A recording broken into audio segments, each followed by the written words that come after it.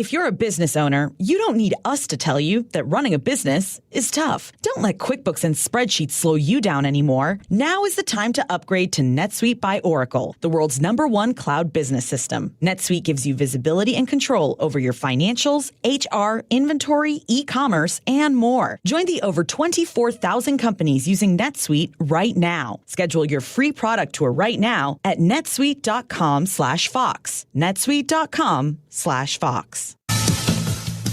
EU foreign ministers will discuss growing tensions between the Czech Republic and Russia. Prague kicked out at least 18 Russian diplomats on Saturday for their alleged involvement in a Czech ammunition dump explosion 4 years ago. Russia said Prague's accusations are absurd and an attempt to please the U.S. Washington recently raised sanctions against Russia. One state will again require people seeking unemployment assistance to be actively looking for work, a requirement put on hold because of COVID-19.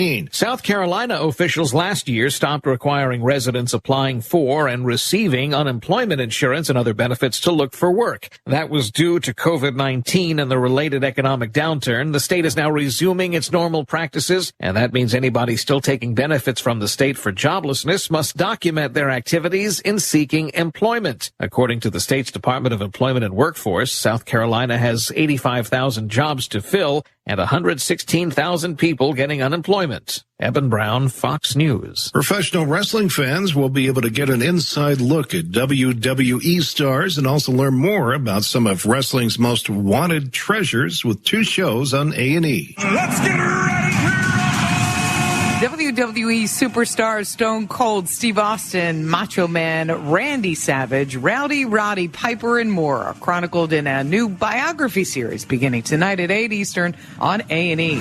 Researchers at Princeton University's Department of Sociology have made a major leap in our understanding of social interaction. We conducted trials in 90 supermarkets across the country and found that essentially 100% of people disapproved of having a stranger hit them across the face and then expose their genitalia right in the middle of the supermarket, which we found very interesting. Researchers observed similar reactions when the subject hurled shopping carts toward unsuspecting shoppers, stood in the deli section rubbing cold cuts against his chest, or got right near cashier's ears and began loudly singing Yankee Doodle. In this particular trial, we had our subject, Kevin, take off his shirt, tape a banana to his forehead, and charge at various shoppers like he was a rhino. Within 20 minutes, store owners called the police and he was arrested, allowing us to come to the conclusion that this type of behavior is still considered at least somewhat taboo. This is the Onion News Network. Sea anemones are the most disgusting of all tidal creatures. Their thick tentacle arms are engorged with the collected urine that makes up much of tide pools. Whale urine, fish urine, otter urine, crab urine, all sucked up by the moon and deposited in these natural outhouses. Clownfish share a symbiotic relationship with sea anemones. The clownfish cleans the sea anemone. In exchange, the anemone sprays urine on the face of the clownfish. It's one fetishistic delight. Contrary to popular belief, sea urchins are not in fact animals. Indeed, they are not alive at all. They are simply the clumped together leavings of the ocean's denizens. This is the Onion News Network.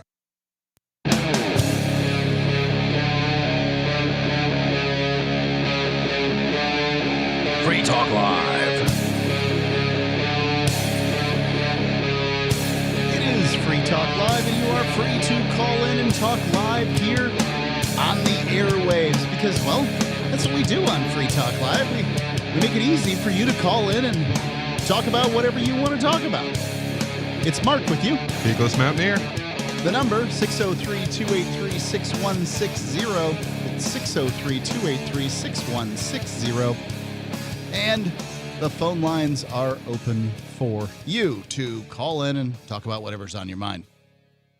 In the meantime, we will talk about apparently, Peakless, you've heard about Australia just sort of being extra super duper lockdown-y. Oh, yeah. As opposed to sort of every place else in the world. And Australia's been just a great example of here's what happens after they take your guns. Right. Well, they made a big deal about, oh yeah, they're rounding up all the guns and we're really happy about it. And well, ever since then, it's just been trampling on one Australian right after another. And I think that to some extent, we probably don't really know what's going on in Australia, but the news that comes out of Australia sort of makes it all seem sort of peachy keen. Hey, everybody's happy about whatever's going on. Right. Well, the Prime Minister, open to home quarantine, says no rush on international borders reopening. I know that sounds nice, right? Like, everything's fine here in Australia. We don't need the rest of you anyway, so we're not going to hurry on the opening up the international borders. But there are people in Australia who need to get in and people in Australia who need to get out. Yeah. A senior minister has left open the possibility of ankle bracelets in home quarantine as the Prime Minister insists Australia's in no hurry to reopen borders. There's your byline. A senior minister has left open the possibility of returning travelers wearing ankle bracelets to ensure that they do not violate a home quarantine system touted by the federal government. Well, we've come up with a brand new system. You can do whatever you want as long as you don't have any fingers. Right. Jail. We call our new system jail. Prime Minister Scott Morrison on Sunday raised the prospect of fully vaccinated Australians going into home isolation when returning from abroad in a bid to free up hotel quarantine space. It's better. You get to be at your own house with an ankle bracelet. But you might like go down to the store, and we can't have that. Employment Minister Stuart Robert was pressed on how the government would ensure returning travelers adhered to the rules when isolating at home. So these are people that are fully vaccinated. There is no return to normal, ladies and gentlemen. These are the ones that you shouldn't be worried about, right? Because they have the vaccine. The vaccine is safe and effective, isn't it? These people are sitting around thinking how they can take healthy, fully vaccinated people and put them on house arrest without habeas corpus. That's what they're doing in Australia. And they're not relegated completely to Australia. There's just too many pioneer rustabouts in the United States for them to get away from it here. But I mean, I talk to these people all the time. Not the actual government people. I just mean people who would support it. I spoke to one lady today. I told her, I had COVID about a month ago. She's like, oh my God. I'm like, I'm 50. I'm not old. I got sick. My God. I got sick for a few days. I lost 5 pounds. I've lost 15 pounds in 5 days. I'm happy about having COVID. Her eyes bugged out at me. Like Well, because it kills everybody, Mark. Don't you know that? It's like the Grim Reaper. It's the plague. It's bubonic 2.0 is what it is. Don't you watch the news, Mark? It's like the Matchbox car version of the Grim Reaper because it kills less than 1% of old people who get it and far fewer people who are under the age of 65.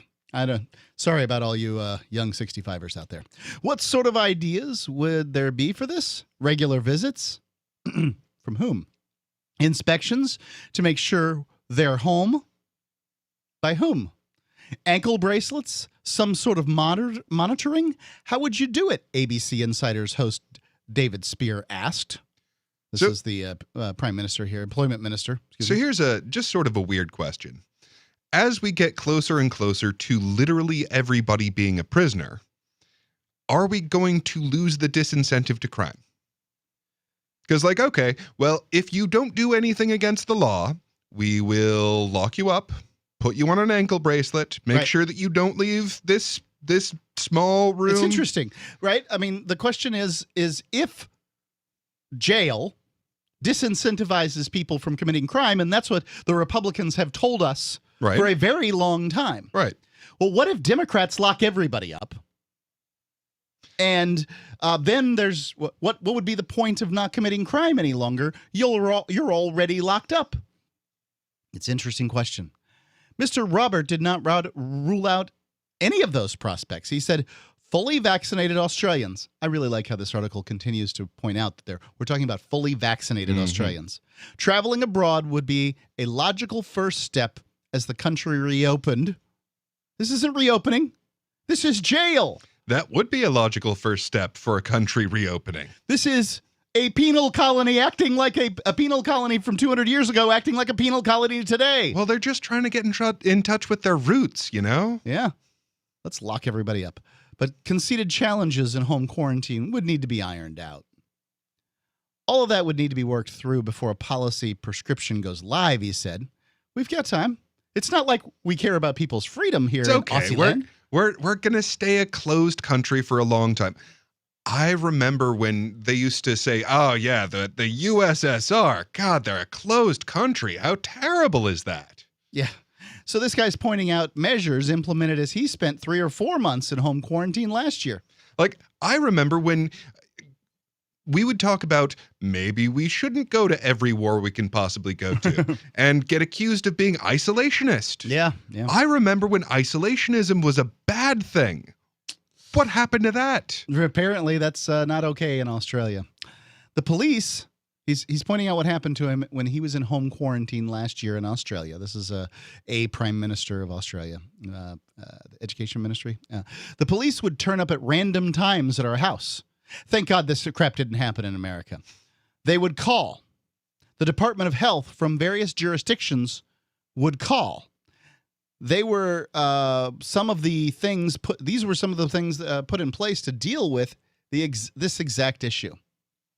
So, I mean, it is stunning to think about how Australia reacted to this COVID situation. It is. But my God, this guy's basically like, it's not that big of a deal. Put an ankle bracelet on. We won't need to have the cops come visit your house. I mean, I wish I could be surprised by it, honestly. I have, kept a little bit of an eye on Australia, and it's just been getting more and more tyrannical up until 2019. And now we have a really good reason for everything to get tyrannical. So I can't say I'm surprised. Again, one more time, these are fully vaccinated adults traveling internationally, coming back to Australia, being locked up in house arrest under quarantine with no habeas corpus. They're not sick. They're not accused of being sick. They're fully vaccinated. In theory, they can't get sick with this thing. So we are told. In theory, they can't get sick with this thing. They can't transmit it to others.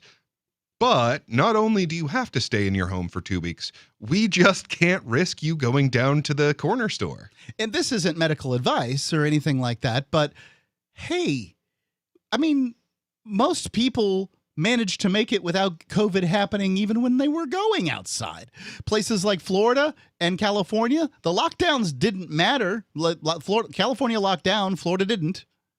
And it didn't matter. I mean, this is just power-hungry nonsense. I wonder if Australia is going to see the same thing that New York City did of people just flooding out of the place because nothing's going on and there's no reason to keep living there. And there are places that aren't doing this. So why bother staying and putting up with this crap? I'm amazed at how many, I wonder how many people moved to Florida this last year and early this year. What do you think? 603-283-6160. 603-283-6160. Free Talk Live. Having taken her father's throne, Sarah Calhoun has fallen out with one of her best allies, and her brother Nathaniel heads into Imperial Philadelphia with a reckless plan. Her uncle Thomas, armed with new powers and new allies, aims to remove Sarah from her throne and from the world of the living. To survive, and to gain the strength she needs to fight an impossible war, Sarah must unite the Mound Builder Kings to enact an ancient rite that will propel her beyond mortality. Servant Daughter by TJ Butler is the newest entry in the Dragon Award-winning Witchy War series from Baen Books at BaenBooks.com. Are you tired of governments murdering people around the world? Stop using their money. There is an alternative. Bitcoin is a stateless, free market, non-political currency. Bitcoin cannot be inflated or controlled by any government. By using their money, you are helping the state. Stop doing it. You have an incredible alternative available now. Learn it, use it, spread it. Get started with Bitcoin at Bitcoin.com. That's Bitcoin.com. Look, I'm sorry, but you're in for a world of pain if you use Coinomi. The reason is their wallet doesn't support payments. The solution is simple. Let them hear your voice. Message Coinomi on Twitter, it takes 5 seconds, and tell them AnyPay sent you, because they're on the fence right now, and your voice will prove that people care about using Bitcoin for payments. Go tweet at Coinomi now. Or even better, leave a review in the App Store. They really pay attention there. Thanks. Some of you asked, and now we've delivered. LRN.FM's live Keene, New Hampshire studio shows are now streamed in HD on Twitch. Visit our channel at twitch.lrn.fm and give it a follow. If you have Amazon Prime, you get 1 free subscription on Twitch. If you use it on our channel, Twitch will give LRN.FM a monthly piece of your Prime subscription cost. So please watch, follow, share, and subscribe to twitch.lrn.fm. That's twitch.lrn.fm. The Shire Free Church offers a sanctuary to those seeking an escape from state churches. The Shire Free Church is an interfaith, diverse group of people that may not share identical theological beliefs. As a member in or minister of the Shire Free Church, you are a sovereign individual and may be the faith of your choice. We don't claim to have all of the answers. We are open to all peaceful people. We want to learn from each other. What unifies the Shire Free Church and its diverse members is peace, love, and liberty. There are many paths to God, one for every individual. The Shire Free Church does not define a specific path beyond those parameters that must be your foundation. Peace as your way, love as your guide, and liberty as your light. Learn more at church.shiresociety.com. That's church.shiresociety.com. So you've heard all 3 hours of the latest episode of Free Talk Live, and you're still hungry for liberty-oriented audio content? Did you know that we have another 24/7 audio stream at LRN.FM? The Liberty Radio Network airs the latest episodes of some of the best liberty-oriented podcasts on the internet around the clock. In addition to recorded content, you'll also hear live shows like Free Talk Live, originating from our Keene, New Hampshire studio. So listen anytime at LRN.FM. That's LRN.FM. Are you tired of governments murdering people around the world? Stop using their money. There is an alternative. Bitcoin is a stateless, free market, non-political currency. Bitcoin cannot be inflated or controlled by any government. By using their money, you are helping the state. Stop doing it. You have an incredible alternative available now. Learn it, use it, spread it. Get started with Bitcoin at bitcoin.com. That's bitcoin.com. We're still not sure why you'd want to watch, but our video feed is streaming nightly for free at cam.freetalklive.com.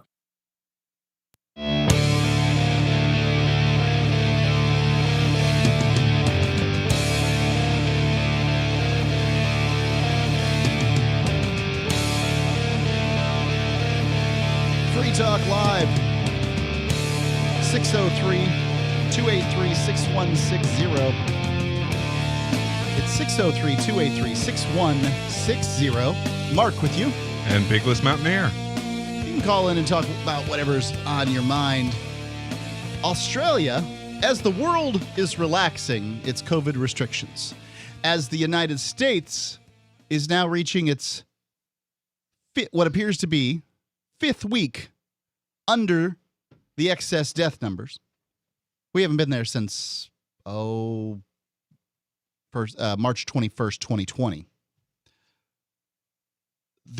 Australia is just freaking out. Still freaking out. Now, I don't mean the people of Australia, because I don't know what the people of Australia are doing. But I can tell you, your government officials are nuts. Are you suggesting that government doesn't actually reflect the will of the people? Oh, I know it doesn't. Oh. Oh, right. 80% of the world is unhappy with their government. 20% of them are mind-numbed idiots. Oh, did you see some of those statistical analyses that mathematically proved that that's the case? Because that might give you that impression. No, what are you talking about? Oh, yeah. So there was a statistical analysis where they took how people felt about certain policies, and graphed it against the probability of those policies being carried out.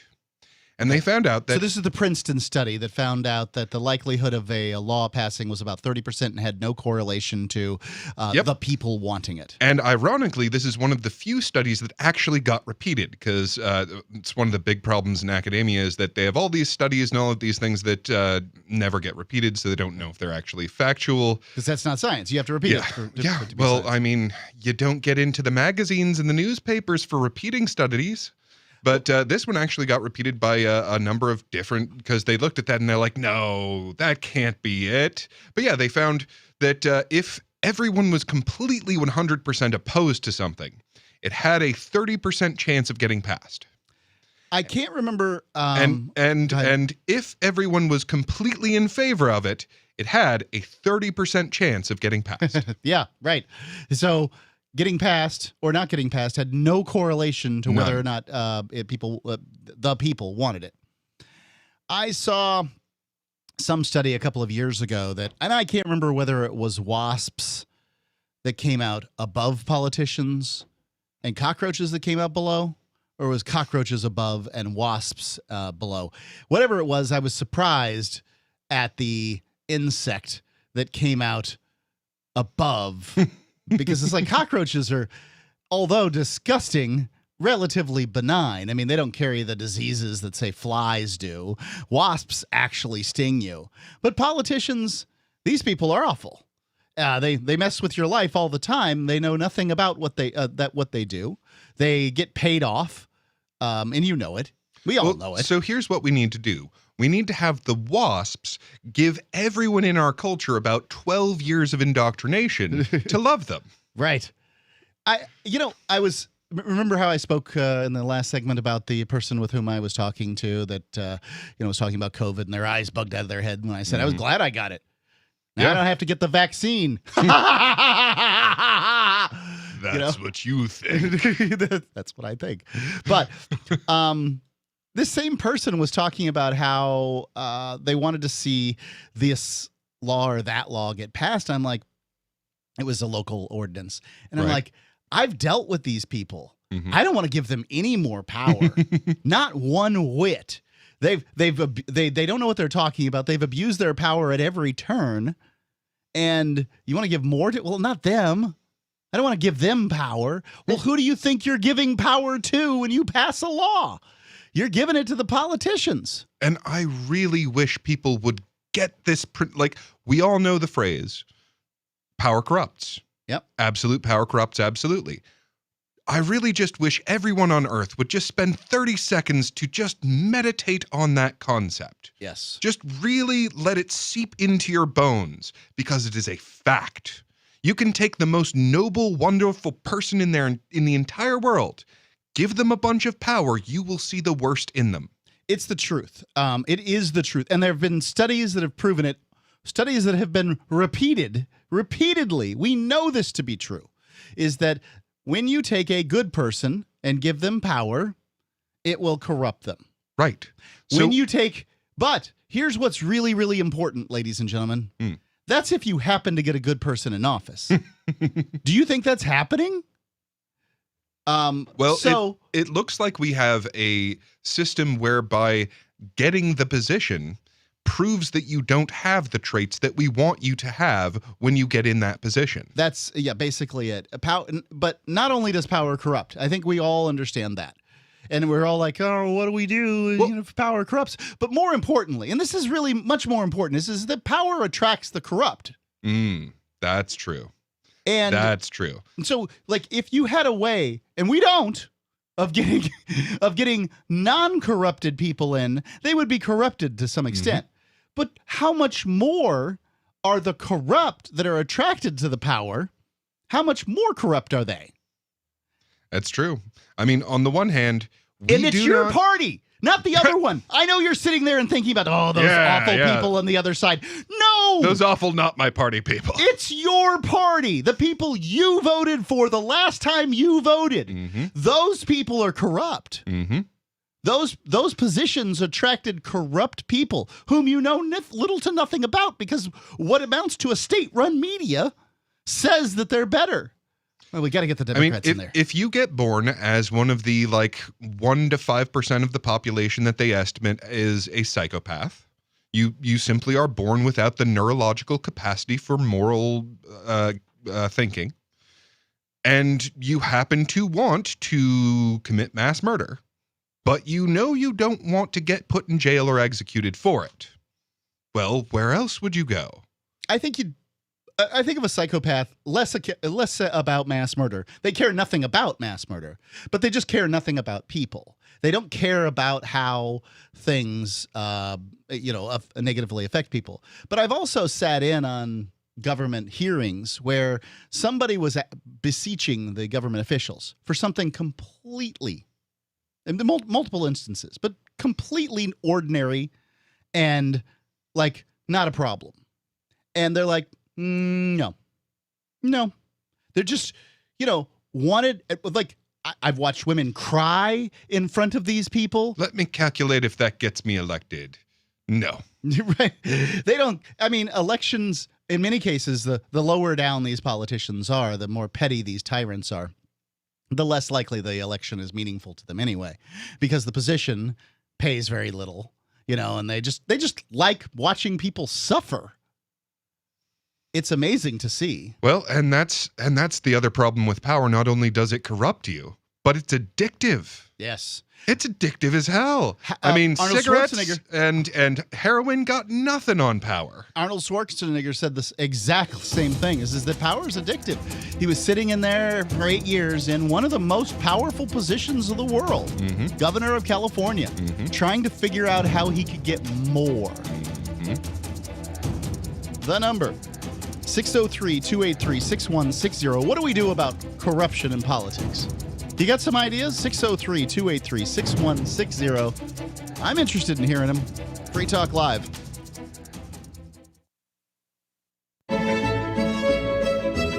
Carl Watner, longtime proponent of a voluntary society, died last December. You may have seen his articles published on his website, voluntarist.com, in his newsletter, The Voluntarist, the Mises Institute, or elsewhere over the last 40 years. His newest book, I Must Speak Out, Volume 2, The Best of the Voluntarist, is now available via Liberty Under Attack Publications. This 430-page second volume spans the years of 2000 through 2020 and includes articles by Carl Watner, Hans Hermann Hoppe, Carl Hess, Benjamin Tucker, George H. Smith, Lysander Spooner, Pete Eyre, Joyce Brand, and many others. I Must Speak Out is for the newly initiated, the veteran voluntarist, or anywhere in between. Buy the book now at libertyunderattack.com/voluntarist. For more great content on building a voluntary society and for Carl's extensive archives, check out voluntarist.com.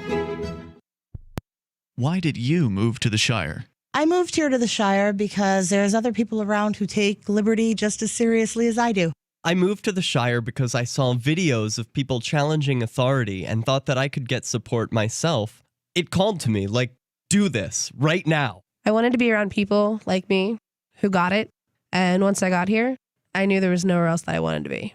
I've always wanted to change the world, so I moved to the Shire to join people who were actually working towards doing the same thing. The people here are awesome, loving, and positive. It was for the adventure and for the feeling of something important is happening here, and I just wanted to come to sort of be part of that. Visit ShireSociety.com to read and sign the Shire Society Declaration and learn the reasons why, if you love liberty, you should immigrate to the Shire. Plus, connect with others via the forum at ShireSociety.com. That's ShireSociety.com. So you've signed the Shire Society Declaration and are planning your move to New Hampshire to be around more liberty-oriented people. Next, sign up for the Shire Society Forum at forum.shiresociety.com. There are a bunch of people there who are already in the Shire, and they want to meet you. If you're already in the Shire physically, you should also come by the forums. Remember, not everyone uses Facebook. New people are signing up for the Shire Society Forum every month, so drop in and say hello at forum.shiresociety.com. If you want to know the latest about Free Talk Live before we go on the air, all you need to decide is how you want it delivered. It's your choice. Visit news.freetalklive.com to receive our usually weekly news updates by email. Plus, we have a Twitter account at twitter.freetalklive.com, and you can follow us on the decentralized Mastodon platform at toot.freetalklive.com. So please follow us at toot.freetalklive.com and sign up for our emails at news.freetalklive.com. I'm grateful to have heard from some of our satellite listeners recently. I appreciate knowing that people are out there who like what we do and are willing to support it financially. LRN.FM's free-to-air satellite feeds blanket most of 2 continents. It was my goal to put our channel there so people without internet could receive our programs and feed pirate radio stations. We started a fundraiser on Patreon a few years ago to back the satellite channels. I recently announced that I was considering canceling the feeds, and donations increased from 15 to 20% of our costs, which are around $1,000 per month. That's a good start, and to incentivize more contributions, the Shire Free Church will be matching every dollar. Can we reach $500 per month? With your help, we can. You can join our satellite fundraiser for just $2 a month at fund.lrn.fm. If we raise enough to keep both of the channels on the air, awesome. If we raise more, I'll add more channels. If not, we can shut them down and go internet only. It's up to you. Thank you for your support. fund.lrn.fm.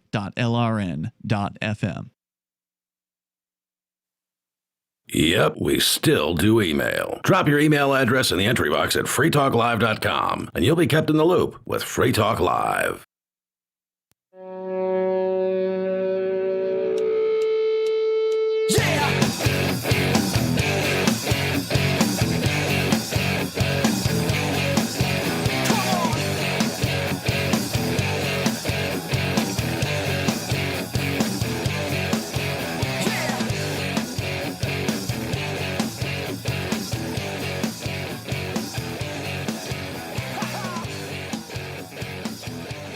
Free Talk Live, 603-283-6160. It's 603-283-6160. You could call in and talk about whatever's on your mind. But we've been talking about the COVIDs to some extent, and politicians, and this politician in Australia is stunning in his hubris and lack of empathy towards people and their native desire for freedom. The idea here is that he's going to take, he's proposing, he's chit-chatting about letting in vaccinated, healthy people, quarantining them in their homes with ankle bracelets on like criminals to relieve the stress of the quarantine in the hotels that they have going on, because they've got to pay for this stuff, expensive government programs to, lock everybody up when they travel. Well, because it's obviously important for vaccinated people that come in from elsewhere to not do anything for 2 weeks. Obviously, we can't just let you run around and do things. Yeah, I mean, talk about just killing travel. I mean, it's just when you think about it. Well, I mean, it's not like Australia's a big destination for tourism or anything. Oh, it's huge, yeah. Oh, right. Significant part of your economy. Well, I mean, it's not like business people need to travel to other countries ever. They got Zoom calls. Yeah, we got Zoom now. Exactly. Didn't you watch Demolition Man? You've just got to get those swiveling chairs with the little monitor attached to it, and it'll swivel to look at you for your Zoom call. Yeah, it's crazy. I don't even know what to think about all of this, but it turns out we're going to be saved by the smart masks. The smart masks. Indeed. We don't have to worry about having ankle bracelets on. Politicians forcing us into our homes under house arrest without habeas corpus. We have smart masks. Well, I got to admit, the first time I was seriously worried that this was a permanent thing was when I started seeing masks that looked exactly like T-shirts.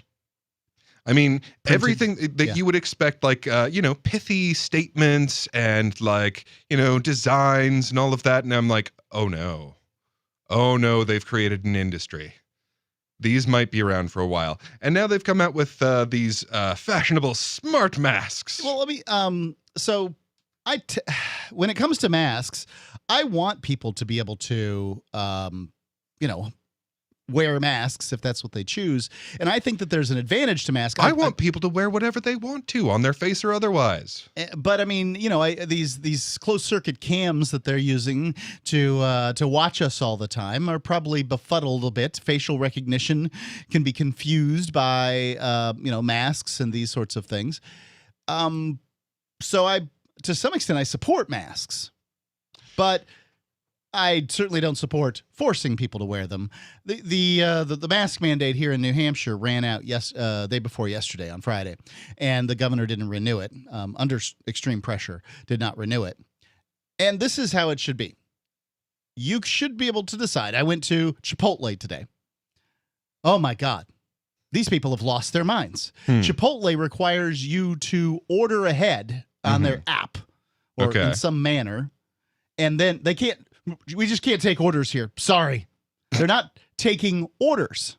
So here I sit in a dining room that is closed, full of people, ordering on their apps the food that they must pick up and take out and cannot eat in the dining room in which they are sitting for half an hour waiting for the food. I think that's what they call unintended consequences. What a bunch of idiots. Well, if we let you order, then you'll have to open your mouth. And if you open your mouth, then death will come pouring out of it, Mark. Yep. The app gave me the opportunity to rate the experience. I gave them 1 star and gave them a piece of my mind. And they asked do you want a Chipotle representative to contact you? Sure. I'd love to talk to you guys about this nonsense. Yeah, so I ran across this article in RT of all places, and I just had to look up what they were talking about with the smart mask. And I can't imagine what a smart mask even is. Well, let me talk to you about Project Hazel, the world's smartest mask. Face the new normal with protection that's far from average. Introducing our prototype, the most intelligent mask ever created. A design focusing on 5 key areas to ensure the highest degree of safety and the best quality of life enhancements. I'm still stuck on Hazel, Project Hazel. That's what they've decided to call it. Okay. From Razer. Because, buzzwords. Buzzwords. Edgy buzzwords sell more masks, apparently. Well, I certainly don't want a dumb mask. Well, actually, when it comes to things that I am required to wear, I want them as stupid as possible. I usually just pick up another paper mask as I walk into some place that gives them out for free, shove it in my pocket so I've got a new one, that kind of thing. Nice and dumb. Now that it doesn't talk to you about where you're going. It doesn't order your Chipotle while you're, thinking about it. I don't want my mask doing these things. Just go into places, and if they want you to wear a mask, then wear it, I guess. That's how I feel. Well, and one of the functions is that it can remind you to wear your mask. What's that? The smart mask good. Can remind you to wear your mask. What are the rest of the features? Well, I'll tell you that feature I would try to break in whatever way I could. Well, I can tell you my favorite one. Its active ventilation brings in cool air and releases heat produced from exhaling, which also prevents a buildup of CO2 in the mask that can cause headaches and dizziness. Yes, absolutely. I mean, the whole CO2 buildup thing is probably one of the things I'm concerned with masks the most about. Well, I kept getting told, here's all the science, and the science says that there is no CO2 buildup. If you put something in front of your face and you expire CO2 into it, it's clearly going to have more CO2 in it than the things surrounding it. Well, that's not what the science says. They put their very complicated equipment there, and it says that there's just as much CO2 on the inside as the outside. These mouth breathers' science also said that if we lock down, that it'll make a difference. And we know now that that is not true. We also know that masks, while I can understand why a person would choose to wear a mask for themselves, but that masks do not appear to have a significant effect on the spread of COVID. It's just to make people feel better. It's security theater. If you're concerned about vampires, then you should invest in some garlic. Yeah. And if you are concerned about COVID, then you should get a mask. Maybe a smart mask that breathes for you and tells you that you need to wear it. It sounds like an extra pair of lungs. Go ahead. Now, what are some of the other features? Let's see here. I love these features on the smart. Right? Smart mask. Let's see. It's sustainable. It is humanely raised, comfortable with optimized airflow, unobtrusive, airtight seal. So I have a beard.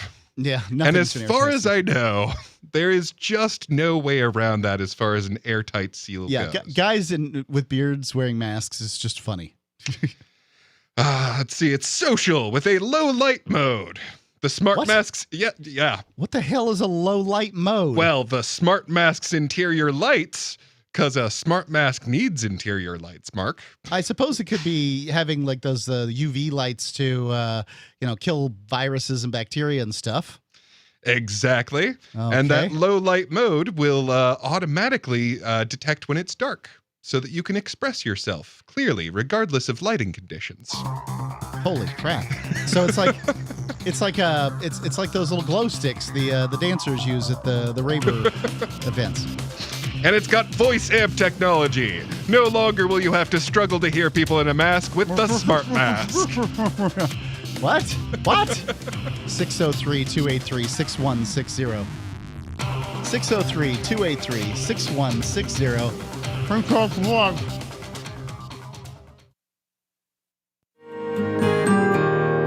So the protection of life, liberty, and property is what the Free State Project is all about. But it's an effort to move 20,000 people who understand. It's about demonstrating to the entire country that, yeah, we can have a free market, a truly free market. Making it just a freer, great place to live. It's the world's largest voluntarist libertarian community, and it's only getting bigger. That's amazing, to be able to move to a place where other people passionately believe in being free and independent. What the Free State Project is managing to do, though, is to put their money where their mouth is. Physically getting up across the country and saying, let's go someplace and let's demonstrate the power of these ideas. There's a lot of kind of philosophy that surrounds liberty. There's a lot of thinking about it and talking about it. But here in New Hampshire, people are doing it. 101 Reasons Liberty Lives in New Hampshire, a documentary by Free State Project Early Movers. Watch it free at 101reasonsfilm.com. 101reasonsfilm.com. The new 4th edition of Healing Our World, The Compassion of Libertarianism, will take your understanding of liberty to a deeper level and has over 1,300 updated references, new cartoons, and a foreword by Dr. Ron Paul. With discounts for multiple book purchases, the 4th edition of Healing Our World is a great gift for the liberals, pragmatists, environmentalists, and Christians in your life who think libertarianism is cold-hearted. Get yours today at healing.freetalklive.com and use promo code FTL for a $5 discount. The LRN.FM social media channels have been revamped. We've eliminated Facebook and focused on other platforms like Twitter and Mastodon, the decentralized alternative to Twitter. On our accounts, you'll find posts from multiple LRN.FM show hosts together in one place. Follow us on Twitter at twitter.lrn.fm, or better yet, move to the decentralized Mastodon social media platform at toot.lrn.fm, toot.lrn.fm. I think you'll like it.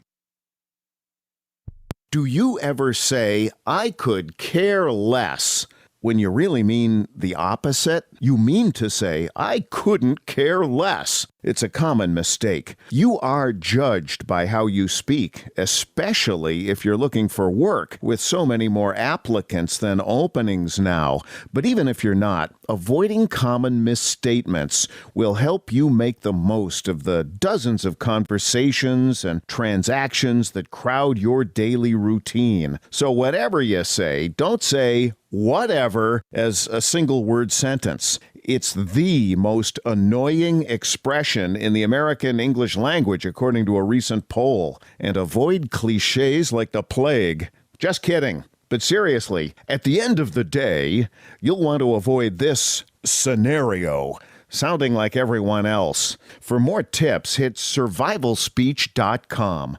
I'm Holland Cook. There are lots of ways to listen to Free Talk Live. Our podcast has been around since podcasts began, and now the FTL feed is loaded with content besides our full show archives. Did you know that we make it easy for you to customize your podcast subscriptions? We have different feeds, one that includes only our full shows, one with just the Daily Digest, and our main feed that includes everything. You decide what you listen to. It's quick and easy to customize your feeds at feeds.freetalklive.com. That's feeds.freetalklive.com. Are you a cryptocurrency advocate? The Crypto Tip is the ideal outreach tool to help new people discover cryptocurrency. It's a printable business card-sized tip that you can give to service providers, preferably in addition to a good cash tip. When the server scans the QR code, it'll bring up an explanation of cryptocurrency, how to install a wallet, and allow them to claim the tip. If they don't claim the crypto, you get your tip refunded to you after a time period you specify. Plus, if they do claim the tip, you get an email alert. Create as many tips as you want at cryptotip.org. That's cryptotip.org. Got Telegram? You can follow our channel there and discuss show prep with other listeners at telegram.freetalklive.com.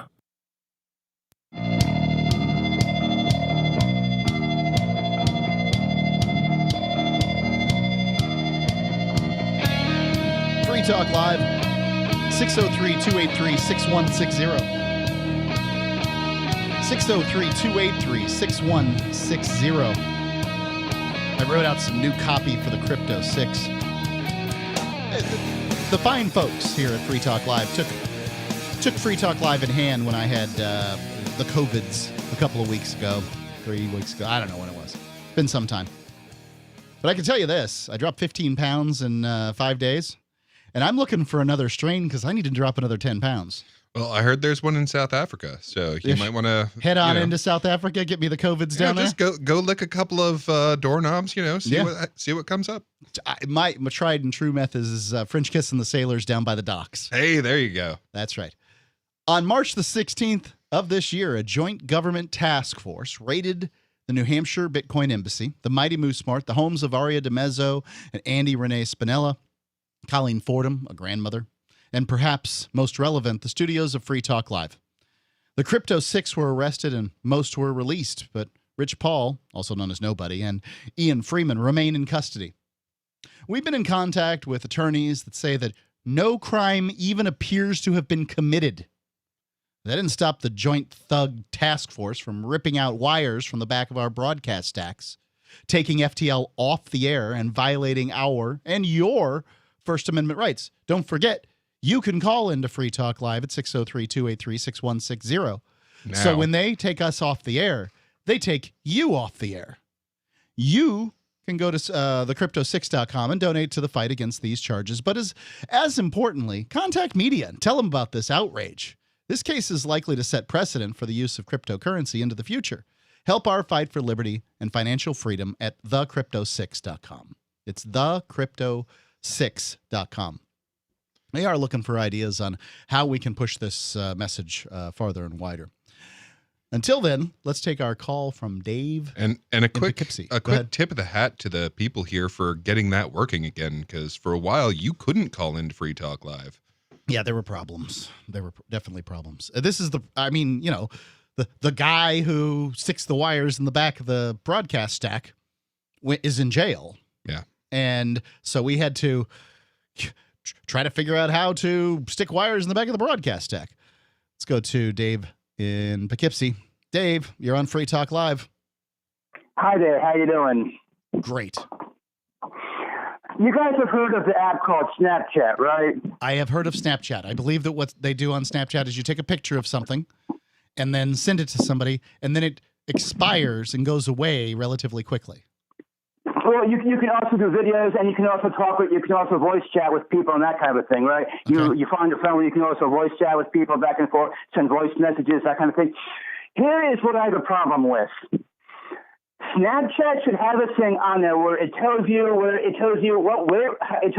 people are from and what their ages are, so that I don't have to go around saying age, where from, please, age, where from, please. Snapchat should have a thing on the app where it says how old people are and where they're from. So you're using Snapchat as a dating app, is that right? It should say because you never know if you're chatting with a teenager or somebody who's 50 or 60. It should say on there how old people are and where they're from. Have you considered rating their app and putting that comment to people that are concerned with the effectiveness of Snapchat? No, I haven't, but it should say on there how old people are and where they're from. So let me ask you this. What's bothering you about the people that you happen to successfully be chatting with? So you must be chatting with people, and then you find out that these people somehow don't fit the criteria that you have for chatting with people. You're angry. So is it that you're just getting old gay men that want to talk, or what? No, I've chatted with people who are 16, 17, 18 or whatever, and all these, BCs and H's, I'm not going to say the whole word, but these S's, B's, H's, and whatever, it should say how old people are and where they're from, what their ages are and where they're from. I'm thinking that what he wants is for Snapchat to show people their ages and where they're from. Thanks for the call, Dave. I think you're by the way, maybe use a different app. Brilliant. Maybe use an app that has the functions that you like. If you're doing a dating app, use a dating app. It would be my recommendation. Maybe use the dating apps as dating apps instead of the social media apps, which you should use as social media apps. Yeah, I just don't want to chat with people, so I don't understand where others come from on this sort of situation. And just I don't want to talk to new people to talk to. This is a terrible idea. I hate the idea. The old people I have to talk to are bad enough and always giving me tasks to do. So I don't need new people. Yeah, the old people I have to talk to have mostly gone completely insane. So yeah. So the smart mask. Right. So the article that got me looking up the Razer Smart Mask. Razer Smart Mask is RT, which for those who don't know is Russian television. The headline here is treating masks. Russia Today. Oh, is it Russia Today? Okay, so Russia Today, RT. Treating masks as fashionable smart accessories obscures necessary debate on liberties. And, I had to double take at that, where it's like, okay, we are at the point now where the Russians are telling us that we are avoiding a conversation about liberty. Well, in all fairness, RT is a state-funded media organization that intends to undermine the government's where it functions. But if the method of undermining a government is to tell people, hey, maybe you should talk about liberty. But that is the method for undermining government. Government is an organization that takes away liberty. I mean, that just strikes me it. as a clarion call. Like, can't the Russians read this too? I mean, the Russians don't read RT in the United States in the same way that U.S. Folks don't really read foreign media about the United States. It is all out there. Well, I like to read it because I feel like it gives me the best picture of what's, what needs to be fixed in the United States. I read foreign media. Well, yes, and I care about Al Jazeera. And when I want to know what Russia is messing up on, American media is great for it. Sure. British media as well. When I want to know... Shooting down passenger liners, bad. Yeah. Invading sovereign countries, bad. So, let's see, we have electronics company Razer is creating a smart mask as a new development in face coverings designed for everyday consumers. But when we adopt masks as a cultural trend, what happens to the debate around COVID-19 policies?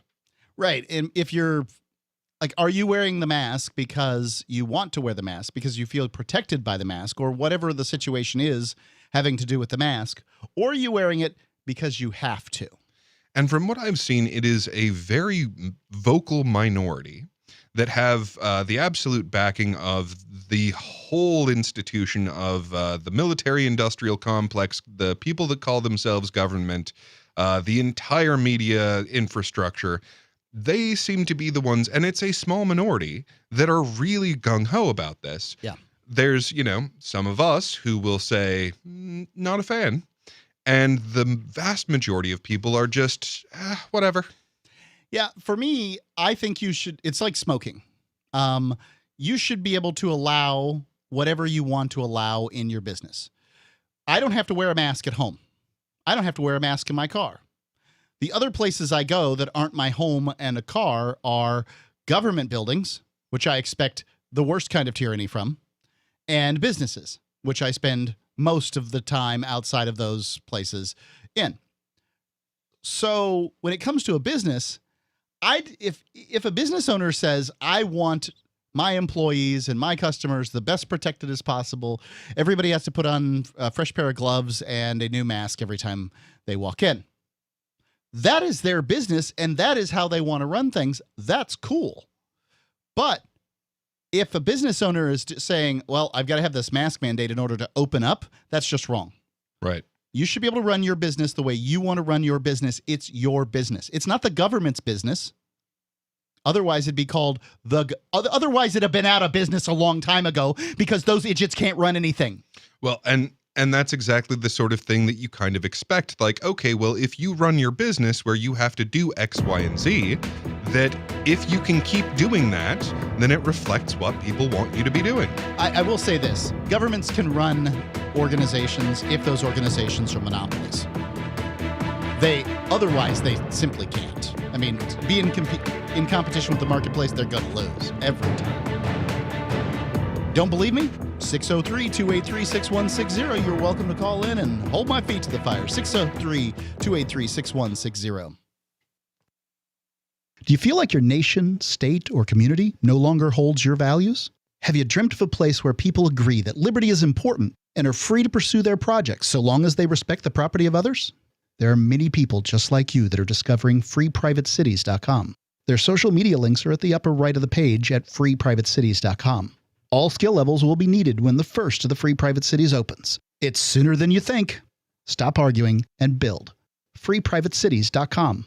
What if the United States and the Soviet Union had fought on land, sea, air, and the astral plane, struggled for dominion across parallel dimensions or on the surface of the moon? What wonders would have been unveiled? What terrors would have haunted mankind from those dark and dismal dimensions? Come closer, peer through a glass darkly, and discover the horrifying alternative visions of World War III from some of today's greatest minds in science fiction, fantasy, and horror. Weird World War III. Available now from Baen Books at baenbooks.com.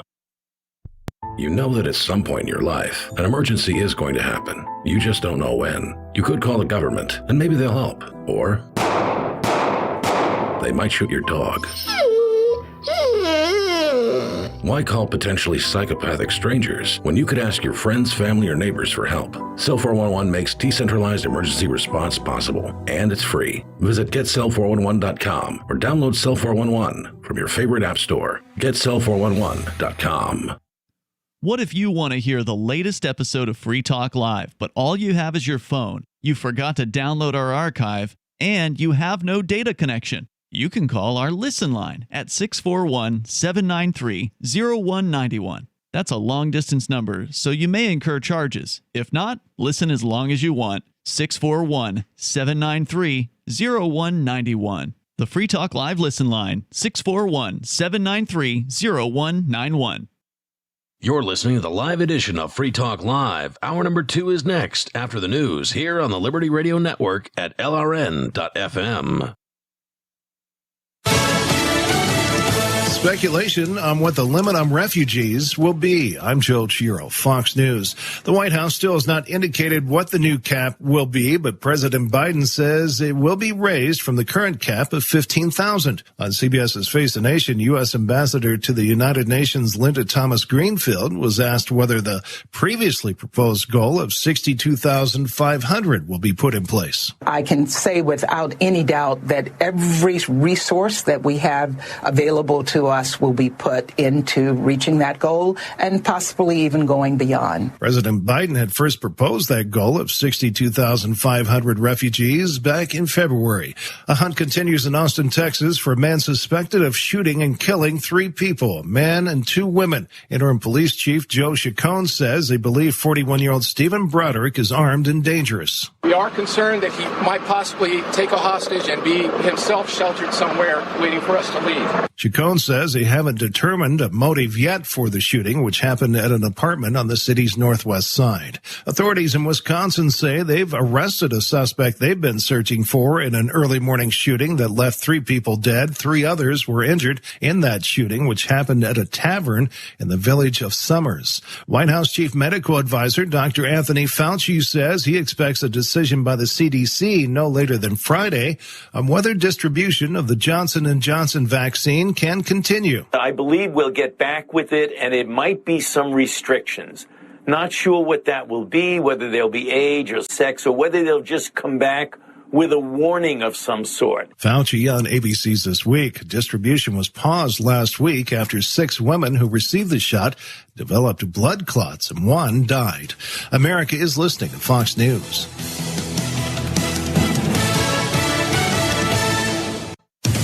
Indeed is the job site that makes hiring as easy as 1, 2, 3. Post, screen, and interview. All on Indeed. Get your quality shortlist of candidates whose resumes on Indeed match your job description faster. Only pay for the candidates that meet must-have qualifications. According to Talent Nest, Indeed delivers 4 times more hires than all other job sites combined. If you're hiring, you need Indeed. Get started right now with the free $75 sponsored job credit to upgrade your job post at Indeed.com/Fox. Indeed.com/Fox. Offer valid through June 30th. Terms and conditions apply. Russia has ordered 20 Czech diplomats to leave the country within a day in response to Prague's expulsion of 18 Russian diplomats.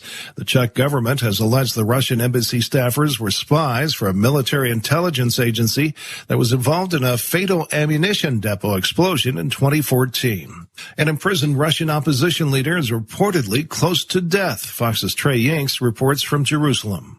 The U.S. National Security Advisor Jake Sullivan said there will be consequences for Russia if jailed opposition leader Alexei Navalny dies in Russian custody. We know that his doctors actually visited him last week, and they said he has elevated potassium and creatinine levels that could lead to cardiac arrest. He's been on a hunger strike since March 31st. Now, in a message delivered by his lawyers and posted to Instagram, Navalny said he was threatened with force feeding as his health continues to deteriorate. Navalny was arrested after traveling to Russia in mid-January and has remained in jail ever since. His return followed a months-long recovery process in Germany after being poisoned last year. Last month, the U.S. sanctioned 7 members of the Russian government for the poisoning and detention of Navalny. The Kremlin's repeatedly denied having a role in that poisoning. A proposal to make Washington, D.C. the 51st state could go to the House floor for a vote this week. Fox's Rachel Sutherland reports. D.C. statehood has been a big issue in the nation's capital for decades. No taxation without representation is a motto. Free Talk Live. So it sounds like you guys are anti-police. No, I'm pro peace officer. Well, what's the difference? I don't think that people who don't hurt other people should go to jail. I think that, the only people who should be arrested are the people who are a threat to others, the people who are violent and dangerous and destructive. I mean, don't you? I think that we have a lot of laws, and we have a lot of laws for a lot of good reasons. Maybe not all good reasons. We should get rid of laws that are But in the ridiculous meantime, they and should be stupid. enforced? Yeah. I Why? think so. Why would you want to have It them enforce bad doesn't laws? You're arguing for the police to be mindless automatons then. You're saying the police shouldn't be making decisions about which laws are good laws and bad laws. They should just enforce them all across the board no matter how bad they are. Free Talk Live. 7 nights a week from 7 to 10 Eastern. Live on the Liberty Radio Network at LRN.FM. Coming up a little later, the 10 best careers for someone at your level of attractiveness. Oh, but right now we have something truly incredible for you. Kenneth Quinn is a real-life psychic medium who claims that he can communicate with dead acquaintances. He's written a new book. It's called Small Talk from Beyond, Speaking with Distant Relatives and Friends of Friends Who Have Passed. Hi, Good Kenneth. to see you. Now, Thank you. Kenneth, you've written that you're able to connect people with the spirits of their old college professors or roommates that they didn't really know that well.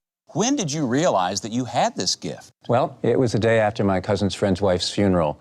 I was at home and I suddenly felt a presence in the room with me. And I heard a voice say, "It's Vicky Salchek, Dale's wife." Wow. We made a Tim's birthday thing a while back, and we talked about how hard it is having a cat. Fascinating. This has been so amazing. This has been fabulous. Thank you, Kenneth Quinn, for being our guest. Stay with us, because coming up next, we're going to show you how to lose some of that excessive weight by constantly picking at your skin. This is the Onion News Network.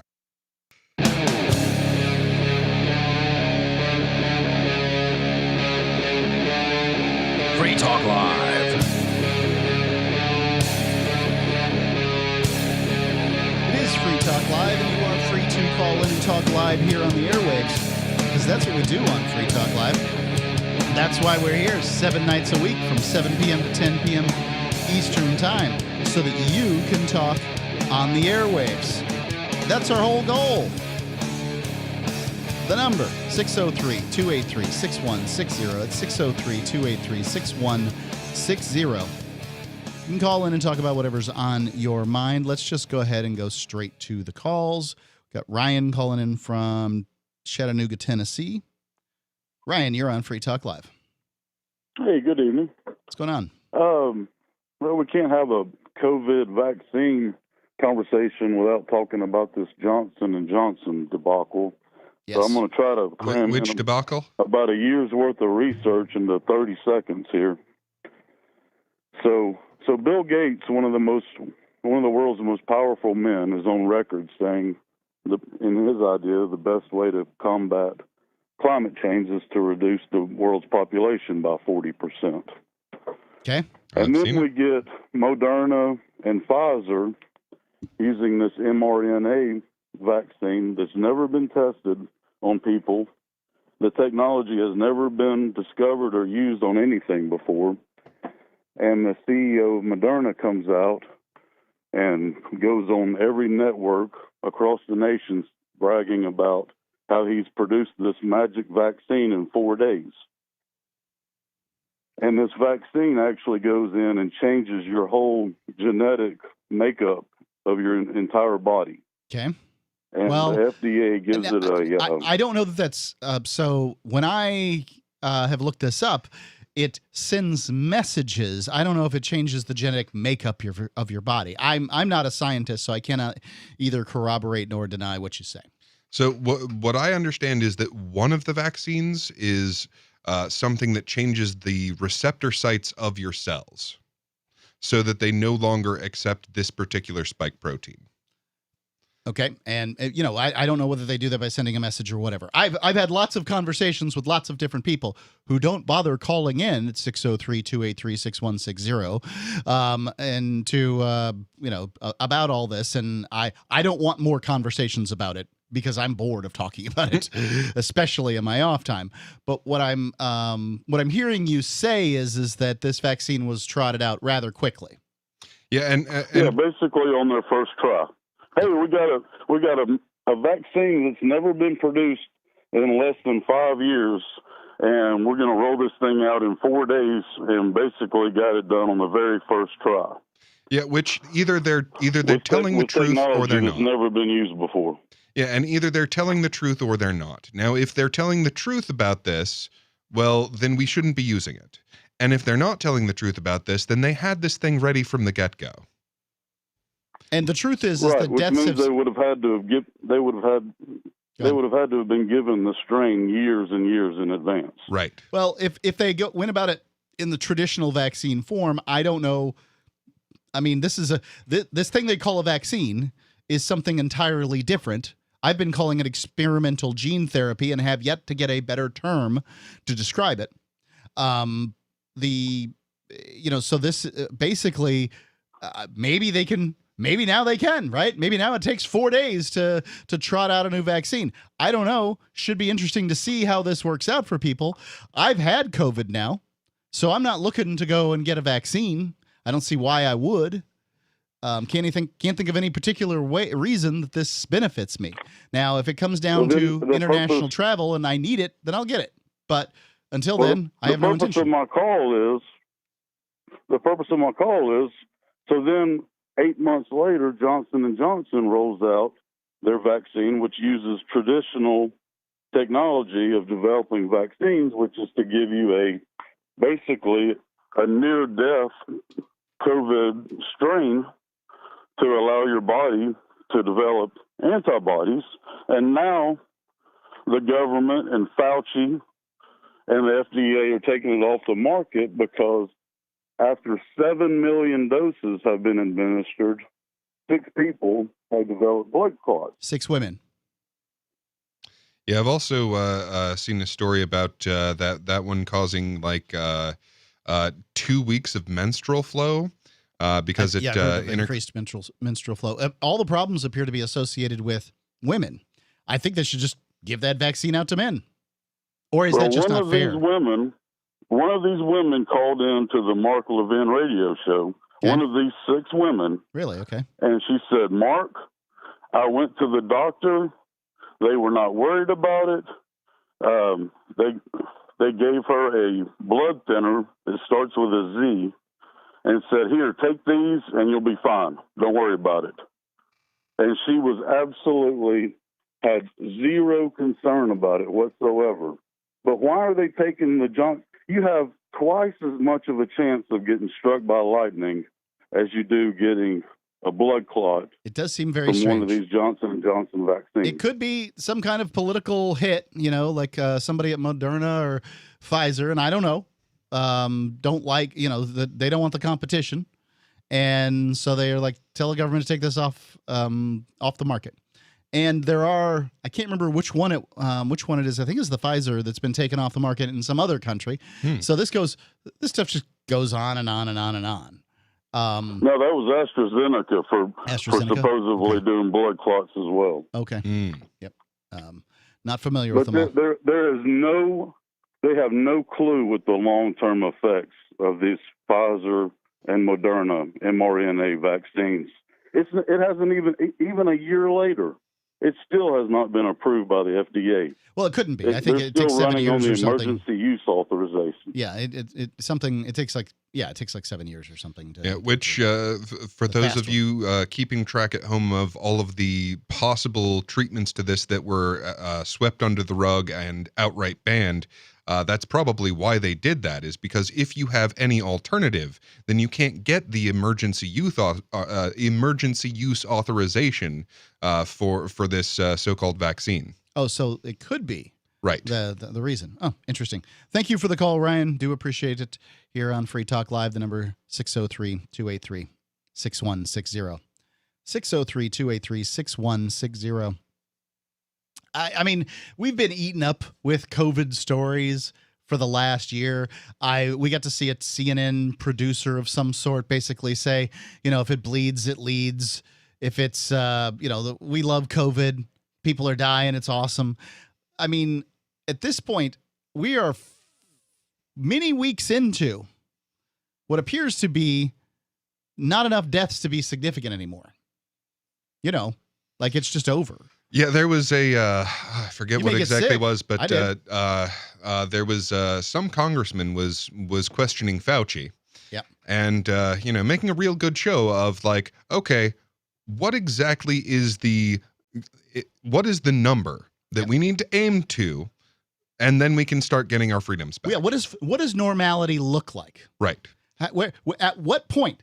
Give me a marker. What does normality look like?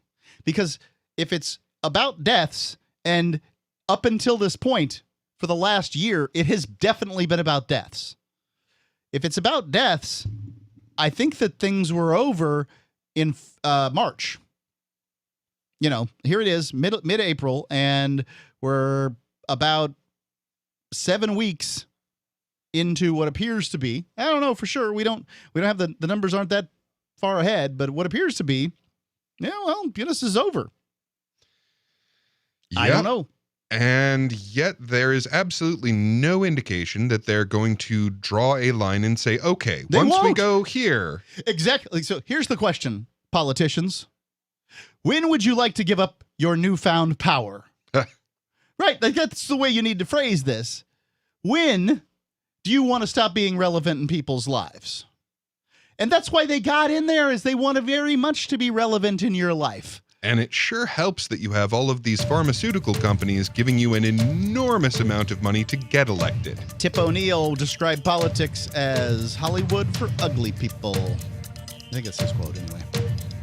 The number, 603-283-6160. They're just egomaniacs that want significance in your life. And they'll do what it takes to get it. 603-283-6160. Free Talk Live, 603-283-6160. Are you tired of governments around the world killing innocent people? Stop using their money. There is an alternative. Bitcoin is a stateless, free market, non-political currency. Bitcoin is money that cannot be inflated or controlled by any state. By continuing to use their money, you're perpetuating the killing. Stop doing it.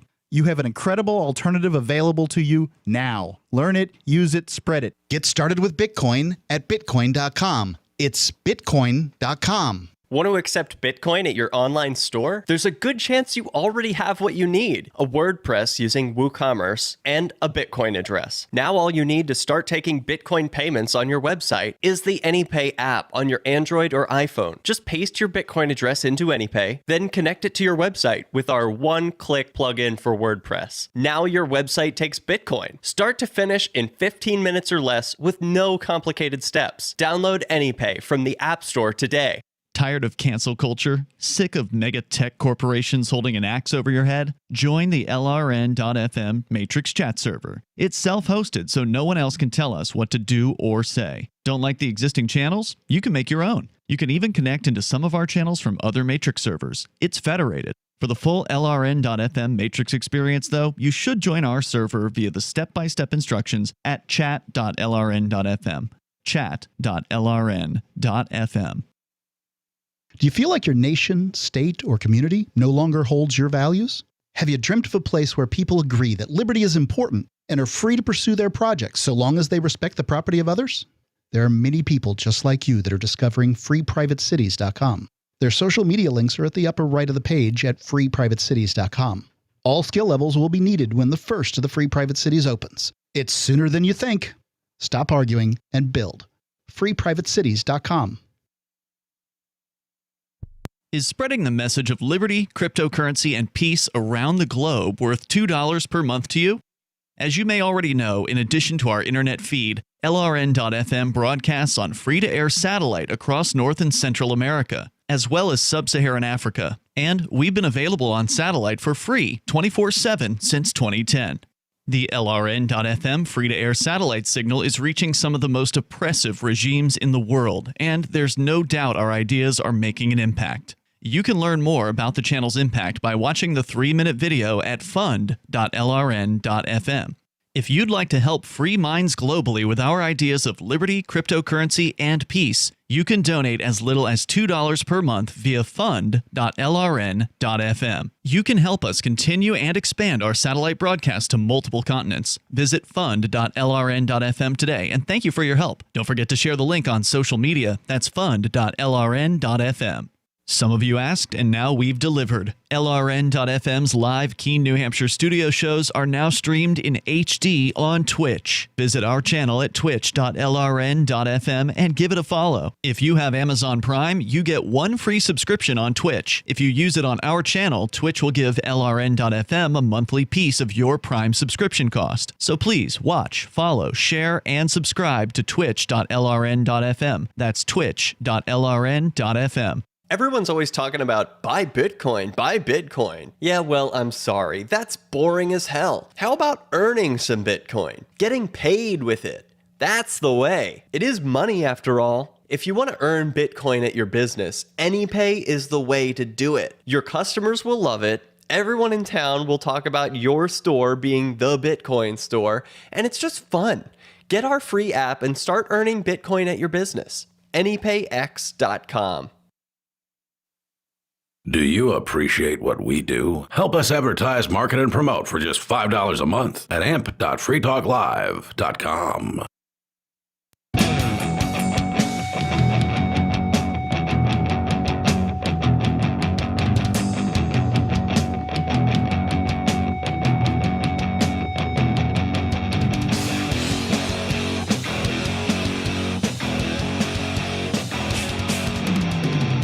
Talk Live.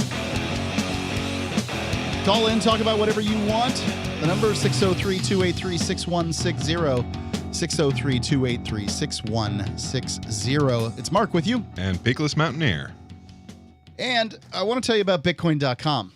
Bitcoin.com is your source for all things cryptocurrency, whether it's Bitcoin or Bitcoin Cash or, all the other crypto news that you might need to know. The best thing to do is to go to Bitcoin.com and find out, right? Like if you're a new neophyte, if you're a noob, just go there and click on Get Started. It's right at the top of the page. There's no difficulty. There's less than 10 minutes worth of videos there. And by the time you're done, you will understand far more about cryptocurrency than you do today. So Bitcoin.com, great source for anybody who wants to get a wallet, start mining, buy cryptocurrency, all kinds of options there at Bitcoin.com. If you're a seasoned veteran, news.bitcoin.com will give you all the best, most important news surrounding cryptocurrency. It's news.bitcoin.com. Just a quick thought on that. So I am not a financial advisor, but I was raised by one. And I can tell you that if you want to put so there's low risk and high risk investments. And if you look at cryptocurrency, yes, it is a high risk investment. But if you look at how it's been performing, it's incredible. Yeah, and indeed, I can't tell you what cryptocurrency is going to do tomorrow, but I can tell you that Free Talk Live got into cryptocurrency when we started accepting cryptocurrency for ads in 2011. And as a result, the Shire Free Church, the parent organization of Free Talk Live, is pretty darn well funded. And, in part, the Crypto 6 is going to be taken care of by the Shire Free Church. Your help is certainly requested, but mostly what we want is we want the groundswell, the movement to do something, whatever it might be. I don't know what needs to be done. Get a hold of more media. That's thecrypto6.com. That's thecrypto6.com. And let's go on. Did you have something you wanted to finish up there, Peakless, or? No, I'm ready to move on to another story here. Okay, well, let me just go ahead and take a call. Unscreened here. We got a caller calling in unscreened. They called in just as we were going back on air, and I don't want them to have to wait through an entire segment and then wait another break and the whole everything. Free Talk Live. Who's this? This is David in Keene. David, what's on your mind? Hi. Hey. This is good that you was talking about cryptocurrency before that, because that's my question. It's about cryptocurrency and the Crypto 6. Were the feds able to get at anybody's cryptocurrency out of the Crypto 6? That's my question. Yes. Or seize it? Yes. Really? They were? Yeah. Well, they took people's phones, and people are having in some cases, having a difficult time getting back in. So. Well, no, those are two different things, though. It's true. So, if you took my phone, I would not be able to get at my crypto, but that doesn't mean that you have it. Well, I would say this about Aria specifically. Aria was given very specific instructions not to access cryptocurrency. So not only was her phone taken, but going in and emptying out her wallet would be illegal would be a jailable offense in so much as she's out on bond currently. So that's kind of seized. They also took it's halfway. What they called Jackpot 1 and Jackpot 2 out of the studio, which may have been, likely were, 2 Trezor wallets that the Shire Free Church possesses, and certainly should not have been where they were. Ian was working on them and taking way too long to work on them, kind of thing. Kind of putting it off and that kind of thing. And so it happened to be that the raid occurred then. Yeah, what little I know about Trezors is that they are instantaneously accessible without a password. So unlike your regular phone wallet. Could be I think you have to have a PIN or something like that. So you can't just plug them in and get into them now. So yeah, they are halfway seized. They are seized in that we don't have them. They are not seized in that the feds cannot spend that crypto. Oh. So what's the Oh, that's all. I'm just wondering about how easily they can get at it and whether they can do that. Well, And there's I I think it's called the $15 wrench method, which is that as all the security you may have surrounding your cryptocurrency, if somebody comes in with a $15 wrench and whacks your knee a few times with it, sooner or later you're going to give up your password. So nah, keep that in mind. Well, I've taken time over time. It is quite possible to set up systems where a $15 wrench won't make a difference. Now, whether that would stop somebody who got a hold of you and a $15 wrench at the same time is willing to use it, that's an entirely different question. But say you have your cryptocurrency in a hardware wallet that you don't have the passwords for. You can, if you don't have the passwords, say they're sitting in a safe deposit box or someplace away from you. Right. Not to say that safe deposit boxes are safe from the government. I'm just saying they are not. But if you don't have the hardware wallet or you don't have the words or whatever the situation is, you can relatively. I ain't got it, and I like that in so much as people can have plausible deniability at this point. The very early crypto people are hard to hide. It's hard to hide if you're one of them. If you're talking about, I'm talking about names like Roger Ver, Charlie Shrem, Eric Voorhees, and a whole variety of people who were Gavin Andreessen, people who were around very early. Mark Edge, Ian Freeman, in cryptocurrency. I ask one thing? Hold on, I'm not done. You can. Oh, go ahead. And these people have a difficult time hiding. Well, the likelihood that they actually have their crypto on them is slim because they're not idiots. Go ahead, David. Oh, okay. I was going to say, so in Aria's case, they said she can't touch it, and that means does that mean they watch the blockchain and they know where her wallet is, and if anything moves out of that wallet, they'll come and get her? Is that what happens? I don't know is the short answer to that. So Aria, Aria's not allowed to direct people to move crypto on her behalf either. But if somebody was to independently move the money out of her wallet, then Aria wouldn't have done anything wrong. But is it believable that somebody would be able to independently move crypto out of a wallet? I don't know the answer to that. So are they watching? I don't know, but Bitcoin is imminently watchable. We used to purport it here on on Free Talk Live long ago as pseudo-anonymous. It's not exactly anymore. Some of it is, maybe, who knows? I don't know the answer. So they could be watching, they could not, and who knows? Is really the short answer. Thank you. Thanks for the call. Bye. Yeah, bye. 603-283-6160. It's 603-283-6160 here on Free Talk Live.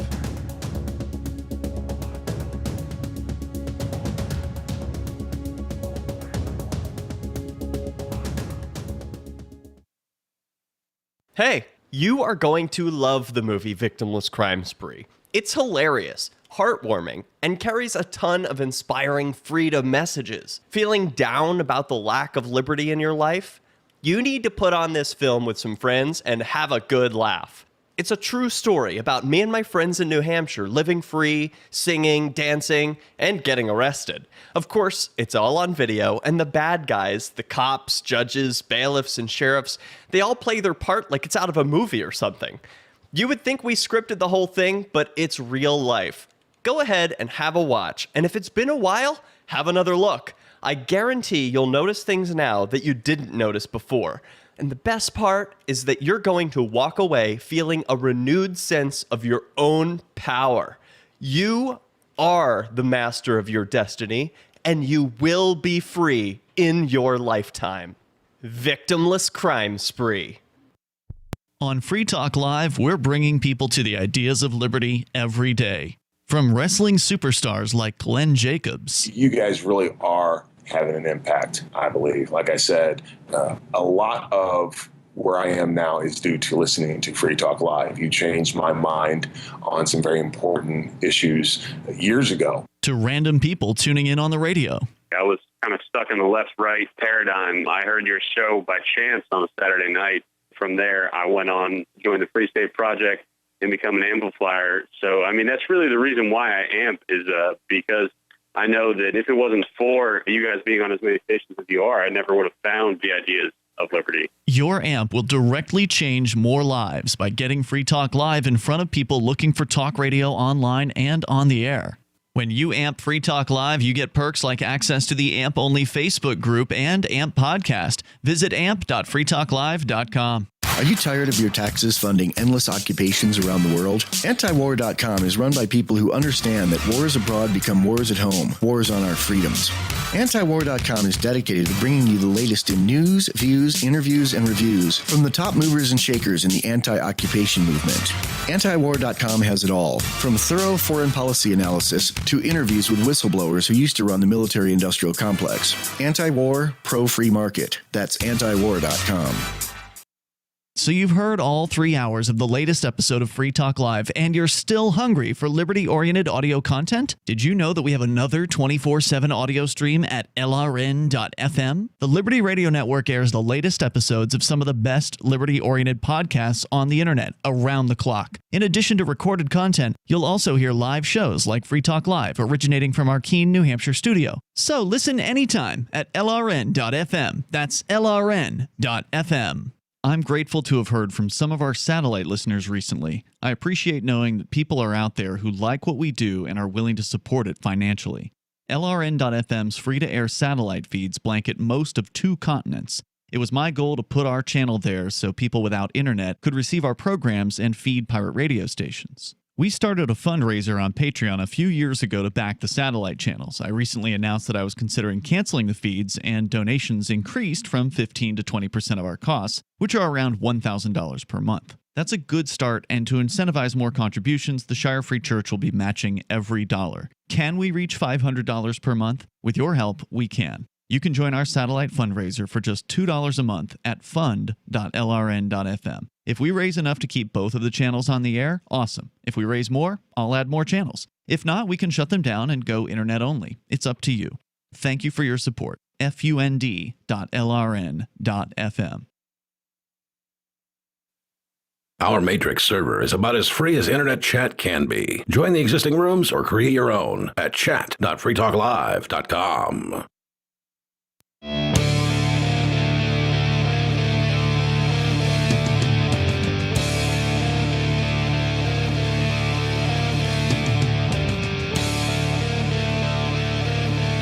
Free Talk Live.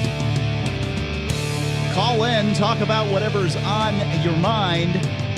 The number 603-283-6160. 603-283-6160. This live edition of Free Talk Live here on this Sunday night. And by the way, we are live, generally, 7 p.m. to 10 p.m. Eastern Time, 7 days a week. We're certainly producing a new show for you every day. Almost entirely. There have been instances like, I don't know, when the FBI broke a 10-year streak, when their knuckle draggers came in here and pulled wires out of the back of the broadcast deck, violating your First Amendment rights, your ability to call in at 603-283-6160. And that's why I think that this case at thecrypto6.com is so important, is because nestled in your right to contract in, and do business in cryptocurrency is taking off the air a nationally syndicated radio talk show in a malicious fashion. And if you want to find out more, it's thecrypto6.com. Let's go to Pat calling in from northern Michigan. Oh, by the way, it's Mark with you. And Pickless Mountaineer. Pat, you're on Free Talk Live. Good evening. Hey, when you hit the button, the volume went up a little bit. Cool. All right. So anyway, I was going to start off with a little Greek lesson here. The politicians, the definition of poly is many. The definition of ticks has never changed. Bloodsuckers. So it actually made me feel kind of empowered. Mark, you were telling me I was going to tell a joke. I have never heard this joke that you're telling me about, so you need to tell me this on the air later here. No, that's anyway, it. Poly meaning many, ticks meaning bloodsuckers. Right. So It's anyway, the truth. I picked off the first bloodsucker of the year this day. I got And, one last week, walking on the road. I mean, there must have been a branch or something hanging by. It was a deer tick, the big ones. I've been fortunate well, enough that's the not one we to got get one most yet. of here is the big ones. Yeah. At least not And, since I got up here. Anyway, I prefer the big ones over the little ones because either. they're bigger and you can feel them. You're much more likely to feel them. Yeah, they're a little more creepy crawly kind of thing. Yeah, not like you But get your anyway, choice though. It kind of made me feel empowered just knowing the definition of that word and picking this sucker off me and smashing it. Was he burrowed in or just crawling around trying to find a good spot? I got him fresh. I had just come in from snagging a little firewood.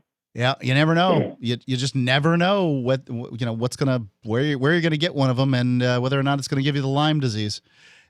Which, but anyway, why I worse than called COVID. in was what our governor's done here. Old Gretchen the Great. I believe she may or may not be the daughter of the great Khan, Genghis and Kubla, because we are being conned. The definition of that word hadn't changed either. Is her Gretchen? Is her name Khan in some way? I don't know. No, she's. I'm being flippant. That's a bit of a reach there, buddy. Yeah, I know, but she is riding over us roughshod, just like the That's a great fact. Kubla and Genghis did. Well, not just like they did.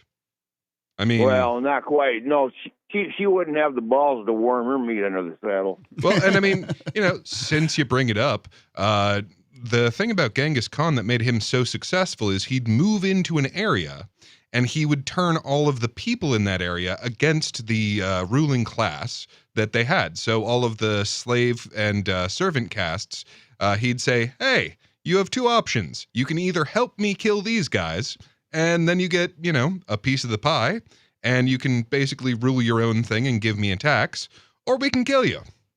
And most of the time they'd go, oh, we've been wanting to kill these guys for a long time. Yeah, we'll be happy to help you. You're going to give us a cut? Awesome. I am. Thank you for the call. Appreciate that, Pat. I'm unclear on this. I have done a certain level of studying on Genghis Khan, and I'm not sure. I mean, I'm not saying that didn't happen, but he had a variety of ways that he would go about taking over a city, and this was probably, perhaps it was in the repertoire. But I mean, first thing they would do is just sort of ride out, and if try to get their military to come out. If their military comes out, then they'd engage them, and then feint back. And as they rode away, they would fire arrows upon them, and then a pincher move as they moved through some kind of gully, chasing them, and then blunk, they got them. This worked over and over again. There were other systems of just sort of handing out ultimatums, saying things like, hey, give us your city or bad things happen. Here's proof that it's happened to lots of people. And that's certainly a system that worked. And then I don't know how they would have gone about finding, speaking to the people. This is the difficulty is the communication has changed things so dramatically in that it's just easier to communicate to the people now. Now, not that that's turned out well, but it's different. But one of the rules of running an empire is never have the majority of your army not actually the same nation as your empire. It's one of the things that caused Rome to fall. Yes, indeed. Unless you are the Mongols. Never start a land war in Asia unless you are the Mongols. Right. Genghis and, frankly, the Saracen horse riders are legendary in being, world conquerors. They, Attila the Hun, all this area seemed to produce really great cavalrymen. It was, it was an extraordinary military technology. And usually it was just basically training and superior bow tech, basically. Well, I mean, it's not just anybody who can fire an arrow while riding on a horse. Backwards. Right. And that's one of the difficulties is they had is that these, what term do we want to use? I like Saracen horse riders, but let's call them Mongols for the sake of it, is the Mongols would take over they did this all the time throughout history. Take over some little kingdom or area, and they get fat and lazy and dressed in silk. And, as generations went by, 1, 2, 3 generations, by 3 generations, they generally lost the kingdom. Oh, yeah. It was the largest empire the world has ever known and one of the shortest. Yep, just collapsed. And, yeah. Now, Saracen, I don't think is I think you might be using the wrong word there, Okay. or it's a really unfamiliar word, because last I knew, Saracen was a word for Muslims. Yeah, different places use different things, and it's just an area. So steppe people is generally unargued, but you pick it one way or the other. So there's an island in the Caribbean that had a volcanic eruption. I think it's St. Vincent of St. Vincent and the Grenadines. That's the one. And I've been there. Actually, my wife and I went there on our honeymoon. I don't know how many years it's been, honey. 15, 16, 17, I don't know. Yeah, anyway. And I mean, it's a fine place, but yeah, like so many places there's a volcano. Yeah, I've got an article here from What's Up With That? It's titled COVID Madness. People fleeing a volcanic eruption can't board the rescue vessels until vaccinated. Wow. Yep. So you want to escape lava. Yep. You need this vaccine. We're going to have to take the shot. That's so much for freedom, right? Right. The volcano on the Caribbean island of St. Vincent has erupted. Cruise liners and ferries are rushing to the scene to evacuate people caught by the eruption, but people are not allowed to board the cruise liners until they receive COVID vaccination. Wow. The cruise lines aren't going to take any chances. They don't want any more of this stuff. That's where it all started, I had a friend who was on that particular ship. Oh, really? And he got the COVIDs there. Yeah. Survived, but... like most of us. Lifelong Democrat. So, it's an emergency. He unfriended me on Facebook for calling it a political football. I mean, that's just that's a statement of fact. COVID became a political football. The number, 603-283-6160. Free Talk Live. The Free State Project has reached its goal of 20,000 liberty lovers who've pledged to move to New Hampshire and get active to achieve liberty in our lifetime. Perhaps you're trying to figure out what part of New Hampshire should be your destination. If so, consider Keene. You'll find more than 150 reasons to move to Keene at move.freekeene.com. Keene is famous for its historic, publicity-generating activism, as well as being the liberty media capital of the world. It's home to freekeene.com, New Hampshire's destination for liberty activism, news, and opinion. For years, we've been compiling over 150 reasons to move to Keene at move.freekeene.com, where you'll learn about some of what's happening here and what makes Keene a great place to live. If you love liberty, you'll probably enjoy anywhere you end up in the Shire. But do your due diligence first. Please visit move.freekeene.com for the full list of over 150 reasons to move to Keene. That's move.freekeene.com.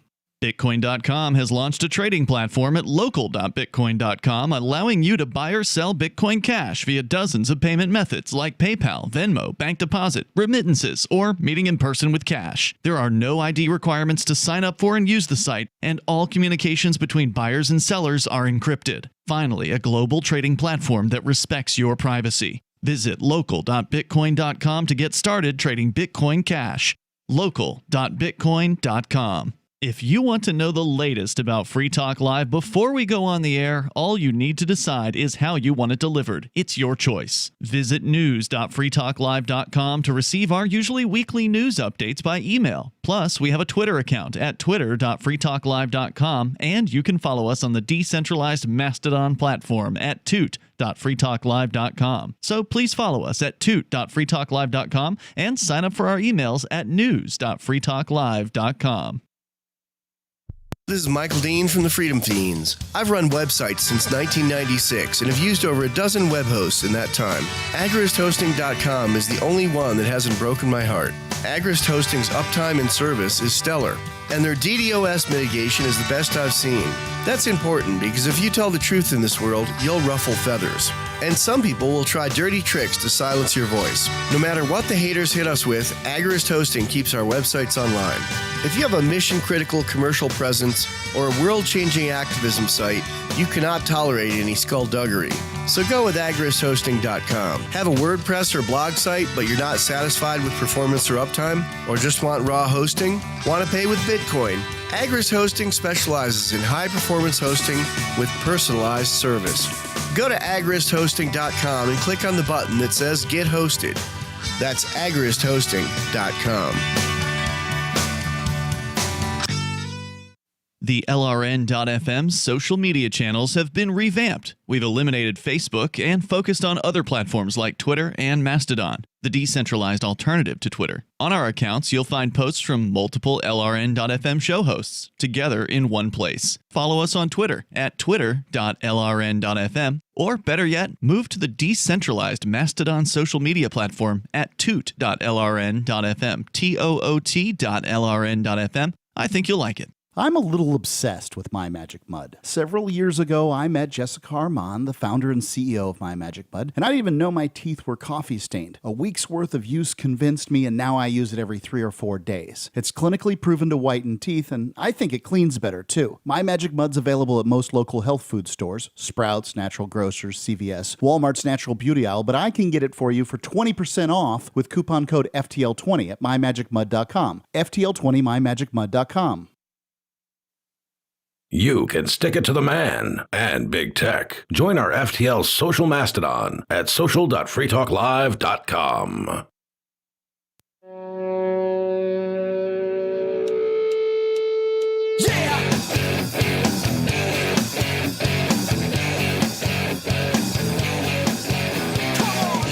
Free Talk Live. Call in, talk about whatever's on your mind. 603-283-6160. It's Mark with you. And Bigless Mountaineer.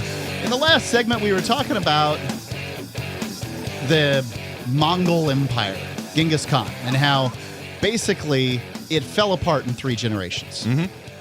Now, there's an old saying, I believe it's called short sleeves to shirt sleeves.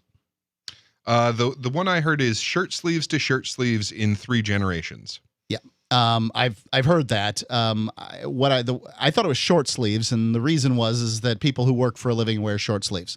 My dad wore short sleeves to work every day of the year. He was a mold maker for that's meaning he made the molds for the glass containers that kept orange juice at Tropicana in Bradenton, Florida. And he retired from there, got the gold pin and the whole deal.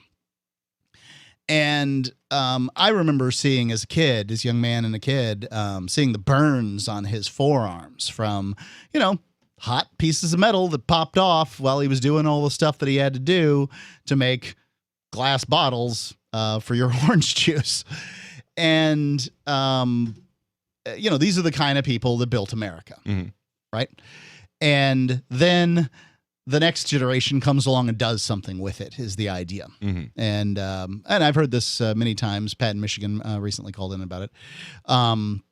And then their children, meaning my son Jack, then goes and basically is in some office someplace and kind of messing things up, that they somehow it's often true that fortunes don't last 3 generations.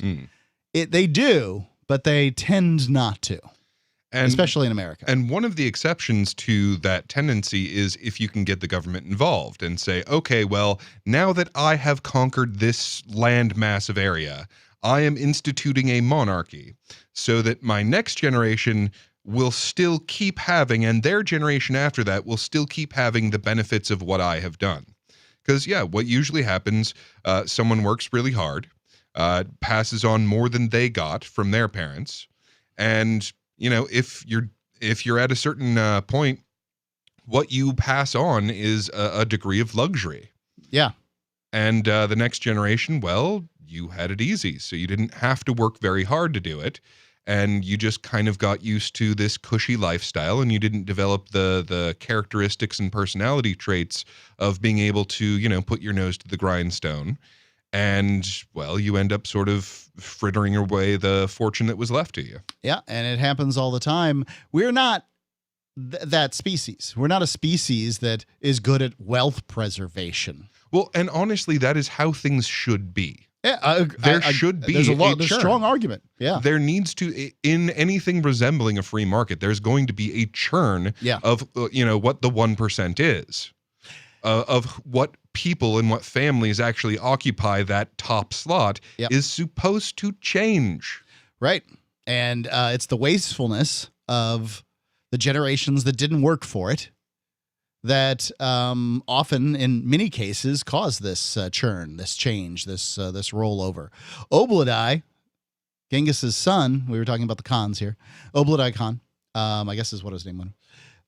Obladai drank himself to death because he had such luxury, and could. And you could afford to drink yourself to death. Right. I mean, unlike the majority of the planet at the time. Alcohol is an addictive, carcinogenic poison that makes you fat, dumb, and ugly. And it's true no matter who you are. Now, you don't need to be born an alcoholic. You drink enough and you're going to be addicted to this stuff and it's going to ruin your life. And that's what happened to Obladai. Well, have you seen the semi-documentary of Idiocracy? Yeah, I've seen Idiocracy. Sadly, it appears to be a playbook. So there's a particular scene that comes to mind where he goes to the hospital, and the guy sitting there has like 3 buttons, and he just like, okay, it's not one of these 2, must be the question mark button. Yeah. Now, I honestly think that is what the ruling class of America is like. They have this machine that they know somewhat how to operate. They know, okay, this button for this button for this.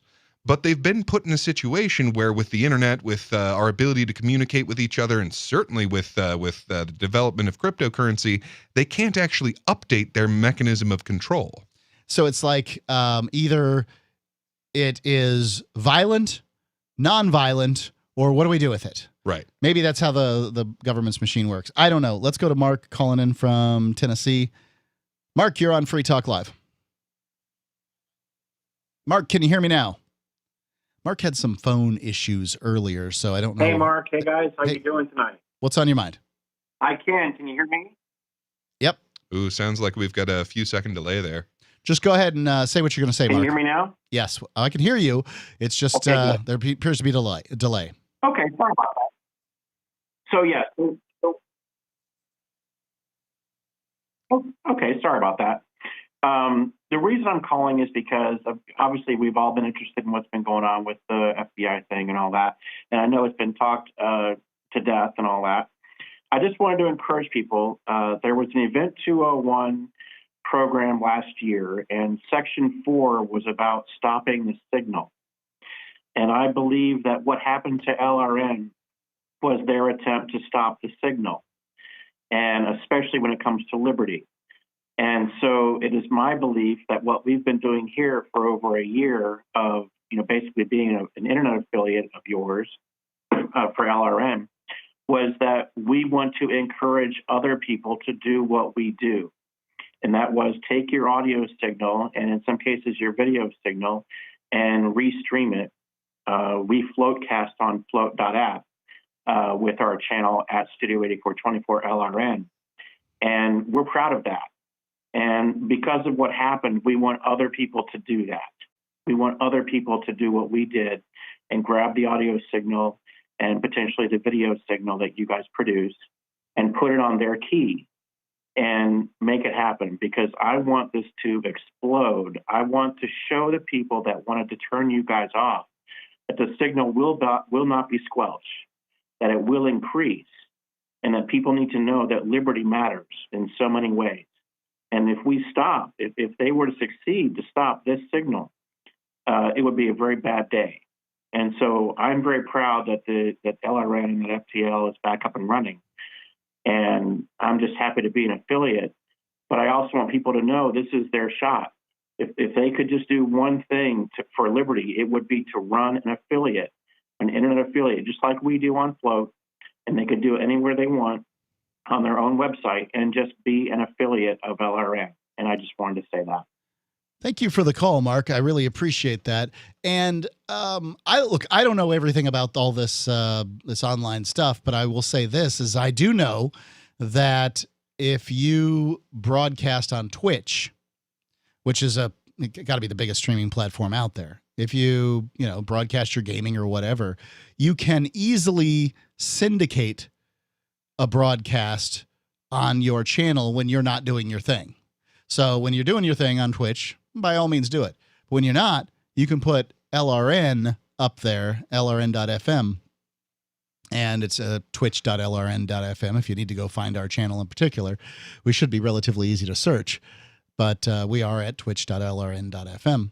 And the other streaming platforms also have ways of syndicating. I don't know how one does it in any way, shape, or form, but we put a video feed out there, and if people run across what we do and we get a new listener out of it, that's great for Free Talk Live. That's great for humanity. It's great for liberty, because our message all the time is liberty, human freedom. And as I understand it, the day after the raid, we didn't have full functionality with the radio broadcast, but we still had the Twitch up. We still had we had a YouTube channel that he was gracious enough to come in and do a live broadcast on his channel.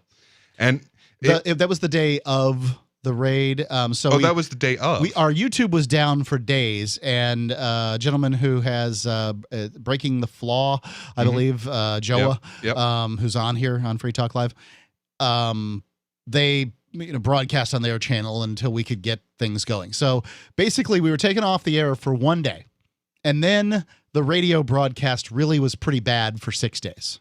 It was kind of scratchy. For whatever reason, it just didn't sound good. And then we got that fixed, and so basically a week of bad air. Well, and that's the thing. Like, even when you lose one avenue, you can go through another one. Even when they cut you off and silence you and deplatform you on one direction, it's up to you to find new directions to put that information out there. Free Talk Live's downloads, podcast downloads, doubled. So, big news there. The number, 603-283-6160, Free Talk Live. Thanks for the call. Having taken her father's throne, Sarah Calhoun has fallen out with one of her best allies, and her brother Nathaniel heads into Imperial Philadelphia with a reckless plan. Her uncle Thomas, armed with new powers and new allies, aims to remove Sarah from her throne and from the world of the living. To survive and to gain the strength she needs to fight an impossible war, Sarah must unite the Mound Builder Kings to enact an ancient rite that will propel her beyond mortality. Servant Daughter by DJ Butler is the newest entry in the Dragon Award-winning Witchy War series from Baen Books at BaenBooks.com. Are you tired of governments murdering people around the world? Stop using their money. There is an alternative. Bitcoin is a stateless, free market, non-political currency. Bitcoin cannot be inflated or controlled by any government. By using their money, you are helping the state. Stop doing it! You have an incredible alternative available now. Learn it, use it, spread it. Get started with Bitcoin at Bitcoin.com. That's Bitcoin.com. There are basically two types of advertising: direct response and branding. Radio is great for direct response with its low cost to listener ratio, but audio can't be beat for branding, which is a longer term endeavor. You want to be the first thing that someone thinks of when they think about your product or service. If you have a local business that you want kept top of mind in your community, call the station. If you need national reach, Free Talk Live's got around 200 radio stations, millions of monthly listening sessions, can suit all budgets, and if we don't think we're right for you, we'll tell you. Email me, mark@freetalklive.com. There are lots of ways to listen to Free Talk Live. Our podcast has been around since podcasts began, and now the FTL feed is loaded with content besides our full show archives. Did you know that we make it easy for you to customize your podcast subscriptions? We have different feeds, one that includes only our full shows, one with just the Daily Digest, and our main feed that includes everything. You decide what you listen to. It's quick and easy to customize your feeds at feeds.freetalklive.com. That's feeds.freetalklive.com. You're listening to the live edition of Free Talk Live. Hour number 3 is next after the news here on the Liberty Radio Network at LRN.FM.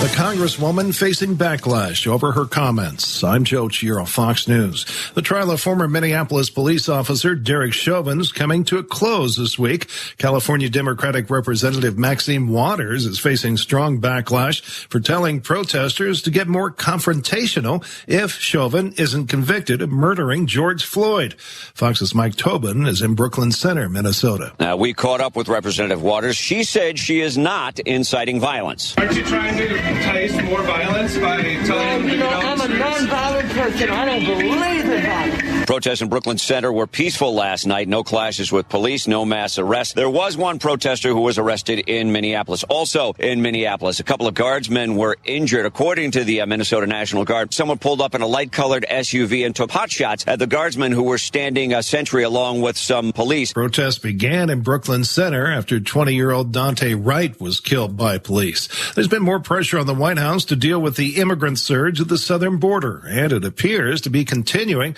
at the same rate as the record pace last month.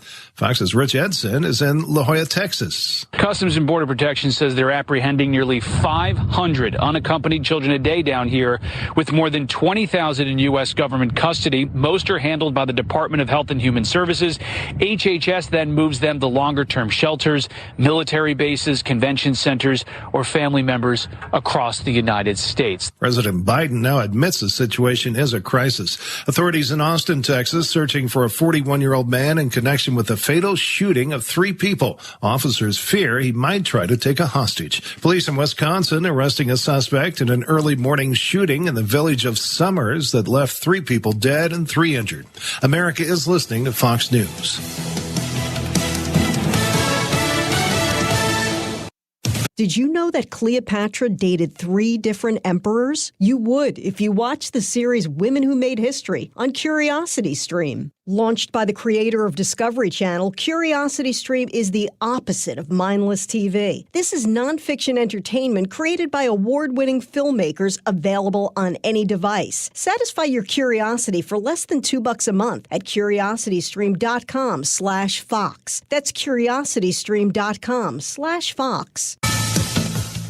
It was the 6th day for divers returning to a capsized lift boat in the Gulf of Mexico off Louisiana, looking for 9 missing crew members. The boat capsized Tuesday in a storm. 4 bodies have been found, and 6 people were rescued shortly after the boat capsized. Imprisoned Russian opposition leader Alexei Navalny's doctor says his health is deteriorating rapidly. Protests are set to be held in Russia this week over his imprisonment. The doctor for imprisoned Russian opposition leader Alexei Navalny, who's in the 3rd week of a hunger strike, says the 44-year-old Kremlin critic could be on the verge of death. White House National Security Advisor Jake Sullivan on CNN's State of the Union on Sunday morning, issuing a warning to Russia about Navalny. We have communicated to the Russian government that what happens to Mr. Navalny in their custody is their responsibility, and they will be held accountable by the international community. Navalny supporters are planning a major protest in Russia this coming Wednesday, the 21st. Ted Lindner, Fox News. There are no reports of major damage or injuries after 2 earthquakes struck Taiwan, a 5.8 magnitude, quickly followed by a 6.2 quake. The epicenters were located on Taiwan's eastern coast. The 56th Annual Academy of Country Music Awards is just getting underway from Nashville. Keith Urban and Mickey Guyton host the Academy of Country Music Awards this evening from Nashville. Maren Morris and Chris Stapleton lead the nominations with 6 each. Miranda Lambert follows. We have some good news. The indictments against Ross Ulbricht in the District of Maryland were dismissed with prejudice, meaning they can never be refiled. This is especially good because those indictments contain the only charge ever made that Ross engaged in murder for hire. This was a serious allegation that Ross Ulbricht denies. It was never prosecuted or ruled on by a jury, but was trumpeted by the federal government and the media as if it were proven fact. The Maryland court held these indictments for almost 5 years, poisoning Ross's case and leaving him under a cloud of unproven allegations. As explained in Ross's appeal to the Supreme Court, the fact that the judge used these allegations to give Ross a draconian sentence of double life without parole violated his Sixth Amendment right to a jury trial. Judges are required to issue sentences based on convictions decided by a jury, not unproven allegations never even charged at trial. Although this is a positive development, the dropped indictment will not set Ross free. Now, a presidential pardon is Ross's only hope of freedom. Sign the petition at freeross.org. freeross.org. You are nothing more than the reflection of a grim, pitiless world, and this is The Onion Week in Review. Following the Supreme Court's ruling on same-sex marriage this week, overjoyed gay couples in Florida rushed out of their homes to have their marriages denied to them. Homosexual couples throughout the southern state told reporters they were ecstatic over the landmark decision supporting gay rights and said they couldn't wait in line and have their requests to be wed rejected by their home state. And in science news, scientists probably discovered a frog or something. They're always doing that sort of shit. In other news, an 8-year-old boy surprises his Marine father during a firefight in Afghanistan. Johnny Depp is now physically unable to walk unless whimsically teeter-tottering across a rolling log, wobbly plank, or swaying beam. And Silvio Berlusconi is transferred to a steamy, all-female penitentiary. If you're seeking a celebrity interview, stay away from that bastard Tobey Maguire, who apparently can't even pick up a phone to say he has a schedule conflict and won't be able to make it into the studio. For more, keep checking theonion.com. This is the Onion News Network.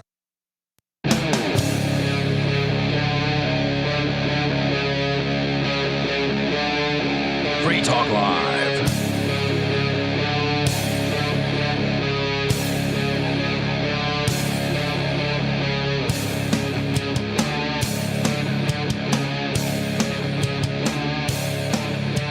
Free Talk Live.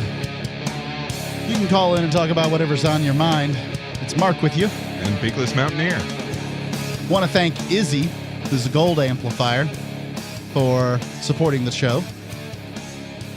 You can do as Izzy has done and go to amp.freetalklive.com. That's amp.freetalklive.com and support Free Talk Live. I have now verified completely and as true as I can possibly make this statement, the AMP program is completely safe. Nice. Yes, the Federal Bureau of Investigations and a joint thug task force came to the Free Talk Live studios, but they did not mess with the AMP program. So you can go and at amp.freetalklive.com safely and comfortably. It's amp.freetalklive.com. As Izzy has done. Thank you, Izzy. And also Scott, who is a gold amplifier. I missed mentioning Scott on Thursday night. So there you go. Thank you, Scott. One of the strangest things I've heard in the news is that now you have to either get the COVID vaccine or die in fiery lava. Jab or magma? Your choice. Magma. So the article sort of quotes an ABC article here saying Caribbean St. Vincent Island volcano erupts after 16,000 people evacuated. An explosive eruption of the La Soufriere volcano in the Caribbean has rocked the island of St. Vincent following mandatory evacuation orders from local government. More than 16,000 residents have been evacuated as volcanic activity increased ahead of the eruption, which took place on Friday morning local time. Evacuees have been given temporary homes on cruise ships and in safe parts of the island. Evacuees told to get vaccinated. The new eruption followed mandatory evacuation orders issued on Thursday for people who lived near the volcano. So day before this thing erupts is when these mandatory vaccinations orders go out. Yeah. It's like they're like, hey, if we have all these people on the boat, we could have a COVID outbreak and somebody would be responsible. And I don't know what. Yeah. I mean, this is... It talking about putting the cart before the horse, as it were. The heart before the course. This article, let's see here. Clearly, they're not putting their heart before anything in this. This article from What's Up With That, WATTS, says, I don't blame the rescuers. They are doing the right thing, putting their very expensive ships in danger to rescue people. Volcanic ash could easily cause millions of dollars worth of damage just by landing on the ships. Yeah. Or by getting sucked into their engine air intakes. So they deserve recognition for their courage and compassion. What I blame is the world's obsession with COVID. Yeah. In normal circumstances, people are just evacuated from a deadly disaster zone. Nobody refuses anyone because they might get sick. Sick people are given medical attention if required. But because the world has become obsessed with a disease which kills up to 1% of victims, There is a real possibility that people fleeing a natural disaster will be told they have to stay and die unless they receive an experimental and potentially life-threatening medication. Right. And who knows? I mean, you know, I tend to think the vaccines are probably fine, but you shouldn't be forced into a situation like that. That's some weird stuff. It really is. Yeah. I mean, under any normal circumstance, like leprosy outbreaks don't receive this kind of scrutiny. No. We don't say, oh, nope, you're sick. You have XYZ illness. Oh, nope, you've got the Ebola. We can't let you on the cruise ship out of the lava because you have this. Rabies is a far, far, far more dangerous illness than COVID. And we stopped petting each other's dogs over COVID. Not rabies, which we've had all along. Yeah. It's just, I mean, people just lost their minds. They just lost their minds. That's all. And, you know, I don't know. I don't know how to fix it. I don't have any ideas. Let's go to the phone calls here unscreened. Free Talk Live, what's on your mind? Free Talk Live. Yes, guys. Well, the boys in jail are on my mind. But other than that, I was going to ask you guys if you had come across a story on Decrypt, an internet website titled "Bitcoin is a Boon for Surveillance," says yes. Former CIA Director Mike Morell. Have you seen that? Yeah, I have seen that story, actually.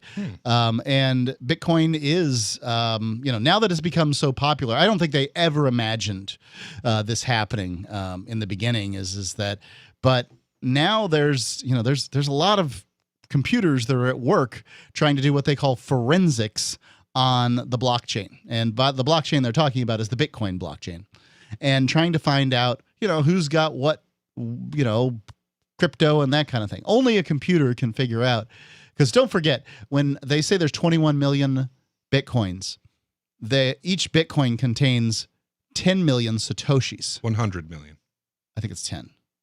Anyway, well, we can argue the number. It doesn't particularly make a difference. I don't know what that number of 21 quadrillion or whatever that number is, but that's a lot of units to figure out who's got what. And only computers could figure that out. So, yes, Bitcoin is a boon for the surveillance state in many ways. And it's one of the reasons that I look at cryptos like Monero. Compared and that sort of thing. to what?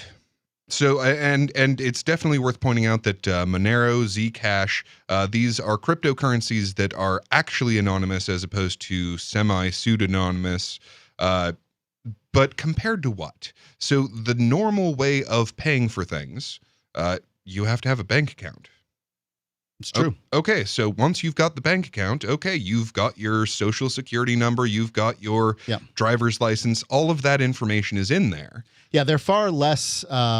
It's far less transparent than, say, the banking system as it exists. Go ahead, Jet. Yeah, they said in this story, quote, tracking illicit Bitcoin transactions is therefore easier than tracing illegal funds moved across borders using traditional banking transactions, and far easier than trying to follow cash.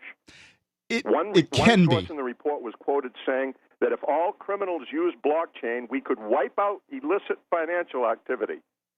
Well, I think that should be brought up in the Crypto 6's trial. You know, that because what they're going to try to do is say Bitcoin terrorists, you know, these sorts of things. But you're absolutely right. This is a great article for what we got going on. So now, did they say if all transactions were in Bitcoin, then they could wipe out illicit transactions, or if all transactions were in cryptocurrency?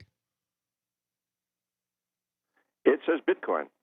Yeah. It's so if all criminals use blockchain, which Bitcoin. No. They did claim that Monero.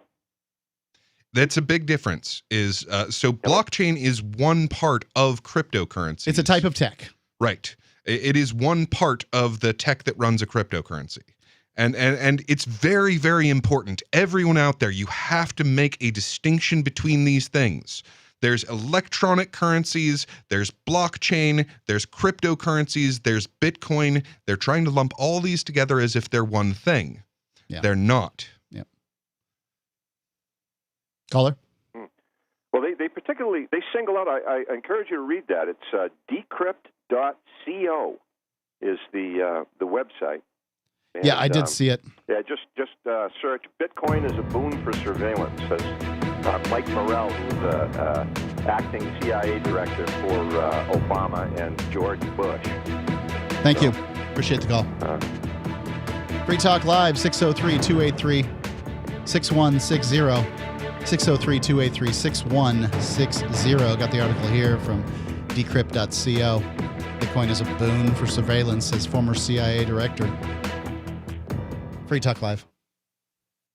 Hey developers, do you want to add Bitcoin to your apps, website? Want to make something creative? AnyPay is the way. We made a super simple API just for you at anypay.dev. You don't need any special knowledge of Bitcoin. Plug it into your app or website and it just works. Get paid on the transactions your users make. Whether you're brand new to web development or have decades of experience, you can add Bitcoin to anything with anypay.dev.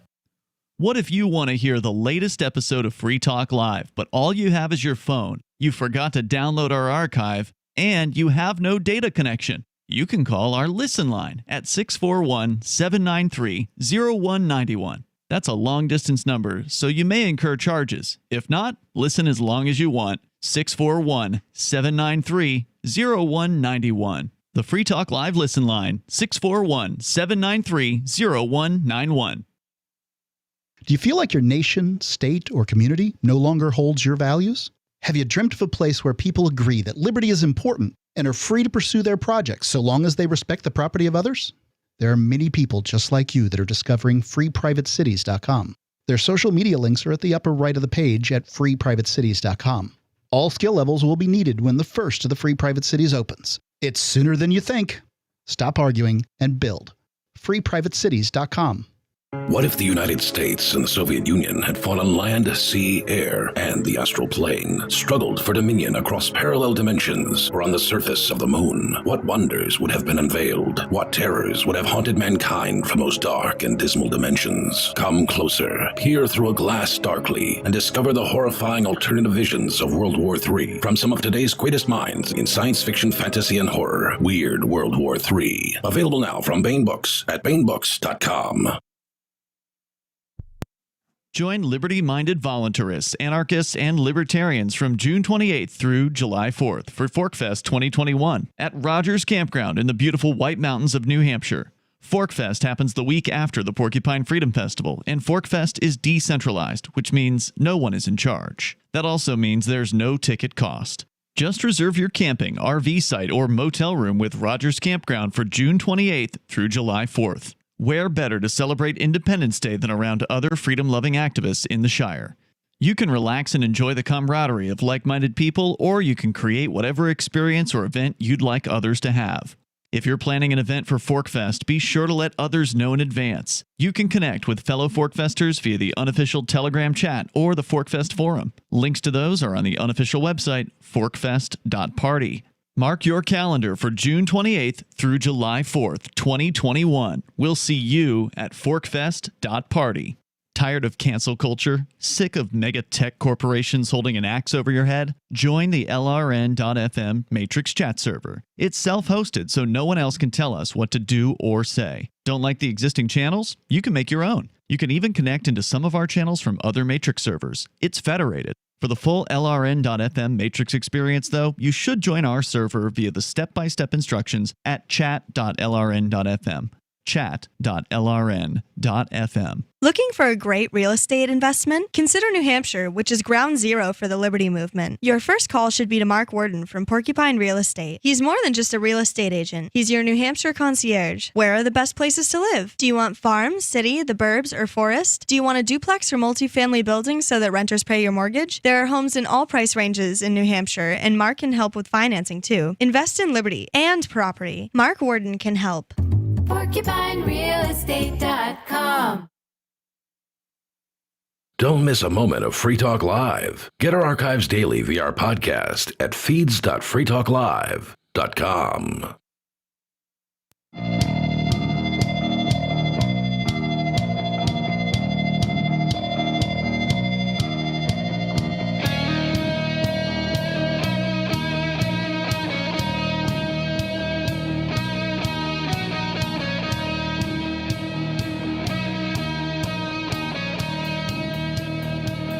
It's Free Talk Live.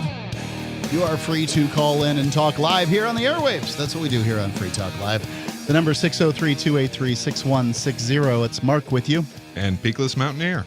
Indeed. Peakless, thanks for coming in tonight. Appreciate that. Richie, actually, we believe he has the COVIDs. Turns out it's a disease that's going around. Yeah. And it's killing a whopping 1% of us.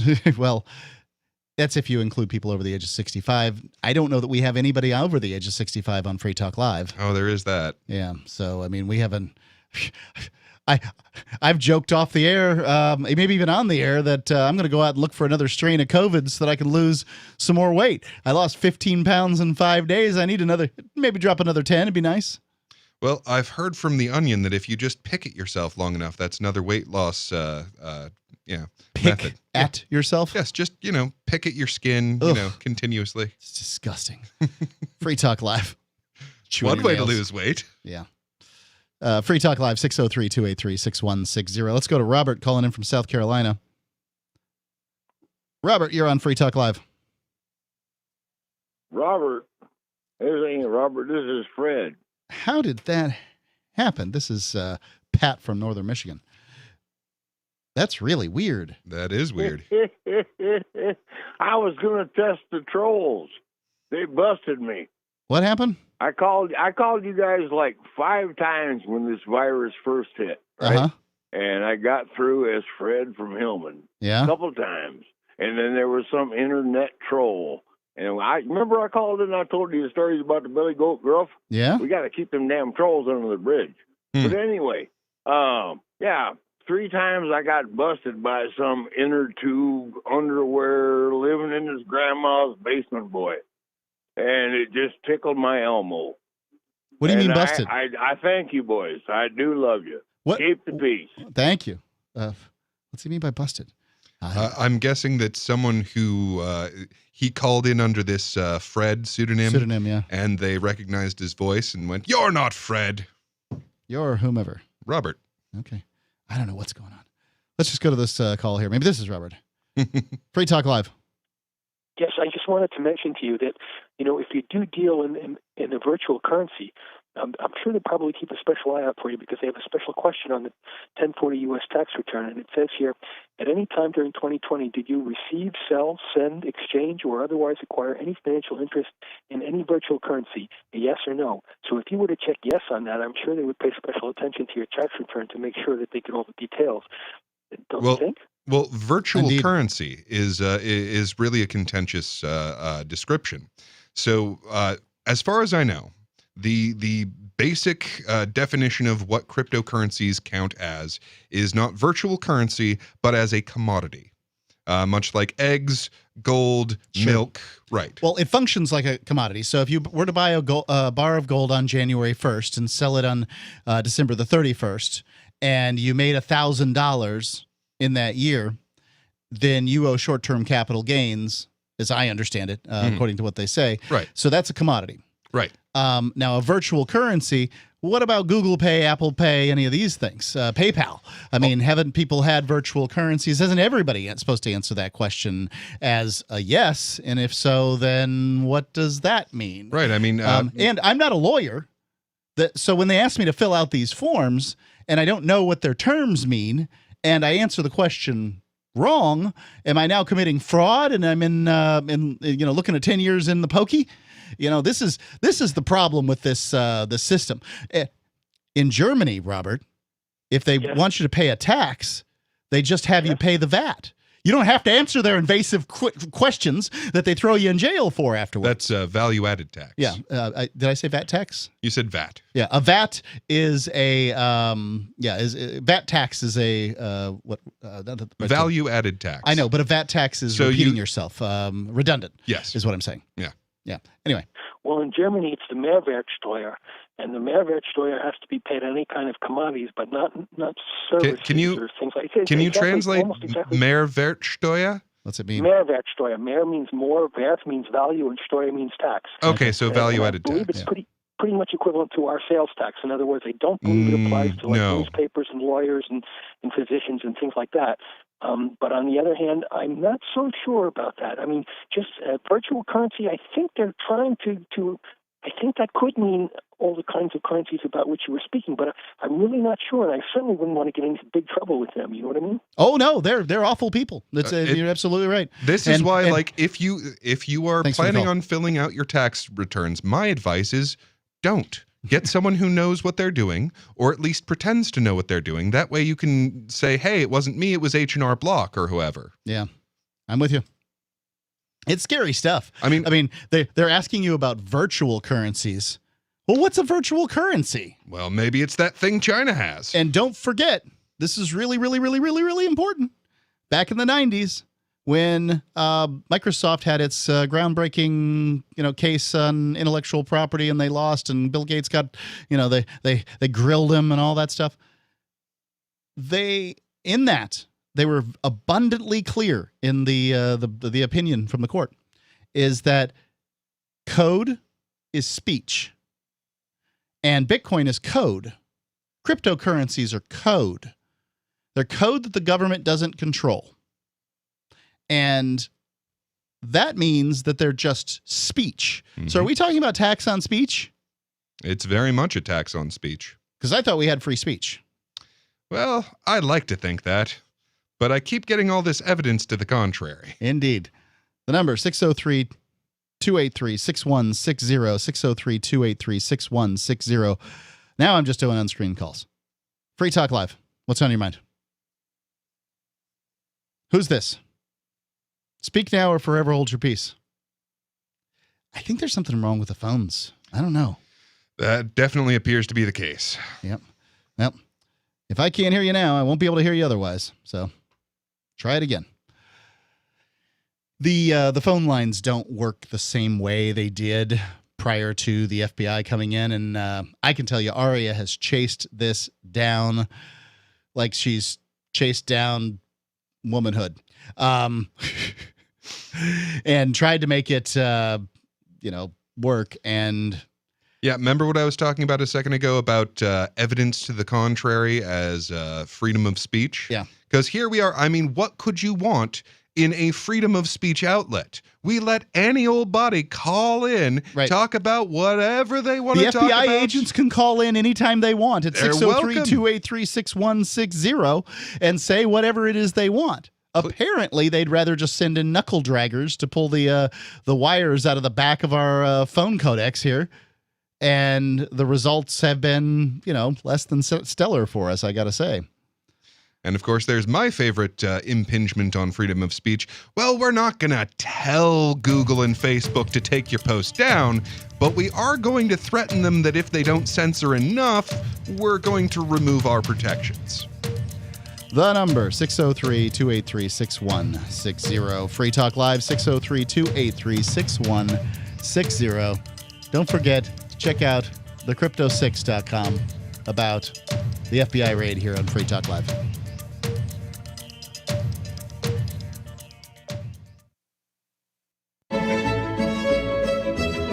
Carl Watner, longtime proponent of a voluntary society, died last December. You may have seen his articles published on his website, voluntarist.com, in his newsletter, The Voluntarist, the Mises Institute, or elsewhere over the last 40 years. His newest book, I Must Speak Out, Volume 2, The Best of the Voluntarist, is now available via Liberty Under Attack Publications. This 430-page second volume spans the years of 2000 through 2020 and includes articles by Carl Watner, Hans Hermann Hoppe, Karl Hess, Benjamin Tucker, George H. Smith, Lysander Spooner, Pete Eyre, Joyce Brand, and many others. I Must Speak Out is for the newly initiated, the veteran voluntarist, or anywhere in between. Buy the book now at libertyunderattack.com/voluntarist. For more great content on building a voluntary society and for Carl's extensive archives, check out voluntarist.com.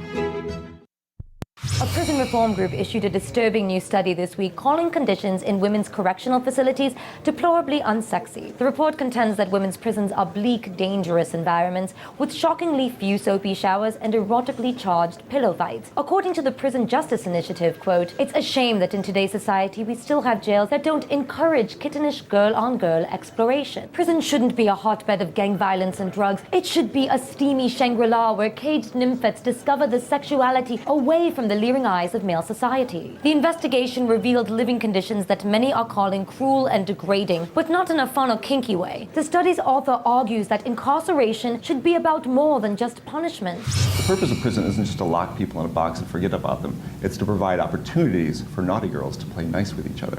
Next up, a team of jock scientists have reportedly thrown the cure for asthma onto the roof of the lab. We'll talk to the nerds struggling to retrieve it. This is the Onion News Network. Are you tired of governments murdering people around the world?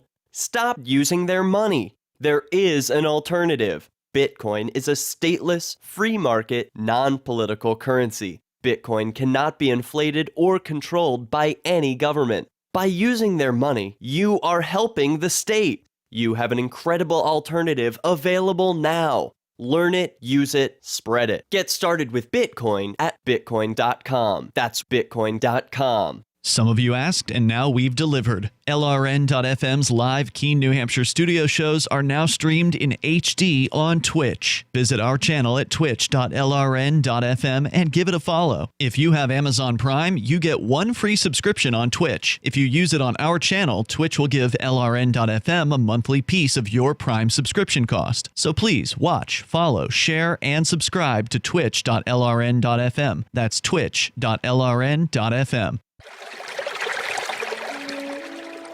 Fact. The new NSA data center in Utah requires 1.7 million gallons of water every single day to operate. Billions of Fourth Amendment violations need massive computers and the water to cool them. That water is being supplied by the state of Utah. Fact. There's absolutely nothing in the Constitution which requires your state to help the feds violate your rights. Our message to Utah: turn it off.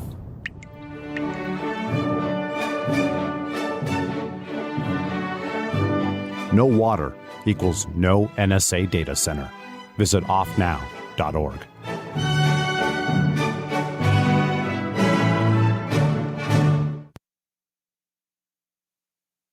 We're still not sure why you'd want to watch, but our video feed is streaming nightly for free at cam.freetalklive.com.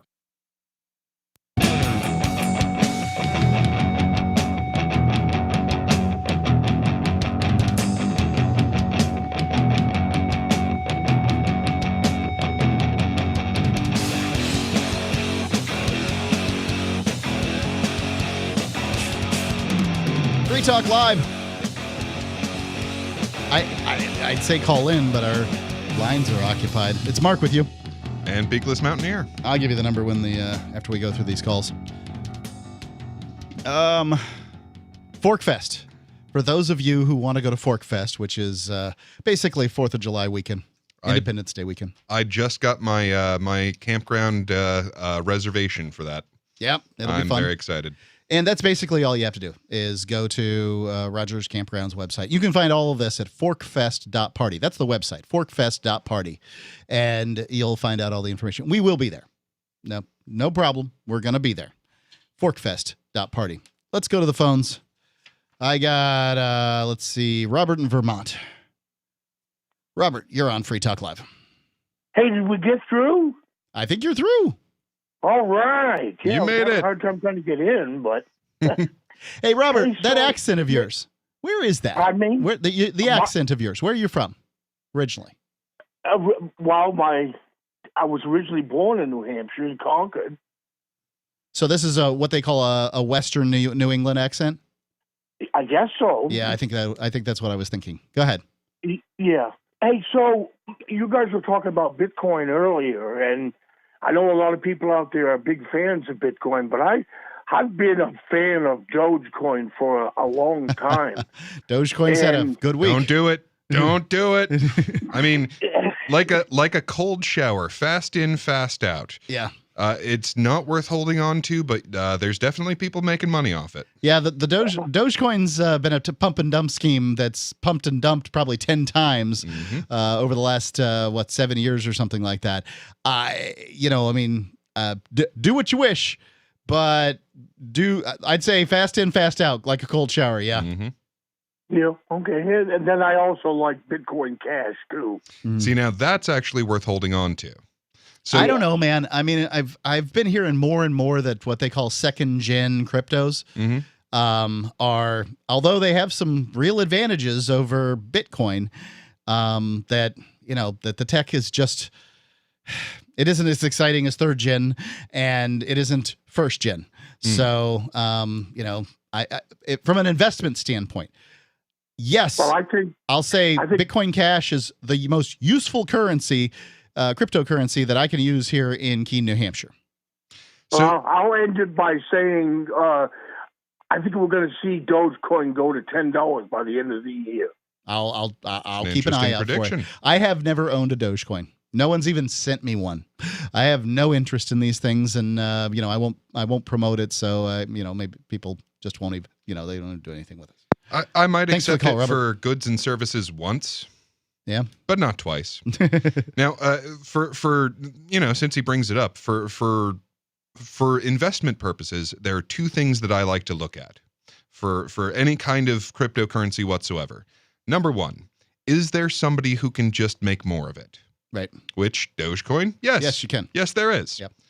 Something like Bitcoin Cash, Zcash, Monero, the list goes on, Dash, et cetera, most of them, there's just not somebody who can make more of it. And number two, and this one has changed a bit here and there with some of the cryptos, is there a maximum amount? And if there's not a maximum amount, I am very, very sketchy on it. It's why I don't hold on to Monero. I'll accept Monero, I'll use Monero, but I will, again, fast in, fast out. I don't hold on to it as a personal choice because there's no absolute maximum. Although with that one, there is a maximum rate of production, which lends some stability. But, the reason that you like having gold is because there's only so much of it we can get our hands on. Right. It's the scarcity. Exactly. It's a big deal. Let's go to the phones. We've got David calling in from New Mexico. David, you're on Free Talk Live. Yeah, continuing to kill radio. Just the sound of my voice kills radio. What is that? What happens? Yeah. I was going to say, intense, man. I'm sorry, David. We're going to have to kick you off and sue you and make sure that you never call us ever again and make sure you go to jail for trying to call us again. Hey, man! Wait. Another radio station. Another radio station just did that yesterday and today. I'll tell you about it on a different day when they can hear it live because they don't hear you today. And I'm the Pat from Michigan. I'm the one that busted him when he pranked you and called you in, broke your radio rules. So, see, there you guys go, making rules. For the rest of us peons, you make rules. You can only one call a day. Well, so, to be clear, when a private entity makes rules and in their own, billowhack, then you opt into those rules by participating, as opposed, because you don't have to call. There are millions of people in America right now, hundreds of millions, that are not calling Free Talk Live, which is just so sad. Right, that it is. It'd be nice to take, it's nice to have new and unique callers that have never heard us before, but yeah, it's just one of those things that we've got a few rules, and those rules I've gotten rid of some of them over time. We used to have a ladies first policy here on Free Talk Live, and I'm like, yeah, that's just so early aughts. We don't need to do that anymore. And Ian agreed, and we got rid of it. So at this point, it is definitely sexist. I'm the one that Pat. I'm the one that busted you, Pat. That the time that happened, all in good fun. And here's a fun one. Yesterday, Mark, I think you made a Freudian slip. You were talking about the cop shooting the kid in Minneapolis, and I wrote it down exactly word for word. And you said, and this is Freudian, I believe.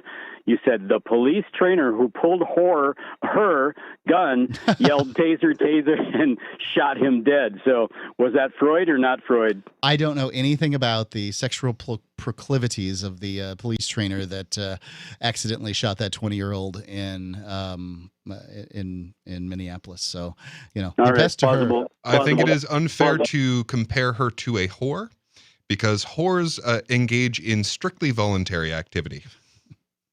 Yeah, well, I'm not the one that said it. Mark's the one that said it. Mark called her a whore. I didn't.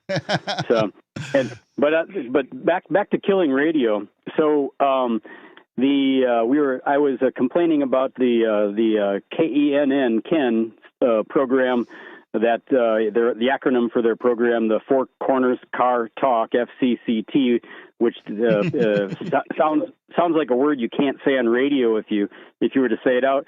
That they had the Sheriff Ferrari on there, and then we're not letting you ask him questions directly. But if you wanted to ask a question, you could call him, tell the producer your question, and the producer would tell the host your question, and the host would tell the guest the question, and then the guest would answer your question if it was indeed still your question that you asked. Yeah. And that's the other in Albuquerque, you got that's KK. just lazy talk show host stuff. I mean, it's like, I don't want my guests to get mad, and this just helps me come up with better questions.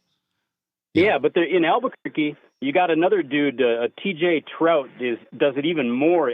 Every single day, TJ Trout, Brandon Vogt, Brandon Haggany, and Sheriff Darren White, they have the afternoon like 4 or 5 hours, and every single day, literally. Every single day, they have state electeds and state employees, city employees, county elected, city elected. Every single day, they have at least one, usually more than one, and they do the exact same thing. The reason they do it is they don't want to lose this running ability to interview these folks. Once these slimy politicians start getting their feet held to the fire, then they're not going to want to be on that show anymore. Yeah, well, I call the politicians up after the show. I'll call them up. I called one just the other day and clued her in. She didn't have a clue. I said, when you hold a public office, that office belongs to the people, and we pay your salary, and then you go on there and you provide content for them to sell advertising again. Yeah, it's an issue. Thanks for the call. Appreciate it, David. The number, 603-283-6160, 603-283-6160. Get in for the final segment of Free Talk Live.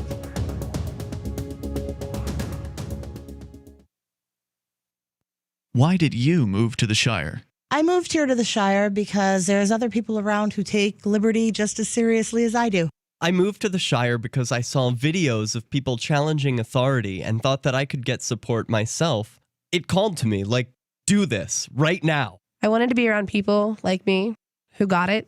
And once I got here, I knew there was nowhere else that I wanted to be. I've always wanted to change the world. So I moved to the Shire to join people who were actually working towards doing the same thing. The people here are awesome, loving, and positive. It was for the adventure and for the feeling of something important is happening here. And I just wanted to come to sort of be part of that. Visit ShireSociety.com to read and sign the Shire Society Declaration and learn the reasons why, if you love liberty, you should immigrate to the Shire. Plus, connect with others via the forum at shiresociety.com. That's shiresociety.com. So you've signed the Shire Society Declaration and are planning your move to New Hampshire to be around more liberty-oriented people. Next, sign up for the Shire Society Forum at forum.shiresociety.com. There are a bunch of people there who are already in the Shire, and they want to meet you. If you're already in the Shire physically, you should also come by the forums. Remember, not everyone uses Facebook. New people are signing up for the Shire Society Forum every month, so drop in and say hello at forum.shiresociety.com. So you've heard all 3 hours of the latest episode of Free Talk Live, and you're still hungry for liberty-oriented audio content? Did you know that we have another 24/7 audio stream at LRN.FM? The Liberty Radio Network airs the latest episodes of some of the best liberty-oriented podcasts on the internet around the clock. In addition to recorded content, you'll also hear live shows like Free Talk Live, originating from our Keene, New Hampshire studio. So listen anytime at LRN.FM. That's LRN.FM. I'm grateful to have heard from some of our satellite listeners recently. I appreciate knowing that people are out there who like what we do and are willing to support it financially.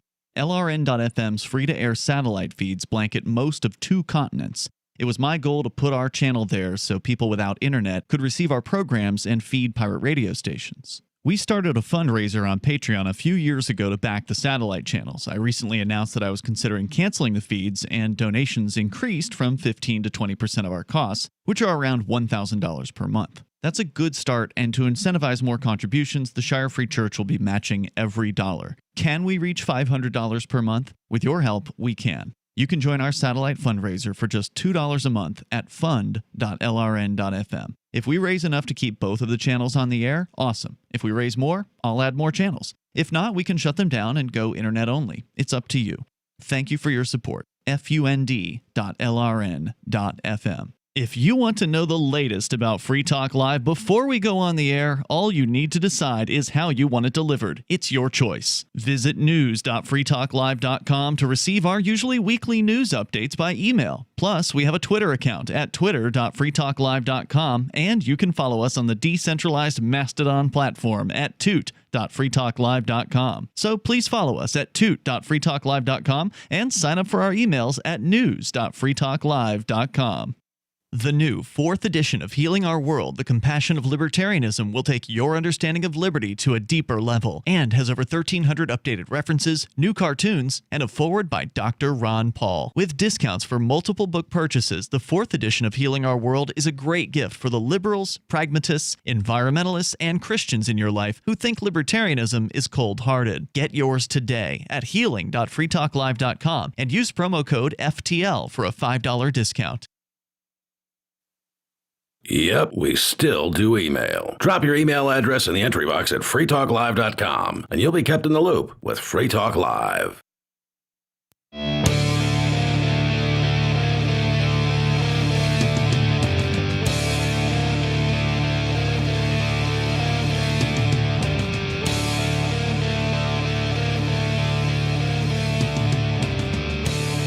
It's Free Talk Live. It's the final segment there, Peakless Mountaineer. It is. It is. Mark with you. And as you mentioned, Peakless Mountaineer. Indeed it is. So we'll just take the calls on the screen here at 603-283-6160 should you wish to call in. But it was mentioned on the air, and I don't want to... Peakless, I know you have a really great story. I don't want to use it up. We can talk about it. It's an evergreen one. Well, you had a great story that is a little less evergreen about something about stealing houses to build walls. Yeah, we have that. I'm going to go ahead and jump in on this. Bitcoin is a boon for surveillance, says former CIA director. So this is from decrypt.co. In brief, the narrative that criminals are using Bitcoin for illicit activities is overstated. A new report by former CIA Director Michael Morell argues government agencies should make better use of Bitcoin's technology as a forensic tool, he said. The technology behind Bitcoin is a boon for surveillance and shouldn't be shunned by governments, but embraced, according to an ex-CIA boss. Michael Morell, who was previously the CIA's acting director, said an analysis of Bitcoin's use in illicit finance that blockchain technology is a powerful but underutilized forensic tool for governments to identify illicit activity and bring criminals to justice. Now, I don't know when he says criminals who he's talking about.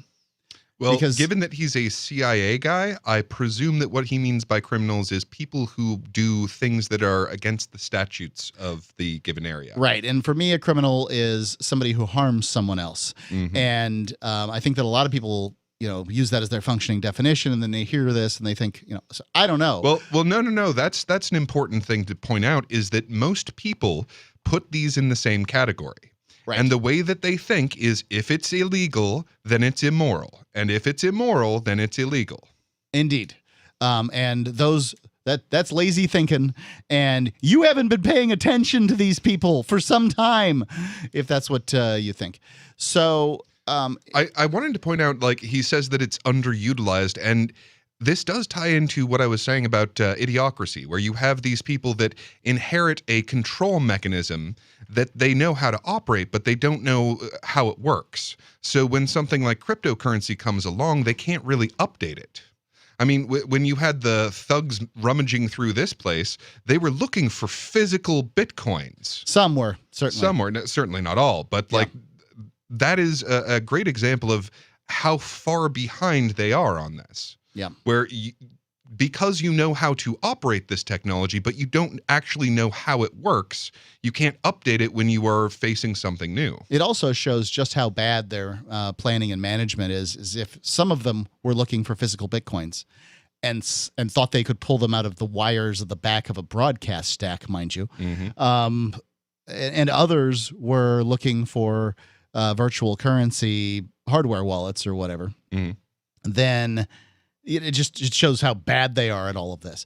But what this shows is that so here we have Bitcoin, Schrodinger's blockchain, because at the same time that Bitcoin is used by terrorists and drug dealers, it is also a powerful forensic tool for the government, says Michael Morell, former head of the CIA.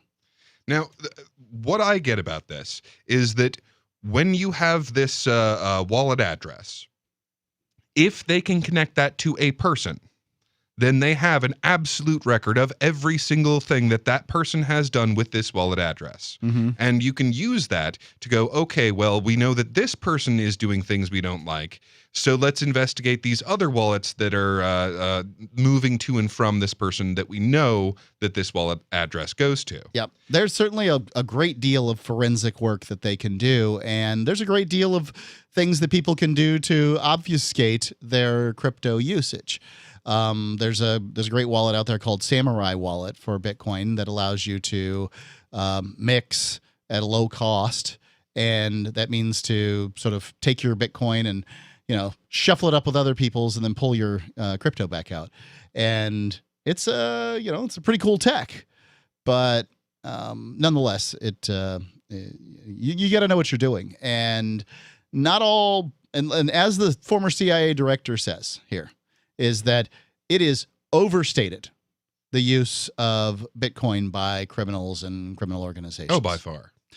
The government hasn't even gotten into it. So how could criminal organizations really be into it? So there's an old joke. A guy asks a philosopher, "Hey, how's your wife?" The philosopher says, "Compared to what?" But there's a good point there of oh, this is being used for this, this, and this. Well, compared to what? Right. Because if you compare it to US dollars, oh no. Oh yes, right, dude. US dollars, euros, far more used for illicit activities. For far criminal more. activities by both definitions. Right. So, when you talk about Bitcoin, when you talk about US dollars, the first thing you should think of, if you're using the logic that has been applied to Bitcoin, is drug dealers and human traffickers. Mm-hmm. These are the people who are using US dollars and euros and these fiat currencies. Mm-hmm. But people don't think that at all. No. So why? Because it's overstated, right? As a percentage of the transactions that are out there, it's not very high. Well, as a transaction of Bitcoin, Bitcoin transactions there's a lot of them all day, and very, very, very few of them are, criminal activity. And the criminals have moved on to different cryptos. They know far more than you do about cryptocurrency. Well, and you have to think that, okay, if someone has a talent, then they are going to want to get the best payment out of that talent that they can. And in almost all circumstances, that does not mean working for the government. So if you have a talent for electronics, if you have a talent for coding, if you have a talent for working with blockchain, then you're probably not going to end up in the FBI, NSA, etc. Indeed. It's right. The government jobs don't tend to attract the most competent folks, because the most competent folks are going to make more money. They know that there's plenty to be had in the private sector, so why would they go to the public? Exactly. The report, co-authored by all these people, was ostensibly written as a defense of Bitcoin, a response to growing concerns about the illicit finance implications of the cryptocurrency ecosystem. Published by the recently formed Crypto Council for Innovation, led by Coinbase and Square, among others, the report concluded that criminal use of Bitcoin is significantly overstated. Rather than being the currency of choice for criminals, it can be used to catch them. Put simply, blockchain analysis is a highly effective crime-fighting and intelligence-gathering tool, the report read. The reason the technology Bitcoin runs on, the blockchain, means all transactions are logged on a public, decentralized, immutable ledger. And this is true. And it's something you need to know when you're, fiddling around with cryptocurrency. If you're off on the Silk Road or some dark web website buying laws, rockets, and RPGs. The information that I've just given you there is so bad that you think these transactions are somehow safe. You need to know a bit more about Bitcoin before you go on. And I have what I think is a fairly decent analogy here. So now, one of the things that we're seeing in a lot of the media is someone will have made a tweet like 10 years ago. Yeah. But because Twitter will hold on to all of the ones that they don't delete, right, and you can go through that log, so 10 years later, you made an insensitive tweet and you lose a job opportunity or something like that. Now, something similar to that, but way more effective, is happening with the blockchain, where there is no deleting any transaction that ever occurred. So every transaction that you have occurred, there is a permanent record in multiple places. Right. So if 10, 20 years down the road, someone decides to go poking around a particular rabbit hole and you're in that hole, you will be found out. You could, yeah. I mean, if you haven't covered your tracks, yeah, that's absolutely true. And covering your tracks gets harder and harder. We didn't expect this from Bitcoin 10 years ago. Right. Free Talk Live was talking about Bitcoin in 2011. 4/18/2011, we were definitely in that time frame talking about Bitcoin. And 10 years, here we are 10 years later, we've learned new things. Well, 10 years from now, we probably will learn a great deal. And that's part of why it's so vital that they do make forks off of Bitcoin that can incorporate new technologies and new programming. Right.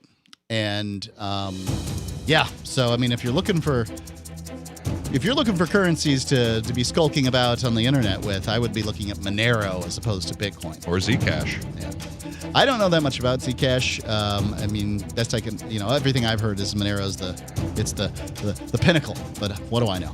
The number. Oh, I'm giving the number. Check us out in the meantime at freetalklive.com. Also check out thecrypto6.com. Are you tired of governments murdering people around the world? Stop using their money. There is an alternative. Bitcoin is a stateless free market non-political currency. Bitcoin cannot be inflated or controlled by any government. By using their money, you are helping the state. Stop doing it. You have an incredible alternative available now. Learn it, use it, spread it. Get started with Bitcoin at bitcoin.com. That's bitcoin.com. AnyPay believes that Bitcoin is meant to improve your life, make it easier to do business, connect you with more people in the world, at under a penny every time. That's kind of why we laugh at BTC. It used to be free the market, free the world. Now it's just hodl and have fun staying poor. That's not what the world needs. We need honest money that works for everyone. If you care, join us at anypayx.com. Are you a cryptocurrency advocate? The Crypto Tip is the ideal outreach tool to help new people discover cryptocurrency. It's a printable business card-sized tip that you can give to service providers, preferably in addition to a good cash tip. When the server scans the QR code, it'll bring up an explanation of cryptocurrency, how to install a wallet, and allow them to claim the tip. If they don't claim the crypto, you get your tip refunded to you after a time period you specify. Plus, if they do claim the tip, you get an email alert. Create as many tips as you want at cryptotip.org. That's cryptotip.org. The LRN.FM social media channels have been revamped. We've eliminated Facebook and focused on other platforms like Twitter and Mastodon, the decentralized alternative to Twitter. On our accounts, you'll find posts from multiple LRN.FM show hosts together in one place. Follow us on Twitter at twitter.lrn.fm, or better yet, move to the decentralized Mastodon social media platform at toot.lrn.fm, toot.lrn.fm. I think you'll like it. This is the Liberty Radio Network, broadcasting the latest liberty-oriented audio content 24 hours a day at LRN.FM. Protests expected into the night. I'm Joe Chiro, Fox News. Protesters in Minneapolis today calling for police reform and justice in the wake of the police shooting of Daunte Wright. It's all about loving ourselves, loving our people, and come and work with us in terms of making a difference for Black people. That's right. Thank you. Closing arguments are Monday in the trial of former Minneapolis police officer Derek Chauvin, charged in the death of George Floyd. The Austin, Texas Police Department has lifted a shelter-in-place order for residents in the northwest area of the city where 3 people were shot and killed. But they're still searching for 41-year-old Stephen Broderick, who they named as a suspect. Authorities have arrested a person in connection with a shooting at a busy tavern in southeastern Wisconsin early this morning that left 3 men dead and 3 men injured. Investigators say the suspect was asked to leave the Summers House Tavern in Kenosha County, but returned and opened fire. Secretary of State Antony Blinken expressing confidence that the withdrawal of U.S. troops from Afghanistan will not mean a resurgence in ISIS. Blinken on ABC's This Week. We will have the means to see if there is a resurgence, a reemergence of a terrorist threat from Afghanistan. We'll be able to see that in real time, with time to take action. President Biden this past week announced the U.S. will pull all of the remaining troops out by September 11th. A winner in the NASCAR Cup Series on the short track at Richmond. Harvick backs out, gets out of the way. Hamlin comes to within 2 car lengths. Final corner of 400 laps. Alex Bowman steals one in Richmond. Wow. Courtesy of Fox TV, Bowman snapping a 23-race winless streak. America is listening to Fox News.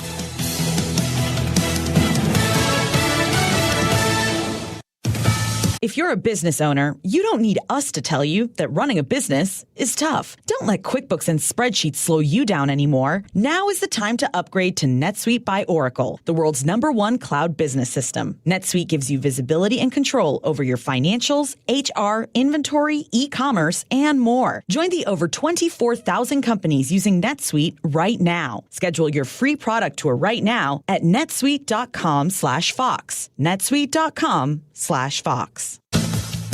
Some of New York City's elite private schools are being criticized over their efforts to include a curriculum focused on diversity and inclusion.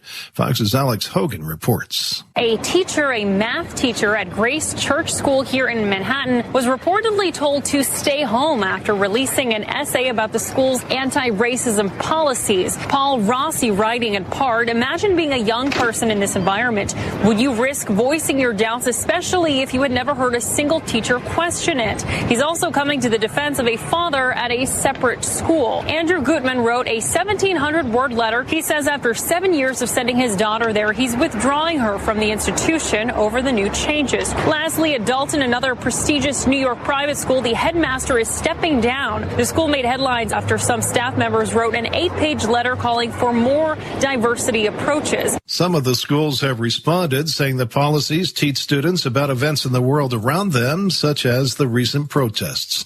Some of the most skilled U.S. Army soldiers run a mission this weekend to find who among them is the best soldier. Fox's Charles Watson was at Fort Benning, Georgia, for this last day of the 2021 Best Ranger competition. Massive tanks. The Ranger teams have grenade and rocket launchers they'll need to utilize to knock out those targets at this range. There's nothing about this weekend that's been considered as easy. These guys have been going almost nonstop since about 6 o'clock in the morning Friday when they started out the competition with a 9-mile buddy run, which we've seen remaining teams jump out of Black Hawk helicopters into Victory Pond and then rush over to obstacle courses like log walk and successfully balance their way to the end without falling into the waters. The awards ceremony will be held Monday.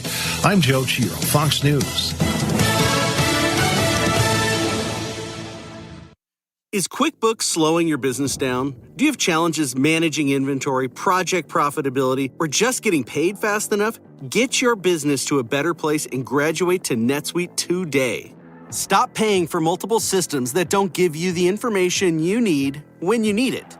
Ditch the spreadsheets and all the old software you've outgrown.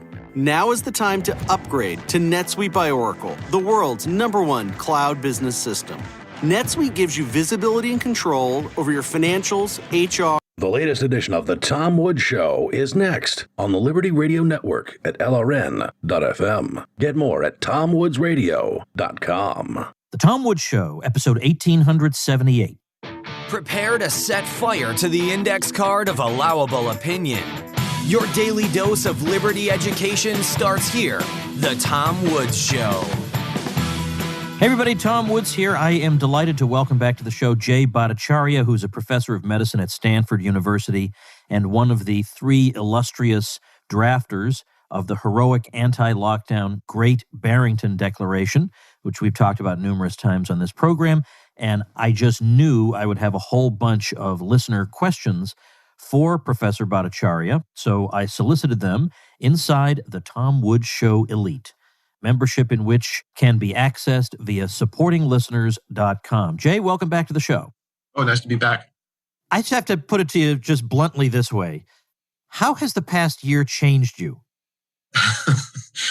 From a personal point of view, it's a lot of friendships that I had built up over many, many years have been broken. I've made incredible new friends. I don't really know exactly what that means. I hope I get some of my old friends back at some point, but I didn't realize how fragile some of those friendships were. Professionally, it's been an amazing experience. I mean, I didn't realize I was sort of preparing for thinking about events like this my entire life, but it feels like I have. I mean, I just feel like I've used a lot of what I spent my life working on in thinking about this pandemic. Not always getting it right, but I think pretty productively. So I think it's been, I mean, I don't know what the future holds, but I don't think I can go back to exactly what I did in the past. Do you feel like what we've seen indicates that either public health is simply broken or there's just something fundamentally rotten at the heart of it? I think the problem is it's not public health so much as the role of public health in society. Public health has an absolutely important role to play. I mean, they're talking about the goal of public health essentially is human flourishing. But the problem is that when public health focuses on a single aspect of human health and ignores every other aspect of human well-being, it's going to get things very, very, very wrong, as we've seen to this epidemic. And I think that what should have happened is that public health should have played a role, but it should have played a role in the context of other disciplines that are also focused on human flourishing. Economics is, believe it or not, focused on human flourishing. The idea of trade-offs in policy is fundamental in thinking about this epidemic, and yet public health has ignored that fact in many, many, many of its decisions, I think catastrophically so. So it's more the elevation of public health beyond its capacities as opposed to public health itself. It's funny, the one video I really got in trouble for, even though there's, as I'm sure you know, nothing wrong with the video, one of the criticisms of it was that I claimed that the public health establishment was not acknowledging the collateral effects of lockdowns. And the fact checker said, no, look, the World Health Organization said in October that it acknowledged there were problems. October! So 7 months in, and the best you can do is say, 7 months later, they did recognize there was something wrong. Okay, you got me. You got me. They did make a statement 7 months in, but I think that kind of makes my point. Tom, is that it's not just a statement. It needs to be the absolute dead center of how they think about this thing. There are no free lunches, right? That's the dictum of economics, the main dictum. I mean, that's what attracted me to economics in the first place, is that dictum. And yet public health has acted as if the lockdowns were a free lunch. They're still acting like that. The vaccines are not enough to obviate the need for the lockdowns, apparently, is what I've learned in the last couple of days. I mean, it's absolute nonsense. You have to think about these trade-offs sort of as a core part of your thinking, as a core part. I mean, you have to just incorporate into your soul before you start opining on these, or even thinking about making decisions for other people on the basis of these kinds of policies. And they just have not done that. When I found out I was able to get you back on, I solicited some questions for you from my supporters group, and I do want to run through a few of those. And they're questions that I think we all have, and surrounding which there is at least some uncertainty. So the first one has to do with just how widespread so-called asymptomatic spread is. I mean, we'll remember that at the very beginning of all this, Dr. Fauci quite memorably said that although we can't rule out the possibility of asymptomatic spread, he says that in any pandemic, it is always a symptomatic person who drives it. Now, that statement, like so many early statements, has just been completely forgotten. And I think he does think asymptomatic spread is a at least significant problem. And yet I hear other people saying it's no real problem at all. How is the layman to make sense of that? So there's two distinct issues there. So first is, what fraction of the cases or the infections that happen result in asymptomatic? Basically nothing, right? So you have the virus, you don't have any symptoms, you clear it, and you're done with the disease. You're immune now, more or less, to reinfection, for a considerable time. How common is that? And I think there's some dispute in the literature. The early seroprevalence studies I did, it was somewhere in the order of 40% of infections were like that. I think somewhere in the order of 20 to 40% of infections are asymptomatic. So that's one question. The next question is, how common is it that someone who is asymptomatic spreads the disease to other people? Yeah. That's the key question, right? And there, I think we have a pretty good answer. And the answer is, it's very, very rare. So just to give you a sense of what the literature is saying, there's a fantastic study, I think published in January of this year in the Journal of American Medical Association. There was a meta-analysis of 50-some studies, if I remember the number right, of essentially like household transmission of the disease. Like, so if you're identified as an infection and you obviously live in a house, maybe with some other people, well, how likely is it that you spread the disease to other people living in the same house, presumably unmasked, presumably in intimate settings where you're just intermingling without social distancing, right? Unless you live in a very weird family, I guess. So the result was that 7 out of 1,000 times an asymptomatic case passes it on to someone else, a family member. If you're symptomatic and you live in the house with some other people, it's 18 out of 100 or 180 out of 1,000 times. It's more than 20 times more, something like 20 times more. It's more than 20 times more common to pass it on if you're a symptomatic case than an asymptomatic case. It's really unlikely that you'll pass it on. It's not zero, but it's also not, if you're symptomatic. I mean, what that brings in mind is a really simple policy that we could have adopted, but didn't, which is actually this is what Sweden did. If you just recommend very, very, very strongly, if you are sick, stay at home and try to isolate from your family members as best you can. If you are not sick, live your life because the lockdown harms are so high.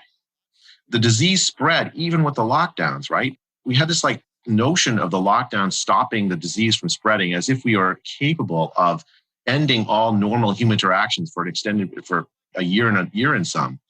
But of course, that's not the reality of human beings' existence. We're always going to have to interact with one another. So the disease will spread. The lockdowns are not a tool to stop the disease and never have been. I did hear something like the statistic you just gave of 18 out of 100 when we're talking about a symptomatic person within the household. I had heard something like that. Now, when we've been told every time I see the CDC's line, let's say at a restaurant or some public place, a museum, they'll say COVID-19 is an extremely infectious disease and it spreads very easily. I don't know what to compare that number to, because 18%, when I'm constantly surrounded by these people, surrounded by them, and I interact with them on a daily basis very closely, 18% strikes me as low. And I guess partly the reason I've been thinking about this is that if there's only I don't know if I'm really stating it the right way, but if there's only, let's say, an 18% chance that somebody in my household is showing symptoms of it and I catch it, then there's 0% chance of a jogger on the street passing by me and giving it to me. And there's a 0%. If hanging around hours and hours and days with a symptomatic person, is 18% actually high, or is it as low as a layman like me thinks it is? High, I guess the highest question is relative to what the harm is on the other side of getting sick, right? So 18% is a high number if the disease is really deadly for you. I wouldn't want to expose myself to an 18% risk of the disease. That's true. So I think, 18% is, and given that we know older people are vulnerable to this disease, it's a high enough number that you would take some actions to try to reduce it as much as you can. But you're absolutely right, Tom. Jogging past somebody on the street, you are not going to get COVID. It is exceedingly unlikely. Like, there's trillions of interactions like that have occurred since the beginning of the pandemic. And a vanishingly small number of cases actually contracted that way, where you can say, really, this is where I got it from. We've made policy on the basis of epsilon risk to avoid epsilon risk at the cost of enormous collateral damage. It's just like as if we didn't realize what the trade-offs were. We forgot how to do standard risk analysis. Well, by the way, I raise that number not because I think it's trivial to a person, let's say, who is vulnerable and could get really sick, but rather that I think compared to what the average person probably thinks, they probably think it's like an 80% chance. So therefore, they think that in a casual setting like a restaurant, well, it must be 25% or something like that. So this false baseline they have in their heads about the likelihood of household transmission informs the way they think about all other sorts of social settings. So if the initial high and the initial number in their minds is too high, then everything else is going to be too high. That was what I meant. Yeah, no, Tom, you're absolutely right about that. I completely agree with that. That notion that this 18% number, people do overestimate that risk of disease spread. And it's very unfortunate because they end up hurting themselves and others by acting out of this fear. That fear actually, I think, drives the demand for the lockdowns. It's basically at the root of all of the pathology and policy that we've seen. I completely agree with what you just said. Why not just tell people, if you're sick, stay home and isolate yourself? Then you can go to a restaurant. It's just mainly filled with asymptomatic people. People are not going to want to spread the disease. They're wearing masks to stop the spread of the disease outdoors and alone in a car. If you just tell them instead, say, if you're sick, stay home. I just don't understand. Like, that kind of basic advice would have gone quite a long way. I have a question from a physician, and she says, I work with a lot of other physicians. I have a lot of physician friends, and they all follow the current, quote, science. So double masking, belief in lockdowns, eager to vaccinate their young, healthy children. My colleagues are young and healthy. I feel like I'm living in an alternate reality. I just started my first job out of fellowship, and while I discuss mask efficacy and lockdowns with patients, I'm certainly not as outspoken as I would be if I were more established. I'm so appreciative of everything you're doing. How do you get through the days with your colleagues who feel so differently about things? And do you have any advice on ways to reach people who view things so differently than we do? Also, are there any reputable organizations or movements that I could join, or other tangible things I can do to help get the truth out there? So that's a hard question, because there has been this sort of demonization of any skepticism at all around the policies. And people that have sort of voiced their thoughts about this have paid enormous costs. I assume that would motivate you asking me to start how personally I felt around this. Yeah. And I think that it has unfortunately led, just like your listeners, to a lot of silencing of people who have deep doubts about this. I actually think that the majority of doctors agree with this skepticism about lockdowns. I think the majority of scientists are thinking to themselves, this doesn't make sense, because it doesn't make sense. But because the megaphone is controlled by people who are the architects of this policy, they've managed to silence large numbers of people. A lot of what I've been motivated to keep speaking about is to give people permission to talk.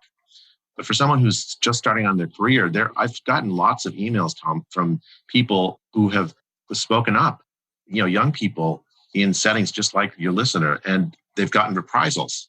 One just recent email I got from an epidemiologist in Belgium who's fired from his job because he spoke up against lockdowns on Belgian national TV. A professor. It's a very, very bad environment for this kind of. To me, I don't see any other choice. I'm willing to pay the costs to speak up, even if it gets censored. I think I kind of feel like I have some obligation for that. And I think everybody has to make their own personal choice. That you shouldn't go into it blind, though. It's no easy way to do this, given the environment. I will say this, I'm hopeful. I don't think this kind of environment can last for a very long time in a liberal society like ours. I think the roots of free exchange of ideas are too deep in American society for it to continue in this way. And I think most of the reason why this has happened is the fear. And once the fear starts to dissipate, and I think it's on its way with the vaccines, I hope that we can get back to sort of who we ourselves. We can go back to arguing about the deficit or something. It'll be fun. Yeah, I actually miss those days now. Yeah. Of course, this all calls to mind we don't have to get into in any detail what's been going on YouTube, and you yourself have had material taken down when you were at the roundtable with Governor DeSantis, and YouTube decided that it was important that a roundtable of experts advising a major U.S. governor that just be kept secret from the public. That's the best approach to take. And it seems to me like YouTube is acting as if the progress of science occurs with the ossification of heterodoxies. I beg your pardon, orthodoxies. We have orthodoxies that take shape, and we defend those orthodoxies, and we silence outside voices. And that is not at all the case. And in fact, a lesson right from this episode right now is early on with ventilators. Ventilators seem to be the go-to thing with a lot of COVID patients. And I remember watching a very amateur YouTube video by a doctor made in his home saying, I think this is a mistake. The over-reliance on ventilators may actually be counterproductive. Now, thank goodness the science police weren't already enforced then. They would have shut him down. That was not the consensus. But he turned out to be right. Yeah. No, I think science can't work when you have this environment of censorship and recrimination for people who dissent. I might be wrong. It's possible, right? I've been wrong about lots of things in my life. The issue isn't whether I'm right or wrong. The issue is I think of science like a dialectical process, right? So, you think that lockdowns don't work. I think lockdowns work. Well, there's some empirical implications that we can both agree on that should happen if you're right. And let's all look at them. So is Florida a disaster area? Is it doing much worse palpably than other similar states? Well, then the answer is no. That means I'm wrong. Lockdowns didn't work because Florida didn't adopt a lockdown. California did. Right. So that's the way science works. You have a thesis, a antithesis, and then you look at evidence, decide which is right, and you arrive at a synthesis. And then we start disagreeing about another thing, mass or whatever it is. Right. So the point is that there's this process requires that people can freely say, no, Tom, you're not right. Or no, Jay, you're not right. And then we can look at evidence together and argue about whose view is closer to the evidence. Right. I think that's the only way science can work. And to undercut that in this pandemic has been probably the single biggest mistake. Well, maybe the lockdowns. I will weigh in the balance, which is worse for humanity in the long run. But both have been utterly disastrous. Well, especially when you think of how unprecedented lockdowns on this scale are, and that they do seem to run counter to everything we know about pandemic preparedness and stuff.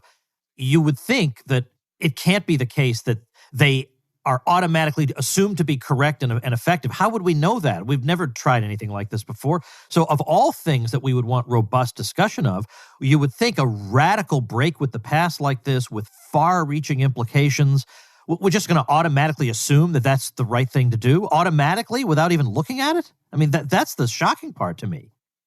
Yeah, it was an experiment tried on the entire world population, more or less, with absolutely no informed consent, no democratic process to decide whether we're going to go into this or not. It was just assumed that it was going to work. We had no choice. You had to flatten the curve 2 weeks and then into 13 months, I guess. What can you tell us about the variants and how concerned people should be? Fauci has been fairly, it's hard to nail him down, but I've seen a lot of people who have been, let's say, fairly pessimistic this whole time, who have come out and said, the variants are being overblown. They're not as big of a problem as people are saying. So what do you think?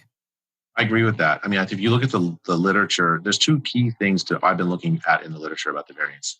One is, and this is probably the most important thing, do the variants escape natural immunity if you had previous infection? Do the variants escape immunity to the vaccines? Those are the two things.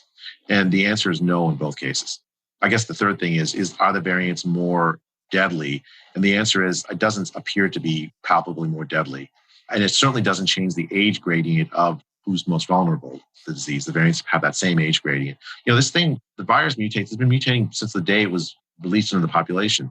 Tens of thousands or more mutations have happened already to this virus, most of which do nothing to the virus or maybe make it, sort of less good at infecting and killing people. So I don't, and the variants that have survived, you kind of expect when you're reaching sort of a large portion of the population already immune to the virus, you expect that the mutations with a small selective advantage would take over the few remaining cases. And I think that's roughly what we're seeing. Like take in the UK, the B117 variant arises there sometime in mid-December, I think, and right as the caseload declines very sharply. And somehow we're supposed to think this is going to restart the epidemic. It was a bad prediction then, and if someone's making that kind of prediction now, it's still a bad prediction. The variants don't change anything fundamental. You don't do a lockdown, you do focus protection. And with the vaccine, we can do pretty close to perfect focus protection. I had Eric Topol on the show to debate Martin Kulldorff a few months ago. And I heard that. That was a great show, Tom. Oh, thank you. Thank you. I appreciate that. Now, he had a chart or a graph showing where he projected the case numbers were going to go because of B117. And it just went in exactly the opposite direction of what he predicted. Now, nobody's perfect. I mean, our people have made predictions that didn't come true. It's just that if our people make predictions that don't come true, the media would just harp on it forever, whereas we get all kinds of crazy predictions from Fauci or Joe Biden or whatever, and then nothing happens, and then we just move on. I mean, the Texas Rangers game is not, certainly it seems to me very unlikely it's going to lead to much of anything, but no one's going to follow up and say, maybe we created unnecessary panic. No one seems to follow up with that. It seems to be a double standard in how we're treated. I know this comes as a surprise. Yeah. I mean, there certainly has been. I mean, there's been this asymmetry. Like the idea is that spreading fear is responsible because then it'll get people to take the pandemic seriously, as if it's possible to have people take it any more seriously than they already do. I know. Yeah, it's crazy. But on the other hand, by the way, I'm seeing a lot of musical acts with full tour schedules starting late summer and fall. I don't think every single one of those is going to cancel. I think some large events are going to happen. Okay, so this is, should I make this prediction? I'll just make this prediction. Please. Because I think by the fall, we'll have something very, very close to normality, even in California, which is fully locked down. And many places in the U.S., I think we're almost already there. But I think the key thing I think that drives the fear is the deaths and hospitalizations. Right. 80% of people who are older than 65 in the U.S. have at least had the first dose of the Pfizer, Moderna, or maybe the J&J vaccine. 80%. Given those numbers, once that population is fully vaccinated, the cases and the deaths and hospitalizations will decouple from one another. And so you count cases, but they don't result in hospitalization and deaths. Where's the fear? If you look at the seroprevalence data worldwide, the infection fatality rate for people under 70 is 0.05%. 99.95% survival post-infection. Now, I mean, I don't think that will, with numbers like that, you're not going to be able to engineer the fear that's resulted in the demand for the lockdowns, the antisocial behavior that's sort of become endemic, this sort of like institutionalization of hypochondria, I think will start to dissipate. Oh, I love that expression, the institutionalization of hypochondria. That's a good one. Did you know the other two Great Barrington Declaration scientists before all this began? I didn't. In fact, they're two of the folks I had in mind as some of the new friends I've made. I mean, they're like family to me now. But I did not know them before this epidemic. I had used some of Martin's work in some of my own work that I'd done previously. I mean, he's a brilliant biostatistician, but I hadn't known him personally. It's interesting to follow him, by the way, because I think if you were to sit back and read his Twitter feed, but particularly the replies he makes to others over the course of the past year. Let's just say he's become gradually spicier and spicier as things have happened to him. He hits right back at people who, he had somebody accusing you guys of, I don't know, stalking him or hounding him or harassing his employer about him. And Kulldorff simply said, look, none of us even know who you are. Okay, I don't know what this is about, but I assure you I am not spending any time on whoever you are. Crazy, crazy stuff going on out there. So somebody wants to know, do you personally in your own work, have you had direct experience with the CDC, the National Institutes of Health, and what's that been like? Has it been okay? Almost all of my work in the past has been funded by the National Institute of Health, in particular the National Institute of Aging. And I mean, I think it's a great institution. It has the capacity to enable many, many scientists to do work that they wouldn't otherwise be able to do. I think it's a hugely good investment. But just like anything, even good things, it has costs. I think we've started seeing that in this epidemic, right? So the head of the NIAID, the National Institute of Allergy and Infectious Disease, is Anthony Fauci. The head of an agency like that wields enormous power over the agenda of the agency. And many, many, many infectious disease doctors and researchers, very top people in the field, rely on those NIAID grants. I didn't actually tend to rely on NIAID grants. Most of my work is in aging, so it's the National Institute of Aging, which generally has been freer about this, so it has a much less heavy hand than NIAID. And I think that, I mean, in the back of my head, I haven't seen this like documented, so maybe it's not right, but in the back of my head, I've had the sense that like, maybe now we should view NIAID funding as a conflict of interest that needs to be, sort of taken into account when you're reading, the opinions about lockdown for someone about that with that background. Can you think of any other episode in, let's say, your lifetime involving health in which there were, in effect, two distinct sides that vilified each other, that it wasn't just a matter of, I've reached this conclusion, you've reached that conclusion, let's go back and re-examine it, but it really became a vilification campaign and people were afraid to speak out, or is this something new?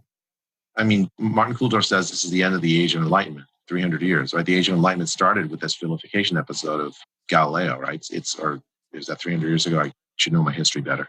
In any case, I think that we kind of had develop norms where you could have disagreements within science without this kind of vilification. I mean, I think you've seen some episodes like this with, in the Soviet Union with Lysenko and Darwinian evolution, the vilification of Darwinianists, or more recently in the US and elsewhere about any dissent over climate change science. So I think it's not like unprecedented in history, but certainly, I mean, I've never seen it in my own work. I mean, the field I've been in has been characterized by lots of disagreements, health economics, and it's, I think, really healthy to have those disagreements. A healthy field has these kinds of disagreements followed by, sort of good empirical work to try to decide which views are right, and then you move on to the next thing. I think that the problem here is that this particular scientific disagreement has affected every single person on the face of the earth negatively and made it impossible, close to impossible, to have a rational discussion so we can decide if we're doing the right thing or the wrong thing. And as a result, we just follow this policy, this lockdown. Most of the world has followed this lockdown policy without actually having had a chance to have the debate that would have helped us realize whether it's a good or bad thing. I mean, that was, again, part of the reason for the Great Barrington Declaration was to really just to restart this debate. Because if I'm honest, I don't think there's anything new in the Great Barrington Declaration. It's a restatement of the old pandemic plans. Yeah, and in fact, I'm pretty sure if you go back on Twitter and look in the very, very early months of all this, you can find some of the people who later became your antagonists early on kind of groping toward that position. And then when the other position became the established one, all of a sudden it was like they had never said the other thing before, that everybody just jumped on that bandwagon so rapidly. On the basis of no evidence. I mean, right. What evidence came out was like the Imperial College model. That's not evidence. That's a model with 5 million assumptions, many of which have turned out to be, in retrospect, not quite right. So I think it was fear. It wasn't science that drove the switch to lockstep support for the lockdowns. It was fear. What is people want to know about these vaccines? And I hear people, I mean, here's the thing. I have no background in any of this. I'm a historian, but I have a level of intelligence where I can look at graphs of different places. And if I'm told that we're facing a threat that's so catastrophic that it justifies impoverishing people, burning through their savings, causing all kinds of other collateral health problems, whatever. then I better be able to see the effects of the mitigation measures clearly on the charts, and I'd better be able to see massive outbreaks when in the absence of these measures. And if I look, for example, I'm actually putting together a quiz where people are going to have graphs and the states aren't going to be labeled, and they have to pick which is the one with the heavier mitigation measures. And of course, they won't be able to. But I'm going to do a pin the Thanksgiving on the Midwest, because the Midwest did not spike during Thanksgiving. It spiked at another time right around Thanksgiving. But all at once, apparently everybody in the Midwest simultaneously, it must have decided to follow the public health measure. I mean, obviously something else is going on here. So anyway, so I intend to do stuff like that. I mean, that's science, Tom, right? That's what you're doing is science, right? You're saying you have one view, lockdowns are drive the spread, and lack of compliance with lockdowns drive the spread. You have another view, which is the disease spreads regionally and seasonally. And if you think view A about lockdowns is right, then one ought to be able to tell the difference between those graphs. If view B is right, then you're going to have a much harder time. So I think it's so clear at this point that lockdowns cannot be the primary explanation for the changes in the caseloads and whatnot of this virus. Right. This is a virus that spreads regionally and seasonally. Right. Well, so the reason I bring this all up is I'm writing I'm not pretending to be an epidemiologist. I'm not pretending to be a public health expert. I'm just a guy who wants to know what the explanation is behind these charts, or at least for people to say, as Andy Slavitt said on MSNBC, Andy Slavitt, when he was asked, what's the deal here? California and Florida are almost indistinguishable, and yet Florida's mostly open, has a much older population. I mean, you would think it would be the opposite. And he was reduced to saying, well, there are a lot of things about this virus that are a little bit beyond our ability to understand. That was all I wanted them to say, was just to admit I know it seems like we have incredible certainty given how robustly we're imposing these measures, but a lot of this still is elusive. That was really all I wanted to hear. Well, likewise, I don't know anything about vaccines, and I'm never going to, in my available time, I'll never be able to learn enough that some other person who knows more couldn't come along and refute. So I have to rely on people I trust. And I'm hearing some people telling me the vaccines are actually very good and the numbers do look very good. They seem to be very effective. I have other people saying whether they're good or not, they're not really vaccines in the traditional sense because of X, Y, and Z. Can you try and sort this out for lay people? Sure. So I think both are true. So first, these are fantastic vaccines, Tom. And I have to say, like, if you asked me at the beginning of the epidemic, would it be possible to develop this kind of technology so quickly, get it tested and mass produced in the speed that we've done it? I don't think I would have said yes. In fact, I know I wouldn't have said yes. But especially for older people for whom COVID is such a deadly disease, they are such a great idea. They're a godsend because the side effect profiles, I mean, they're not perfect. No vaccine is perfect in its side effect profiles, but it's low enough that the risk of COVID dwarfs the risk of the side effects of the vaccine. I think you get to a certain age where that's no longer true. And I don't know what that age is, where I'd say don't take it because the side effects, if you're a kid, I mean, it's not clear to me that the vaccines are overwhelmingly better than COVID for a very, very young person. So there's some age cutoff in between where the vaccines turn from, sort of just, you'd be indifferent between them. But it's interesting, like almost all of the discussion around the policy has ignored this age gradient, right? So the lockdowns are this unfocused policy that quarantines young and healthy people in the hopes of stopping the virus from spreading, ignoring the age gradient and say, why not just do focused protection of the old? Same thing with the vaccine distribution, right? So actually, one thing we did right, most states did actually prioritize the old first for the vaccines. And that's a good thing. I mean, that's why we're sort of starting to see this decoupling of cases and deaths. I think the moral case for vaccinating the young in the US first is terrible. But even now that we've vaccinated many of the large fraction of the older population, I mean, I kind of think we want to send these vaccine doses overseas to older people outside the US who need them way more than, say a 25-year-old American who's at very low risk of death. I mean, we can discuss exactly when that is. Now, you also had a second statement, which is that the vaccines are a novel technology, and they are a novel technology, right? Especially the mRNA vaccines are really novel technology. It's a normal, like traditional vaccines introduce an antigen into your bloodstream, and then your immune system reacts to it, produces an immune response that makes you immune to the virus that has that antigen present. This vaccine, what it does is, let's take the Pfizer and Moderna vaccines, it introduces an mRNA strand, which then essentially, in effect, infects a cell. The mRNA strand isn't taken up into the nucleus of the cells, not incorporate the DNA. The mRNA is then turned into the spike protein that's expressed on the cell. Then your immune system finds those things and turns to be very effective at finding those spike proteins that are produced on the cell surface, and it produces a lasting immune response. It acts like a vaccine, although it's not exactly the same mechanism as traditional vaccine. Well, then why is it then, I mean, with a traditional vaccine, we don't generally have the question of, well, if you get the vaccine, we don't know if you could still wind up getting whatever the disease is and then transmitting it to somebody else. But with these vaccines, that does seem to be in doubt. Why would that be? It's true with the traditional vaccines too. There's a big discussion around every time there's a new vaccine. How effective is it as reducing spread? How effective is it at neutralizing infections? How complete is the protection? I mean, very few vaccines are 100% effective in both. So it's finding the right antigen that works, getting your immune system to respond to it appropriately, and producing lasting immunity it tends to be an art, actually, rather than like a specific. I mean, obviously science is involved, and so that's what stunned me about this. Like we sort of got to the right antigen almost immediately. We produced a delivery mechanism that produces a lasting immune response. Again, almost immediately. We tested it at scale.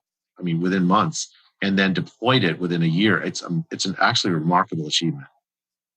Can we close with the issue of vaccine passports? If I remember correctly, you and Professor Kulldorff jointly wrote an article on this. If the vaccines are effective and they do the things that people hoped they would do, then isn't it a small thing to ask people to do this because you would thereby contribute to herd immunity and bring everything to an end? I mean, look, you already know what the argument is, but what's the problem with that? Well, I mean, think about what a vaccine passport actually is doing. It's saying, like, we're going to divide society into two, if you have the vaccine or not. And we're going to deny access to normal human things if you haven't had the vaccine. Well, I think 120 to 170 million people somewhere in there have been already infected with COVID and are immune. They don't really need the vaccine to pose no risk at all to anybody else. We're going to deny them access to airports. We're going to deny them access to restaurants, to sporting events, to schools. I mean, are we really going to? I mean, it's like Jim Crow, right? You're reintroducing this sort of division on the basis of some measurable thing, and then you're saying you can't have access to society on the basis of not having this measurable thing. It's a very, very coercive, unequal thing, especially since the set of people who've been infected they tend to be the people who haven't, essential workers and poor people, working class, who have not had the luxury of staying home during the lockdown. So I think it's very, very unequal and unfair. The second thing I'd say is it's bad for public health, right? Because it's completely reasonable. I mean, if I'm somebody who's looking at this and doesn't know a ton about vaccines, I'm going to say, well, if you say that vaccines are so good, Jay, why are you forcing me to get them? Why you? I mean, my reaction will be, you're trying to pull something over on me. It's very bad for public health. It sort of creates this distrust of public health, and a completely reasonable distrust of public health when you employ these kinds of coercive measures, as opposed to just telling people, here's what the data show. A good example of this is the Johnson & Johnson vaccine.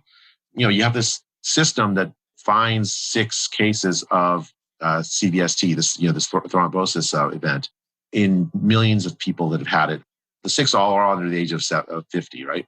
What's the right way to deal with that? You trust people. You say, look, for people under the age of 50, we've discovered this 1 in a million event, and here's the risk of COVID if you were to get it. You make your own decision what to do. I think people will mostly do the right thing, as opposed to creating the distrust. You have to get the vaccine or you can't participate in normal life. The vaccine passports are a guaranteed way to create distrust and dissension, which will make public health work much more difficult. Well, one last thing related to that, because I have a friend, I think it might be Phil Magnus at AIER, but I'm not entirely sure, who refers to Dr. Fauci as the nation's leading vaccine skeptic. Because he gets the vaccine and then he says, I'm not going to restaurants, I'm not going on any trips, I'm not going to do this, that, or the other thing. And people are responding to that with, then what would lead somebody to get this vaccine if it means, if it means you're just going to continue in this way? But couldn't he come back and say, well, just as you, Jay Bhattacharya, said, with any vaccine, we need some time to see how good it is at doing X and Y. And I'm just trying to be mindful of safety and measure risks and benefits and wait for the numbers to come in. Is there anything wrong with his approach? I guess if you have that point of view, you're risk averse in that to that extent. I'd ask you to be consistent in your risk aversion to that extent. And maybe Fauci is. I don't know him personally.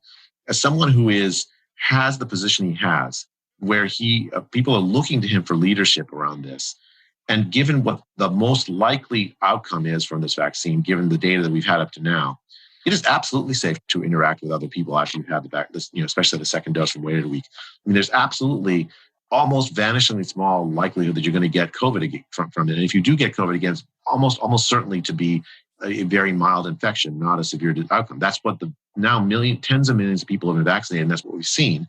Even in the early days of the vaccine, 30,000, tens of thousands of people have been vaccinated. We saw something very similar.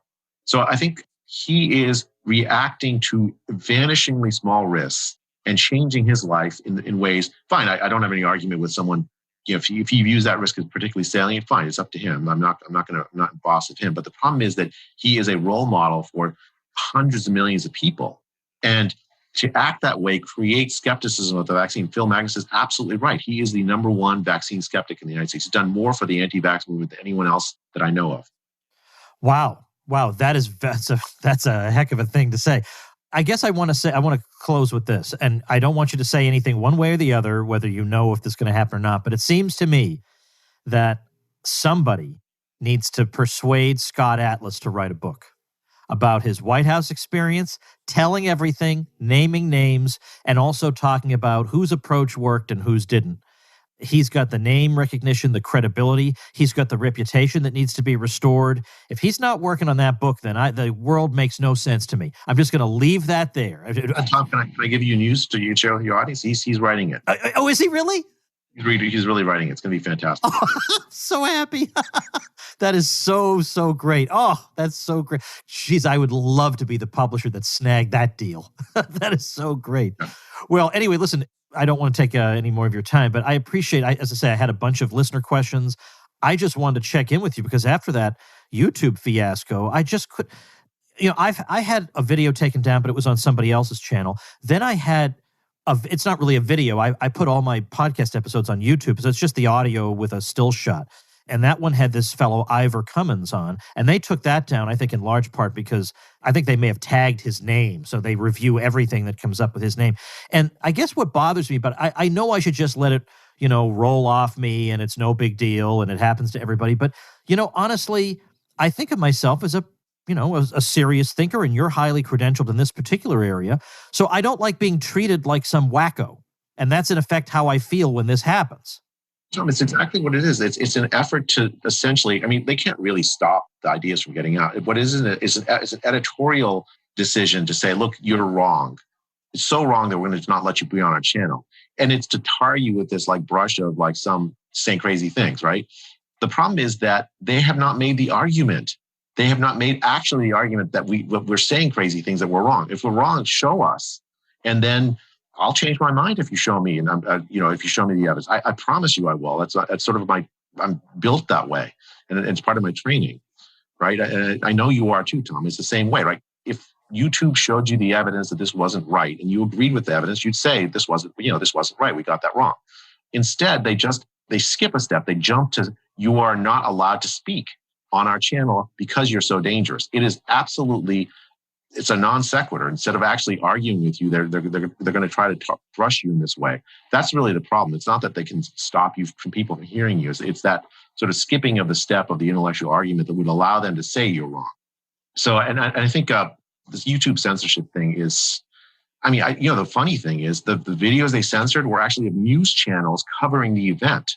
And then NBC wrote a story essentially favorable to YouTube in favor of YouTube censoring news channels. It's the most extraordinary thing. I can't. There's something wrong with American democracy if the media is cheering on censorship of the media. There's just not understand that it could come back to bite them at some time. It seems really strange. You'd think there'd be people who'd be up in arms about this, and I think people are starting to get upset about it. I'm going to just do one more thing. I said we're wrapping up, but I just want to know, what is your impression of Ron DeSantis, having interacted with him at least several times? I've never met a politician like him. He's extraordinary. He called me out of the blue sometime in mid-September, like on a Sunday morning. I'm not sure exactly I got my number, but he called me up, said, would you like to speak to Governor DeSantis? I said, okay. And he'd read we had a 2-hour conversation about COVID policy. This is September of last year, right? And he had read all the papers that I referenced, and not my work, but like lots and lots of other papers. He knew all of the details. It was a remarkable conversation. And then we had this like roundtable on September 25th with Martin and Mike Leavitt, and with DeSantis leading it. And the next day he lifted most of the restrictions all across Florida. I mean, there's this like combination of like bravery, intellectual bravery, and also willingness to take a stand and sort of knowledge that I've never seen in a politician before. Yeah, and I completely misjudged him. Initially, I thought he was like one of these jocks who, gets into Yale and pulls C's and, whatever. I just, for some reason, I thought that. And now I really reproach myself for some reason having jumped to that conclusion, because when I saw the initial roundtable he did numerous months ago, I thought he was so informed, and without any notes, he was so informed about the literature. And I mean, now it's not that uncommon for people to know about the Iceland contact tracing study early on relating to schools and the spread and stuff. But, he just knew that off the top of his head. For all these people criticizing him for not following the science, or governors, whatever, he could go up against any governor in the U.S., it seems to me. Go up against epidemiologists. I mean, most epidemiologists don't know the literature as well as he does. I mean, I don't have enough words. I mean, I'm still stunned by it. I didn't know anything about him actually before, basically before September, really. I've just been very impressed. Well, one way I know there won't be any other lockdowns in Florida, I mean, not only because the numbers seem to be trending down and we have reasons to think this thing is coming to an end, or at least a manageable equilibrium, is that he's staked his entire political fortunes on there being no more lockdowns. There's no way. It's not like George Bush saying, read my lips, no new taxes. That this is way beyond that. Everything about Ron DeSantis now is that he is the guy who let Florida live. That's who he is. Yeah, I think you're right. He's basically, like, I had a reporter ask me about him from Politico, and the sort of line the reporter was trying to give me was that he got lucky, that he turned out to be right ex post, but he got lucky. And, obviously there's great uncertainty about risks, about any policy of this kind of scope. But, it's not actually luck. He was very, very well informed. And the policy that he adopted for his state, this focus protection policy, is robust to a lot of uncertainty. I mean, let's say the IFR is double what I think it is. Well, that actually still focus protection is the right policy, because as long as you have that age gradient in risk, the right thing to do is focus protection. It's robust to a very large number of what if the herd immunity threshold is way higher than I think it is? Well, what's the right policy? Well, still focus protection is the right policy, right? It doesn't matter what a lot of these scientific uncertainties are.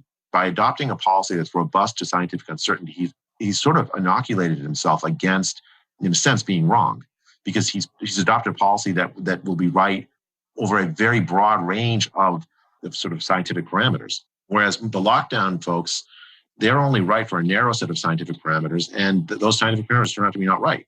So I think, in a sense, he's not lucky. He actually is smart. I mean, he really got the policy right by delving deep into the science. Yeah, no kidding. And the thing is, though, despite all the confidence you might have in what you've been reading, he still must have had some sleepless nights, when the Sunbelt spike was going on, maybe. And now that was probably before the full opening, but it was still somewhat open. Yeah. And he must have been wondering and second guessing himself, at least in private, because you are dealing with people's lives here, but he stuck with it. Yeah, I mean, he staked his career on this, right? I mean, I guess I staked my career on this too, right? But I think the key thing here is, like, why are we having? This is one of these things where we're going to look back and just hang our heads and say, why do we do? Why does it require staking people's careers on this, when what should have happened is a reasoned discussion in March about who's at risk and how do we protect them? I read a Washington Post piece by Mike Osterholm, who's like one of Joe Biden's advisors now, I think, on COVID, from I think it was March, where he basically argued for the Great Barrington Declaration, March of last year. So I don't really understand. Even Fauci in February was talking about it in sort of the more correct way. We just changed policy without a discussion, without actually thinking about what the risk profiles were and what the right thing to do based on those risk profiles. Older people are the most vulnerable. Why not work incredibly hard to protect them? Lockdowns are really going to be deadly. I mean, how could we not know that?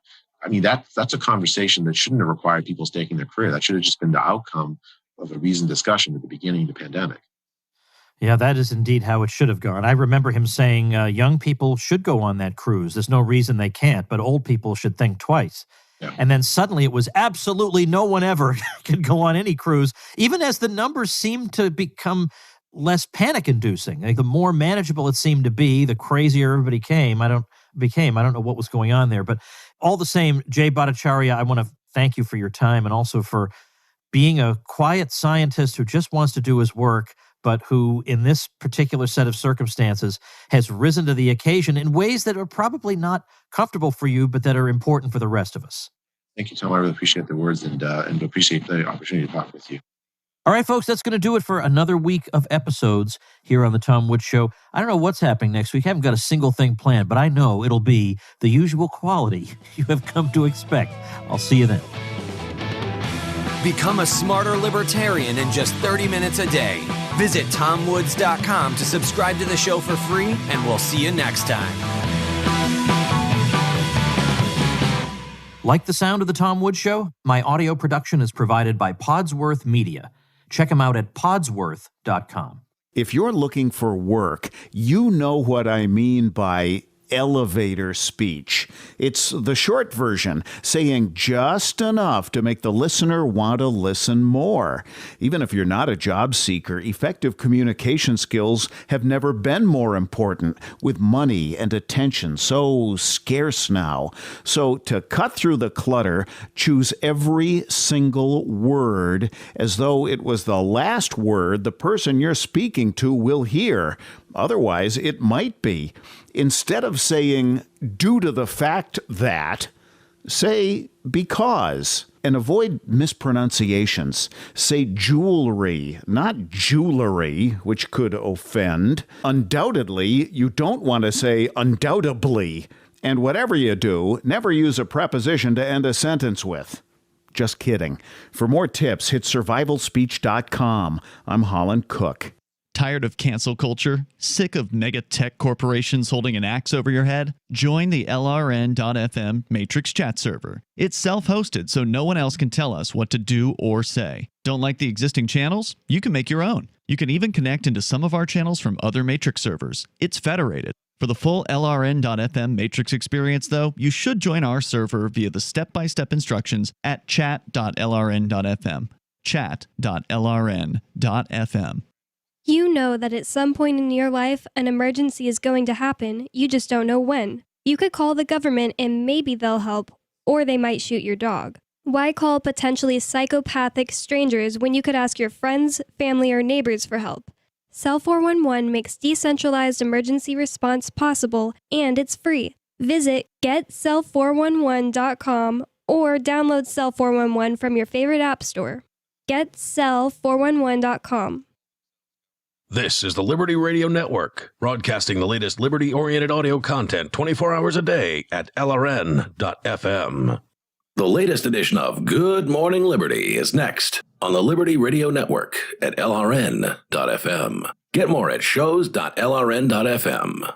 Having your own home is awesome, but it's also a lot of work. The good news? Finding help for your projects is easier than ever. Introducing Angie, the app that puts all your home care needs at your fingertips. Need a pro to fix that emergency leak? Maybe find someone to build a deck, or even set your seasonal tasks on autopilot. Angie can handle all that and more. Expert pros, hundreds of home projects, clear pricing, and the easiest way to book and pay in seconds. This is Angie, your home for everything home. Download the app today.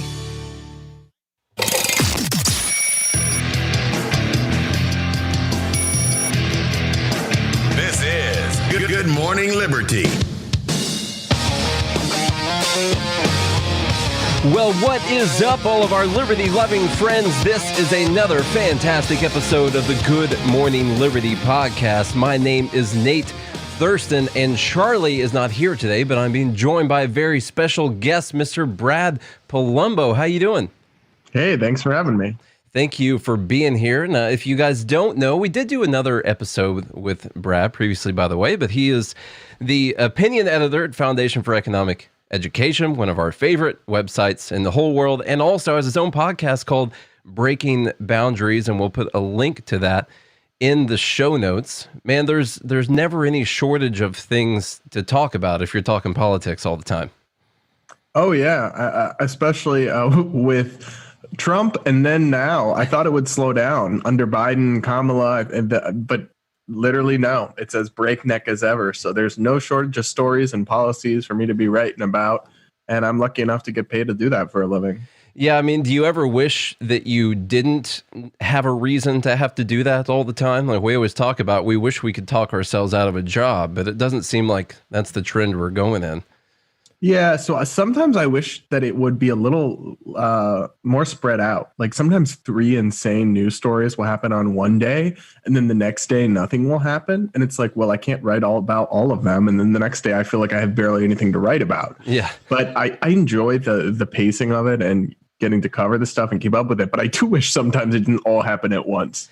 Yeah, a couple things I specifically wanted to ask you about today, and since we talked a little bit about what's going on with the Johnson & Johnson vaccine. I know that they've paused it. I don't think it's been just banned or anything like that yet, but they're pausing it. And we tend to think that that's kind of a crazy idea. Just if you go by the statistics on it, it doesn't seem like the best move that I've ever seen. What do you think about that?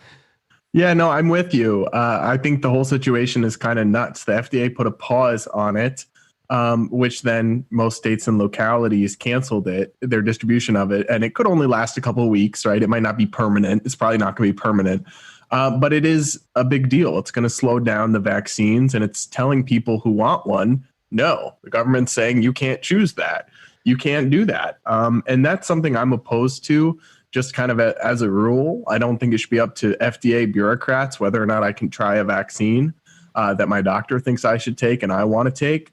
But also, it's just even from their perspective, the bureaucrat perspective, it doesn't make any sense. You got 6 reported blood clotting cases out of 6.8 million vaccines given out. It's 1 in a million. The chances of getting a blood clot are less than the chances of being struck by lightning in your lifetime. Medications like birth control give you 1 in 10,000 people get a blood clot, and yet they're sold or distributed every day. Well, you were saying this might only last 2 or 3 weeks, but I think the damage to the idea of this specific vaccine is probably going to last a lot longer than that. You know, you're going to have a lot of people that are going to be dissuaded from getting it because of this move. And that's going to have repercussions, even if they decide next week that it's going to be okay. Obviously, this is going to be a thing now that everyone's going to be worried about.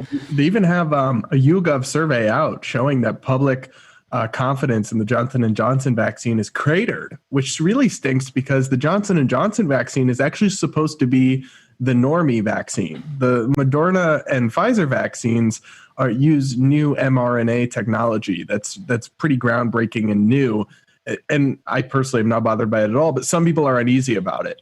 Johnson & Johnson uses the old school vaccine technology. So it was supposed to be the one that they thought they were going to be able to get people who were kind of vaccine hesitant to still take.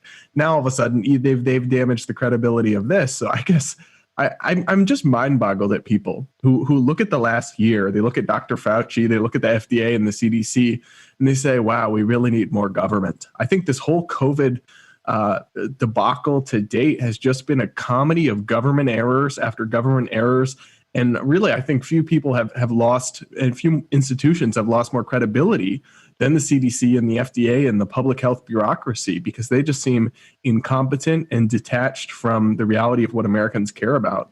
The only thing that we could pinpoint that could be a positive from this would be, I've seen people on both sides of the aisle, even people on the left, talking about how bad of a move this was from the FDA. And my hope would be that it sheds light on some of the incentive structure that's inside of the FDA. You know, that they tend towards this, they'd set a quote, it was an overabundance of caution, right? So they're going to pause this.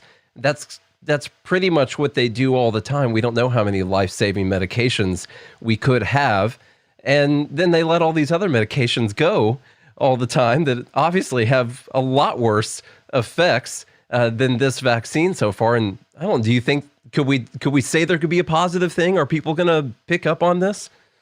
Look, I hope so. But I will say there are a lot of issues where people on the left or people on the right suddenly see the government isn't working or is broken, and then yet they have this disconnect where they don't apply it to other situations. So the same Republicans that say gun control won't work think the drug war will, right? Yeah. The same Democrats have these same kind of inconsistencies about all sorts of things. But I guess then I do wish people could take a lesson from this, because the FDA is broken by its very design, by its very structure. Just look, I'm an economics focused reporter and writer. So in economics, everything goes back to incentives to understand human behavior. And the incentives that face the FDA bureaucracy are very clear, and they're very skewed away from facts and kind of a neutral cost benefit towards caution. Because if the FDA lets out a medication that hurts someone, that cost will be directly blamed on them, and they'll get the PR backlash. But if they never allow a potentially life-saving medication to go to market, the unseen benefits are never noticed, and they're never blamed for it. So good policy requires weighing the costs and the benefits neutrally, but the FDA is super skewed by its very design to be overcautious. And in something like this, honestly, people who could have taken the Johnson & Johnson vaccine over the next few weeks and won't, as a result of this, might die. Some people, by far more people will die as a result of this than blood clots. Yeah, we talked a little bit about this on our podcast the day before yesterday, but that you can do the numbers on this one pretty easily, and we can just remove all of any kind of politics in discussing the numbers with COVID and doubt or anything like that. But if you just go by the statistics on the amount of people that get COVID and that die from it, and the amount of people that take this vaccine and get a blood clot from it, there's a pretty easy cost-benefit analysis to do on this. It's not that hard to do, but they don't need to do that. It's also a question of who should be making the cost-benefit analysis. You know who knows my costs and benefits pretty well? Me. You know who doesn't know my costs and benefits pretty well? The FDA, right? Yeah. So for some people, say that you are a young woman, which is all the cases where the blood clots are as young females, who is at no risk of COVID, statistically almost no risk, 25-year-old woman, but would be at some very tiny risk of blood clots. Your cost-benefit analysis is, okay, maybe I won't take the vaccine, right? But the FDA deciding that for you doesn't help. And someone like me, I'm a man, the blood clotting is only happening in women. My cost-benefit analysis is very clear. I'm better off taking the vaccine than not. I know that, but the FDA wants a one-size-fits-all rule because they think you're too stupid to decide for yourself. And that's the problem, because this isn't just a COVID thing. It isn't just a vaccine thing. They do this with drug approval processes every day. They do this with environmental regulations, consumer regulations, labor law. It ultimately is a question of bureaucracy or individual decision-making. Yeah, we've done... I don't know if we could really have a number, but the FDA gets credit if they remove a medication from the market, and that medication, say in Europe somewhere, ended up harming a lot of people, but they kept it off the market. They get that credit. But what we don't have is the number of the amount of people who could have been saved from medications that the FDA would not allow onto the market. There's always this unseen problem. We don't have that number, but I would imagine it's pretty high. Yeah, this is what Friedrich Hayek, Nobel Prize winning economist, he talked about this a lot. Actually, I'm sorry, this was Bastiat, the seen versus unseen. And good policymaking, good economics accounts for not just the obvious, immediate, seen consequences, but also the second order and unseen effects, because a lot of bad policies, whether it's tariffs or overcautious FDA policies, they find one very tangible benefit or harm that they can stop or block, and they just don't see or choose to ignore all this vastly dispersed harm and cost that actually outweighs the benefit, but the benefits are really tangible that they can point to and get credit for. That might be a recipe for good politics or good promotion in the government bureaucracy, but it's not a recipe for actually good policymaking. Well, and it becomes, so if your job is to make sure that someone doesn't die from a medication, then you can pretty easily achieve your goal by not allowing the medication to go onto the market. Like, there's your final endpoint, is we just want to allow, and we stop people from dying from the medication, is that if they created a bureau to make sure that no one died in car accidents, the final end result of that, ban cars, just take them off the market. But we do that cost-benefit analysis. We know that cars can be dangerous. We know it's dangerous to drive on the road, and we choose to do that, and we act accordingly. But when your job is to make sure that people aren't going to die from a medication, you don't have to do the other part of the analysis, which is how many people are going to die from the illness. It's how many people are going to die from the medication, and I can stop this from happening. It sounds like what we did with COVID in general, really, when it comes to shutting down economies all across the world. You can do that analysis. How do we make sure no one dies from COVID? That's our job. That's a win right there. It does, okay, starvation, economic depression, all that, that's all secondary in nature. That doesn't matter, right? Yeah, look, I just was reading about this today, but the latest data show a record level of drug overdoses in the year that ended during the pandemic, that a huge increase in months up through September 2020, according to the data that we just got over the year before. So there's tens of thousands, if not hundreds of thousands, hundreds of thousands by far, if you count suicides and everything. But just in terms of drug overdoses, tens and tens of thousands of people died deaths of despair from drug overdoses, probably largely attributable, not every case, but in many cases, to the economic and social and mental health and physiological consequences of lockdowns and social distancing and isolation. But someone like Dr. Fauci, he's just saying lock everything down because he's just thinking about COVID. That's his only mandate, I suppose, though I would think, I think people should at least try to account for other factors. But the lockdown kind of hawks and the COVID people who really wanted us to do this, they had tunnel vision, and good policy making never comes out of tunnel vision. That's how you end up with really dysfunctional results where you can say, haha, we reduced COVID deaths, though they didn't even really do that with lockdowns. But that's a whole nother topic. But it's no good. Just if your goal should be to mitigate deaths, not COVID deaths. Yeah. And that's a very important distinction. It's as if only the COVID deaths matter. And the other ones, we're not trying to stop the total number of deaths. It's just COVID deaths because that's our job. That's what our committee says we're supposed to do, or that's what my job title says I'm supposed to do. And it's almost like we shouldn't let just some high up people at the top organize an entire society or economy.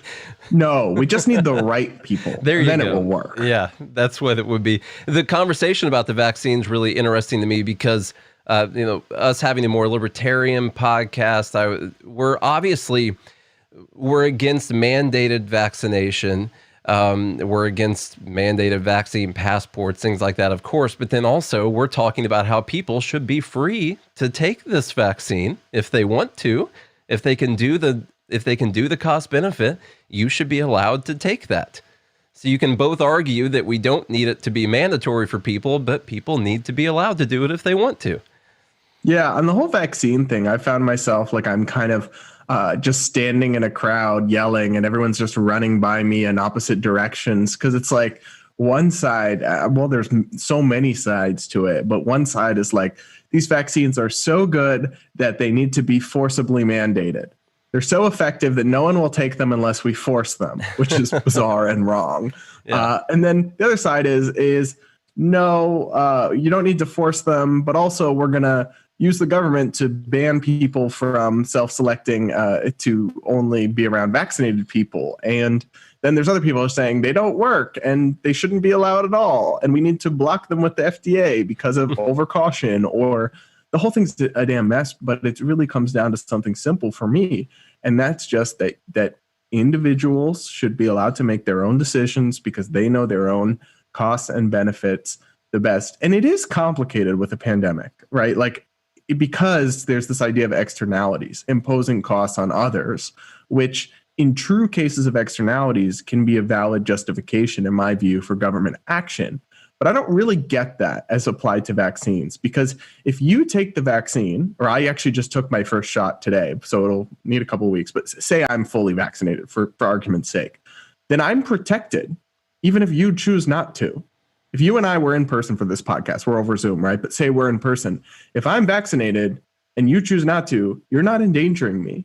The vaccine protects me. That's the point of the vaccine. So I don't get any sort of externality argument here that would even remotely justify compulsion or passports or any of this stuff. Well, they're actually doing what they continue to do is undermine the reason for getting the vaccine in the first place, which is saying that even vaccinated people shouldn't be around unvaccinated people. I can't wrap my mind around that, what the point of the vaccine is if it can't protect you from being around someone who has a very small chance that they could be carrying something that you're vaccinated against. It makes no sense. Some of these public health people like Fauci and they're basically anti-vax at this point, in effect, not in their intentions, but they're going around saying, wear your double mask, even if you're vaccinated. You can still get COVID if you're vaccinated. You can still infect other people. All of this stuff is factually wrong. Like every study we have, we don't obviously have comprehensive years of data, but they all show the opposite. Vaccinated people don't really get COVID, rare exceptions. They're 95% plus effective. They don't spread COVID with very rare exceptions. So it's like you should be telling people when you have your second shot and you wait 2 weeks, you can light your mask on fire and run out into the world and hug some homeless people. And instead they're doing the opposite. And it's like, if you're someone, we need a lot of people, not just elderly or the really vulnerable to get vaccinated in order to eradicate the viruses from spreading, herd immunity. So that requires people who, like me, who are not particularly at risk from COVID to still take the vaccine. But if you take away any incentive, a lot of young people or people who aren't in danger from it won't. So I don't know what these people, these hawks and alarmists are on about. I don't know what their true intentions are, but what they're doing in effect is so deeply counterproductive and honestly beggars belief. It's not only they take away the incentives, but now they're adding in a fear of getting the vaccine because the vaccine could be dangerous and has caused 6 blood clotting disorders so far. I mean, they're making it seem more dangerous than it is by a lot. It's literally walking around and being worried about being struck by lightning. Like that's what's happening right now. It's really crazy. I've started to see these bizarre social media confessions by fully vaccinated people like Joy Reid, who's one of the worst people in American media. The MSNBC host, she did this Twitter thread about how she's been fully vaccinated. It's 2 weeks, but she's just not ready to step out in the world. She's still scared and afraid. And I'm like, you're really telling on yourself as an unhinged person detached from reality. It's not like you, a 40-something-year-old woman, were ever really at risk as far as anyone knows. A particularly vulnerable risk, and you've now been fully vaccinated, and you're basically dear diarying to the whole world that you're afraid to leave your couch still. Something sick is going on in some people's heads if that's where they're at, because that's the opposite of how you should feel once you've been fully vaccinated with a vaccine that works, which this one, based on everything we have, data, sure seems like 95+% effective.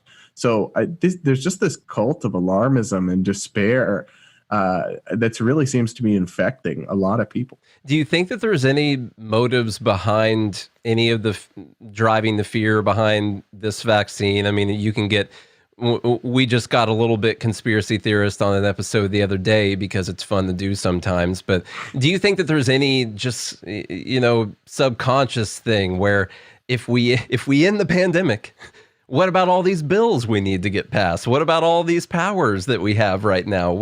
What's the incentive to end this pandemic? We get everything we want right now. No, I mean, it's not really conspiratorial when you're looking at what they're actually doing. So Biden's $1.9 trillion COVID bill only 10% of the money went directly to combating COVID. 1% of the money went to vaccines.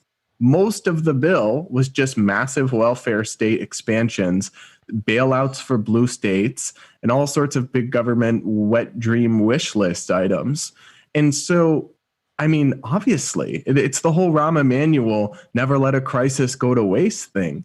They have been able to accomplish things like making massively expanding the welfare state, $6 trillion of welfare spending over the course of a year that they never would have in a dream have been able to do without the pandemic. There have been all sorts of governors who've had emergency powers granted to them. Media, fear sells, baby. I'm a journalist. I know this. This is simply true. CNN doesn't want its ratings. Its ratings are already way down after Trump. But when the COVID pandemic ends, they're going to go down even further. There is a very strong incentive for people towards alarmism of all types. That's why even in like conservative talk radio, every election is the end of the world, the end of the American experiment. The left will destroy this country. And it's just the same thing all around. And the COVID pandemic is just a particularly acute example where when the crisis is allowed to end, so will many people's claim to big amounts of power. And so they're going to have a strong inherent bias, subconscious. It's not like there's a cabal of people prolonging the pandemic that meet in a dark room, but it's just this strong subconscious bias towards alarmism that brings us this kind of dysfunctional result. Now, one thing I wanted to ask you about was, and I think we probably agree on this, because when it comes to the idea of vaccine passports, getting on that, I tend to think that no one, first off, needs to be mandated to get the vaccine. I also don't think that businesses need to be required to make sure that people have gotten the vaccine. I don't like any type of mandatory vaccination whatsoever. I think that there's a great free market argument behind that, which is that if you mandate it, why would you ever make it better afterwards? If you're forced to get something, where's our newer, better versions going to come from? If everyone's been forced to get this one, but with the vaccine passports, the governor in Florida, Ron DeSantis, said that he was going to ban private businesses from requiring that, and this is a very split issue amongst libertarians. And I wanted to get your thoughts on that. Yeah, I got so much hate from conservatives and libertarians for my stance on this, which I just think is consistent. I don't think the government should have any involvement in vaccine passports creating or certifying or monitoring at all. I mean, the civil liberty concerns there are just endless and sky high. And also, I just don't think it's necessary. People are taking this vaccine. It's a really good vaccine. You should be able to convince people without making a scarlet V, right? They have to wear on their shoulder.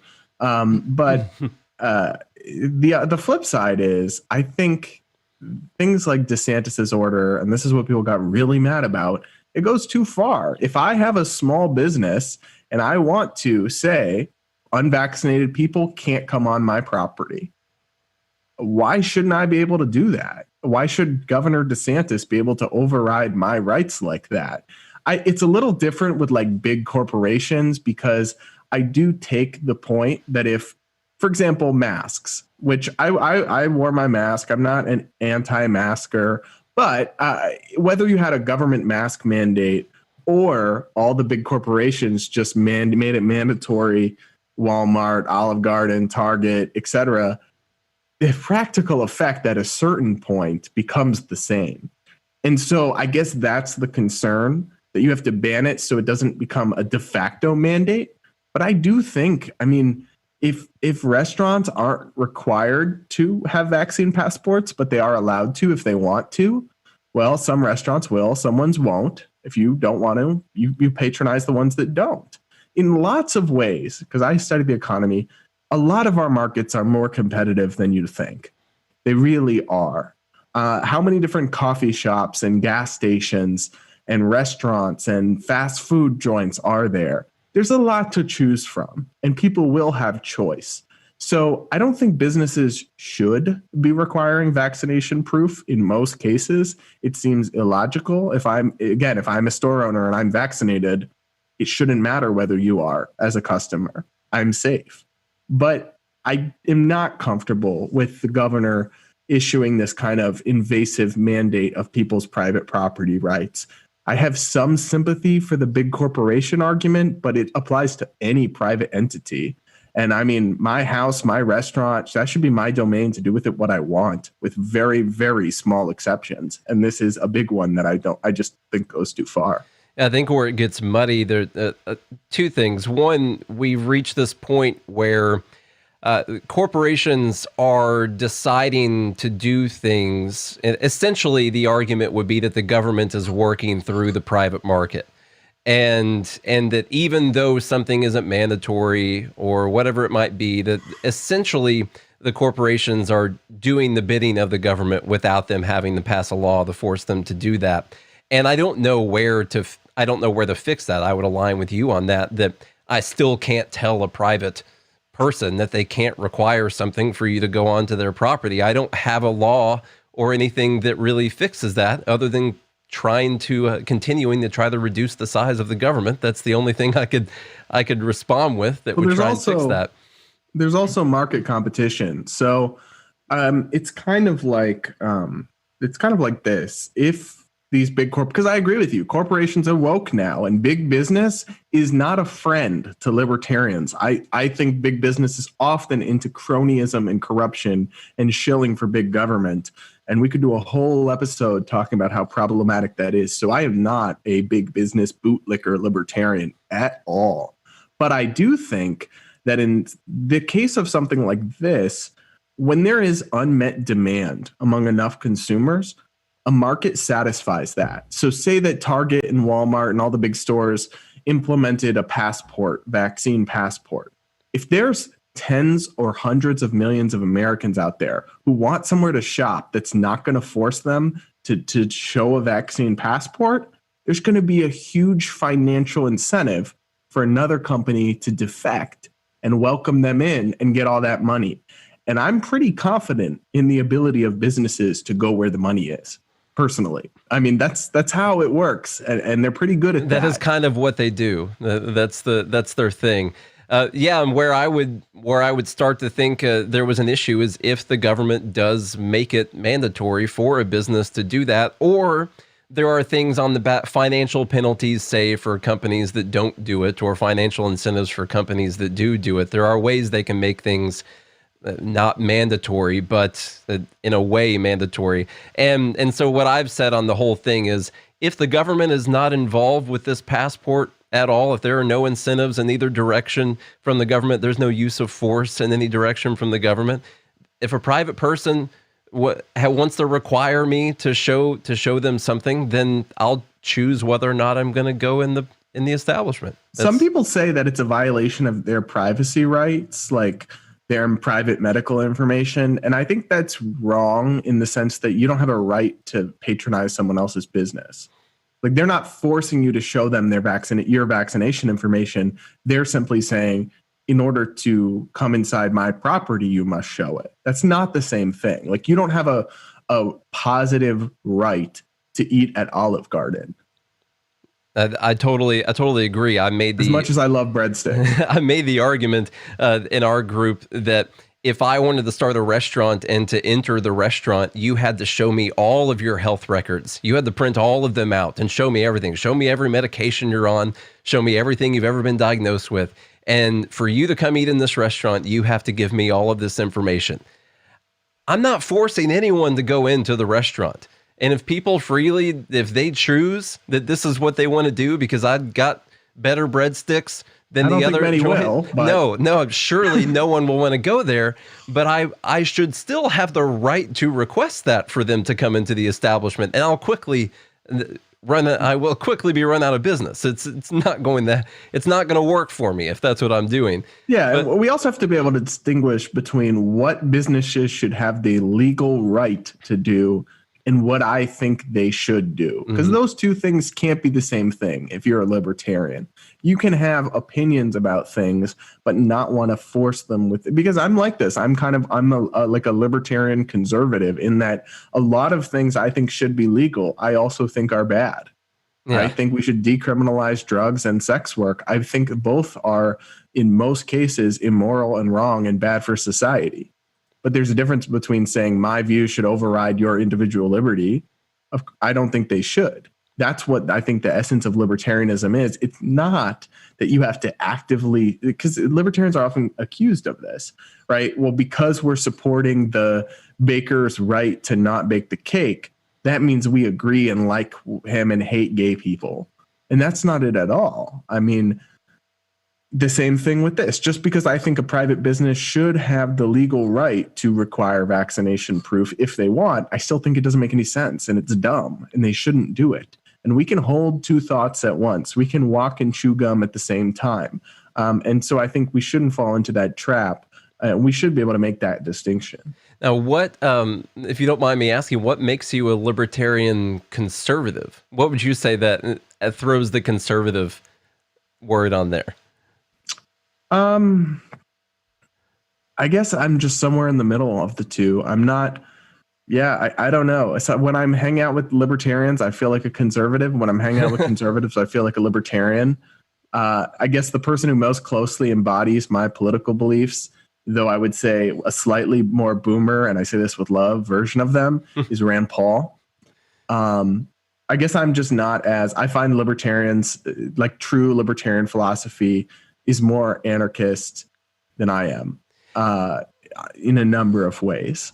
So if you took libertarianism to its logical conclusion, it eventually it has to lead to anarchy, the true, no government, if you took it to its logical conclusion. Yeah, I mean, I'm in effect very libertarian on most things because I want a very limited government, free market economies, and constitutional protected liberties, and then social libertarianism. But what I'm not, though, is fully open borders, defund the police, private.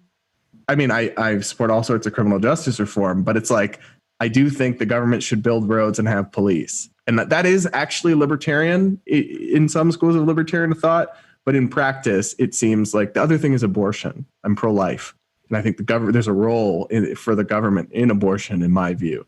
Because the same way murder should be illegal, if you believe abortion is murder, you got to believe the state should be involved there too. So I just find in a lot of ways I'm disconnected from true libertarianism. But I would say that on almost every issue that I can think of, I do want to see the country move in a more libertarian direction. Do you think my big issue with libertarians is it seems like I always think libertarians are very all or nothing, and I think that's why we don't trend in the libertarian direction, because there aren't any compromises. I'm very libertarian, but I would vote for Rand Paul as many times as my state would allow me to send in a ballot to vote for Rand Paul, because I see him as a logical step towards the direction that I want to go. And I don't think libertarians think long-term enough that we're going to need to step this down for 100 years. It's going to take some time. I also think like the word libertarian, especially with a capital L, has a lot of bad connotation to it. I mean, the LP, maybe I would identify fully as a libertarian if the LP wasn't such a shit show. Yeah. Oh, we could talk. We could do a whole episode about that for sure. My card has been thrown in the fireplace in the last year, so it's back to small L for me. It was a big L for a bit. It's back to small L for me, for sure. The other thing, a new news piece that's just happening now. What's going on with this idea of packing the Supreme Court? Fill me in on this. Oh, God, what a headache this is. But I mean, a bunch of top Democrats. You have Ed Markey, the senator from my home state of Massachusetts, Taxachusetts, the People's Republic of Massachusetts, teaming up with Jerry Nadler, the one of the top Democrats in the House from New York. they want to pack the Supreme Court. They're introducing legislation to add 4 new justices, which, that's an interesting number, 4. I wonder why, because that's just enough that would give the Democratic appointees a majority. So all of a sudden it would be 7 to 6, I believe. Yeah, 7 to 6 from its current 3 to 6 composition. And it's interesting because one thing to be clear about is what Democrats are proposing is not unconstitutional. I was surprised to learn this when I first started studying this issue and reporting on it, but the Constitution actually does not specify how many judges the court must have. It doesn't say 9, but it's been 9 since the mid-19th century, right? It's been 9 for a long time. FDR was the last one who tried to expand the court, and basically what he did was pass a bunch of unconstitutional New Deal programs, massive welfare state, government overreach. Supreme Court said, you can't do that. And then he said, oh, well, screw you. I'm just going to pack the court by adding justices that like me and agree with me to rubber stamp my agenda. And then what he did is he pushed the court packing proposal so much that the Supreme Court, out of fear, started allowing his programs. And so that kind of shows you why court packing, while not technically unconstitutional, is a really authoritarian and disturbing kind of attack on the system that protects our liberty. Why do you think the founders, it seems like they did a really good job foreseeing a lot of problems that would have came up? It's really interesting to me that they didn't lay out exactly how many justices there needed to be. Any thoughts on why they left that wide open? Yeah, there are a couple of reasons that might be. One is that the founders didn't envision the Supreme Court being nearly as important as it is. The idea of judicial review, that the Supreme Court gets to decide what's constitutional and has final say on all that, is actually not something the founders originally had in the Constitution explicitly. They had it in mind for a smaller role than it has come to have in our system, for better or for worse. And the other thing is that, like, they didn't ever imagine that it would become so political a body. And logistically speaking, the idea of expanding or decreasing the number of justices is not necessarily a good or bad thing, right? For example, the country has gotten bigger. There are a lot more cases. There are a lot more circuits and districts to cover. So the idea that maybe we should have 15 Supreme Court justices instead, right, to adjust with the times, because the Supreme Court has been able to take a smaller and smaller percentage of the cases that are submitted for review every year, isn't a crazy idea. There's nothing wrong with that idea at all. What's wrong is the inherent political way that they're trying to do this, and that if we're being honest, it only ever would be done in a political way, at least the way our politics is now. So I support, he's kind of a doofus, but he's right about this. Ted Cruz has an amendment that would set the amount of Supreme Court justices at 9. And I think we need something like that would just take this off the table, because what would happen is if Democrats, this bill will not pass in this Congress. There's not enough votes for it. But say that it did. The Democrats would add 4 justices. They'd have their 7-6. And then the Houses of Congress would flip totally in 2022. The White House would flip red in 2024. And the Republicans would go and add 5 seats. They'd one up the Democrats. And then we'd go back and forth. And pretty soon you'd have 200 seats on the Supreme Court. They'd all be super partisan appointees, and it would become a total joke of an institution, unable to safeguard our liberties and our rights. And that's the real problem, is you're opening this Pandora's box by changing the number of justices that's just going to keep going and erode the Supreme Court as we know it. And the Supreme Court is so important for limiting what government can do. Otherwise, you're just trusting them to follow their own restraints set in the Constitution of their own goodwill. And that's just naive, to say the very least. It's really interesting that people can't think far enough into the future to understand why this would be a bad idea. Like if you just took Ed Markey and just said, hey, man, okay, so what happens when it's all Republican majority everywhere? Like what happens then? Are you still okay with packing the Supreme Court? Most people would probably say no. So their argument, though, would be that Republicans have already packed the Supreme Court by appointing Brett Kavanaugh and by stealing the seat for Neil Gorsuch. And so they would say, yeah, that's bad, but they started it. And what are we going to do? Just sit out and let them do it? No, we got to fight back. And I just think it's dishonest. I think it's categorically different. Exploiting the normal system in a partisan way to fight to have more of your justices confirmed that you want is what Republicans have done. I do think they're hypocritical about it, no doubt, right? They're hypocritical, for example, not voting on Merrick Garland under Obama, but you then in the last year, but then voting on ACB in the last year.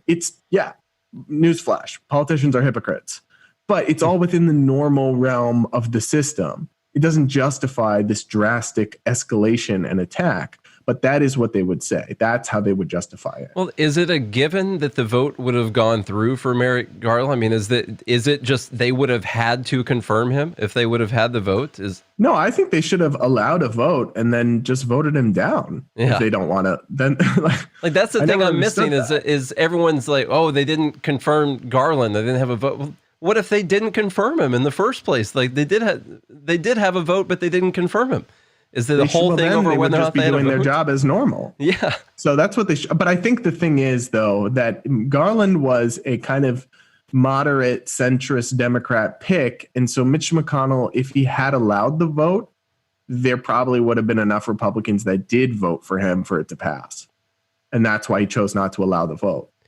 Yeah. Now, one thing I want to ask was on the power overall of the Supreme Court. And I think that's very true. That's why the founders didn't write that in. But we do not have a Supreme Court like what they envisioned, really, at all. We think that there is a law that the Supreme Court, if they decide that something is unconstitutional, well, then it's no longer a law. It's gone at that point. Like they've got their own SWAT team or their own military or something like that that's going to come down and end this law. And that's not exactly what they were meant to do, right? Yeah, the founders didn't. It's kind of disputed, but my understanding is that the founders didn't necessarily all think that's the role the court would take. But it is the role it has taken in effect for hundreds of years now. So just in practice, and I think honestly they were wrong about that. The founders were in many ways brilliant in terms of separating the powers, but I think they should have had the Supreme Court more as explicitly as a referee and then more explicitly defined and limited, because unfortunately the checks and balances, the checks on the Supreme Court are too strong in that the Supreme Court actually has no enforcement mechanism. So one of the reasons that the Supreme Court's politics and policy are so fragile is that the only reason that the Supreme Court is legitimate is because when it issues an order, people follow it. The government follows it, but they don't have to. The Supreme Court can't force the president to listen when he strikes down a law, when they strike down a law that he's trying to pass or push through, or an executive order. The only reason he's in effect forced to is because the public overwhelmingly views the Supreme Court as legitimate. So the problem that this creates is that because there's no enforcement mechanism other than its legitimacy and public opinion, is then the Supreme Court is very vulnerable to its legitimacy being undermined, and then the whole system could collapse under that weight if that was undermined. And that's what something like court packing would do. Just all it would take is one back and forth of each side packing the court before the legitimacy among the public for viewing the Supreme Court goes from 90+% to whatever percent of the party that's in control of it supports it. What I think a good question to ask would be, what are they worried about the court striking down? Like, what is it that when they're looking at the long-term goals right now, why is it important that we get this in place, that we know the Supreme Court is going to be in line with whatever laws that we pass? And I think that's a good question to ask. I mean, they want gun control that's explicitly banning guns, right? Like banning assault weapons, so-called. That's a made-up term, but like banning AR-15s.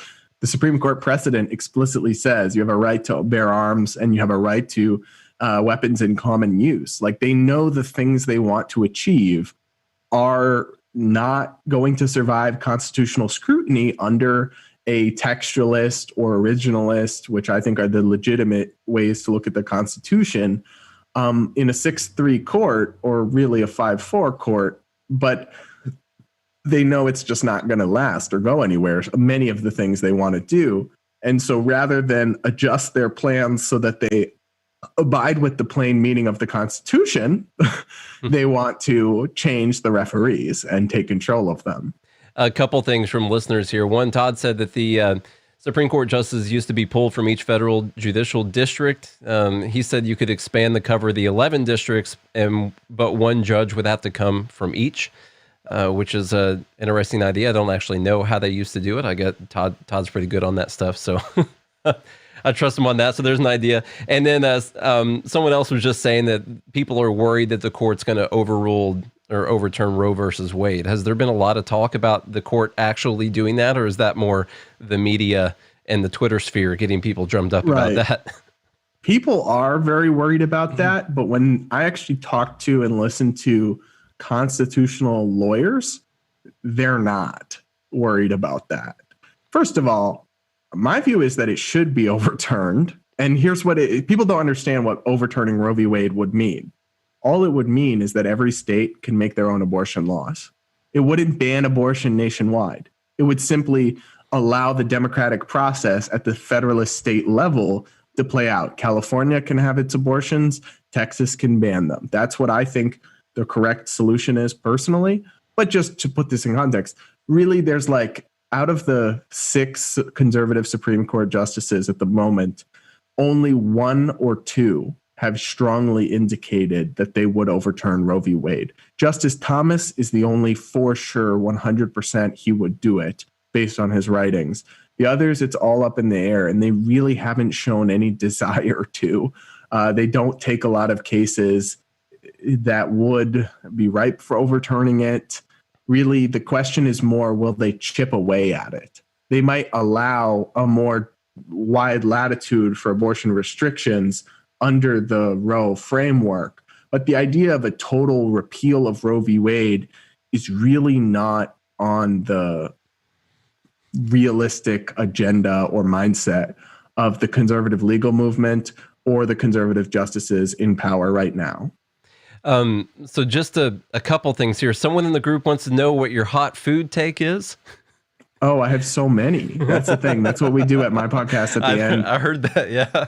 Yeah. We ask everybody for their hot food takes. So I have so many. I think skim milk is the best milk. I think that American cheese is the best cheese. I love my country and I'm a patriot, and I like real dairy products that don't go bad.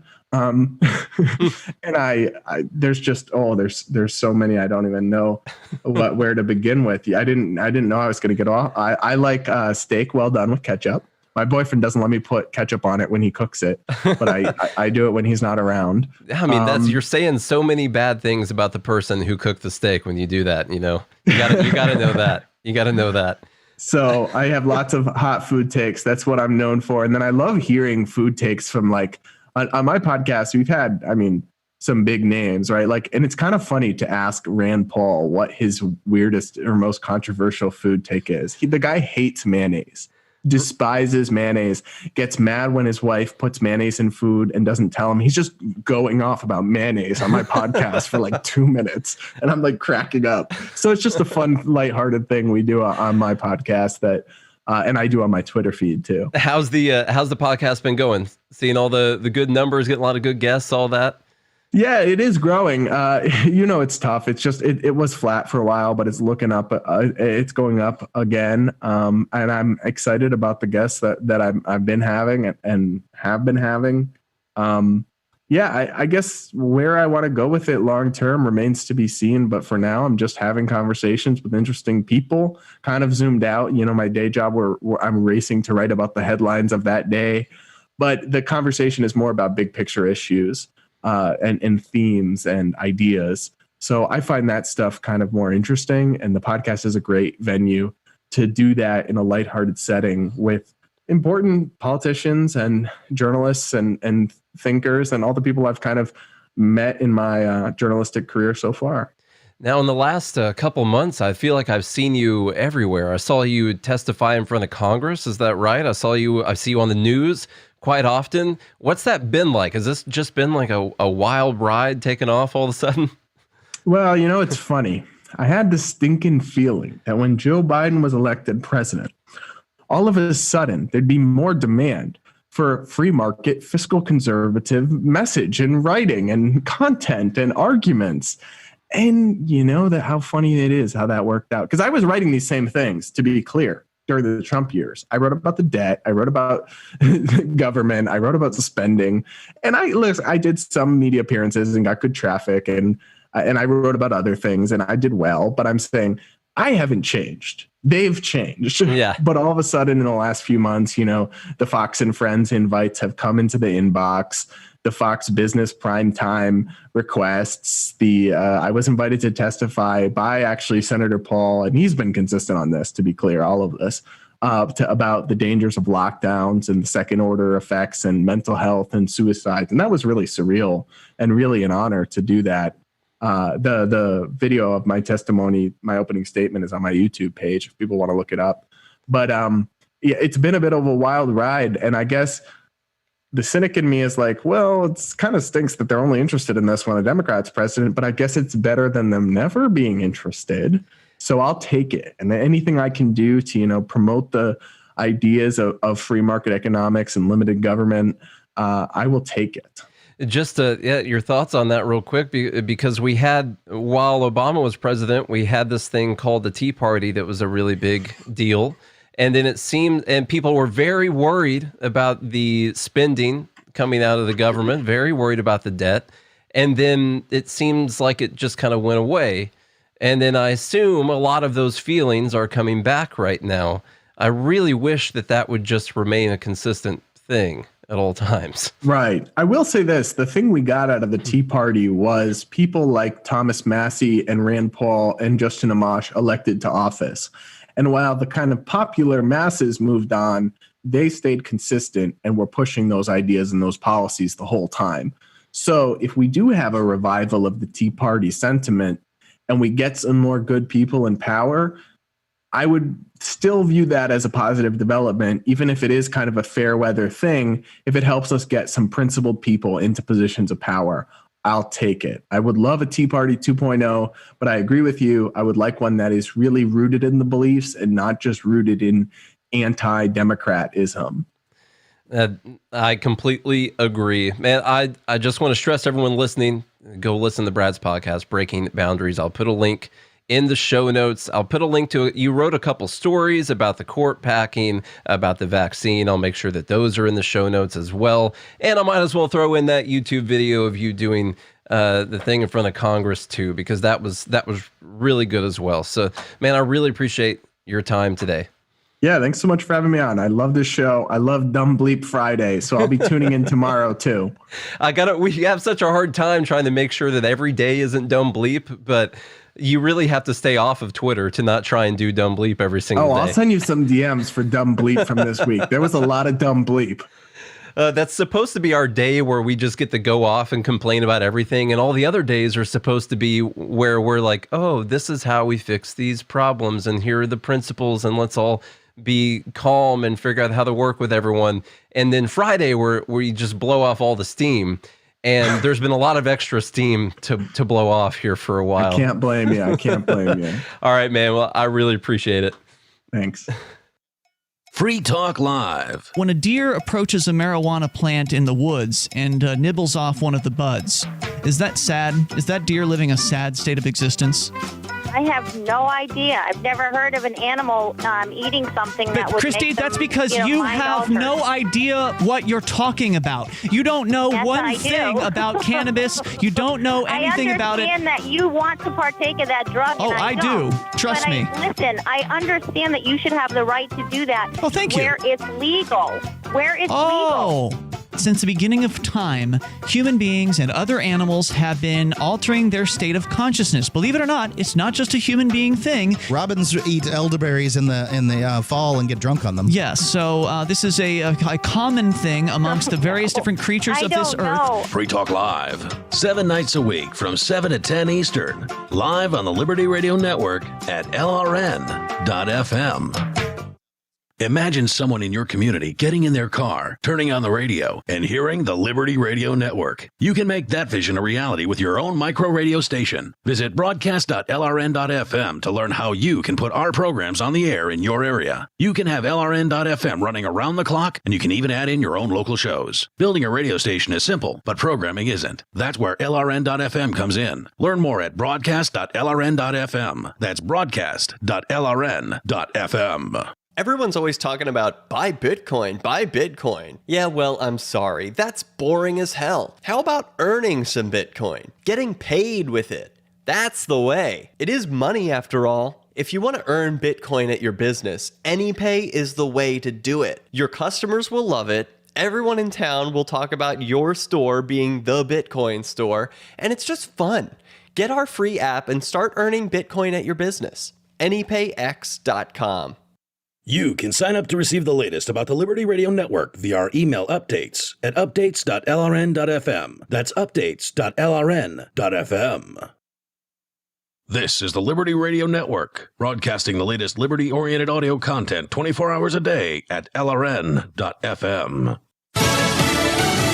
Challenges at the southern border continue. I'm Mary Corsetti, Fox News. This as President Biden announces plans to raise the refugee cap. This is what we're seeing on a daily basis here. A few dozen migrants crossing, going up to Border Patrol. Border Patrol will give them water and take them out to central processing, where Customs and Border Protection will move them in to the U.S. and to different parts of the processing. Since then, officials say basically the pace here has continued since those record highs that you saw for the first time, really the highest numbers in the last 2 decades last month. Customs and Border Protection says they're apprehending nearly 500 unaccompanied children a day down here, with more than 20,000 in U.S. government custody. Most are handled by the Department of Health and Human Services.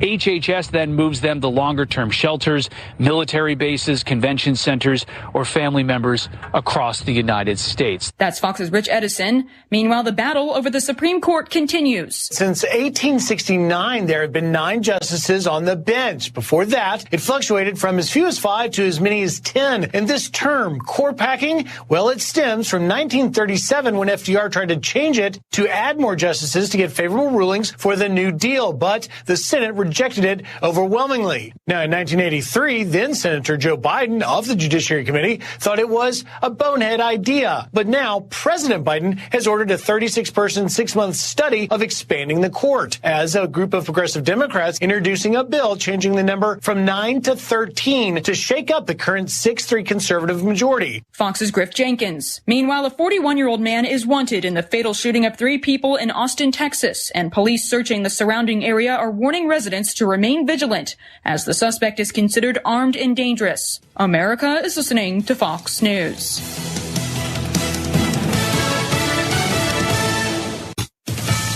Finally, get curcumin and CoQ10 together. Stop Aging Now brings you CoQ10 Ultra to fight inflammation and energize your body. Get a 30-day supply for 40% off plus free shipping with promo code FOX. Power and protect your cells for a strong heart, sharp brain, pain-free joints, and more. Nancy from West Virginia raves, CoQ10 Ultra helps me stay mentally and physically fit. Only from Stop Aging Now. Get 40% off plus free shipping right now. Go to stopagingnow.com and use code FOX.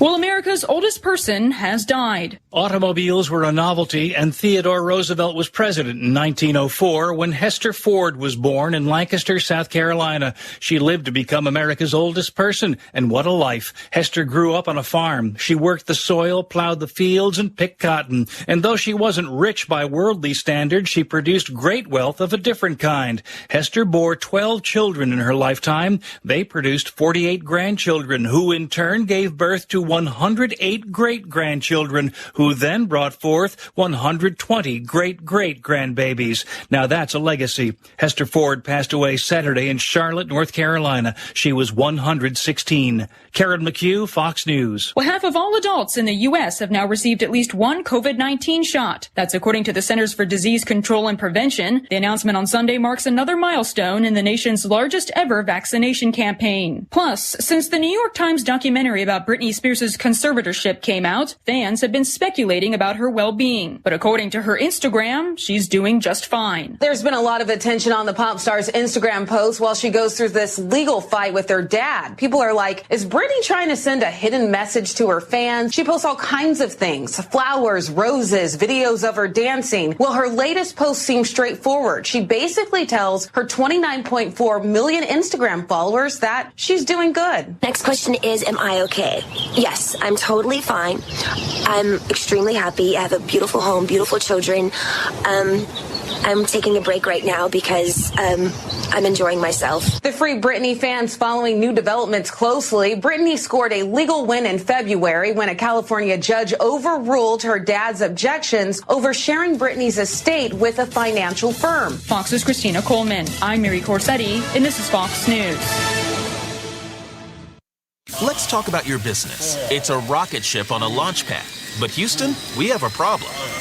You can't launch because you're being grounded by messy spreadsheets and tangled systems you've long outgrown. In fact, if you're still using QuickBooks, you're spending more time putting out fires and pushing paper instead of growing your business.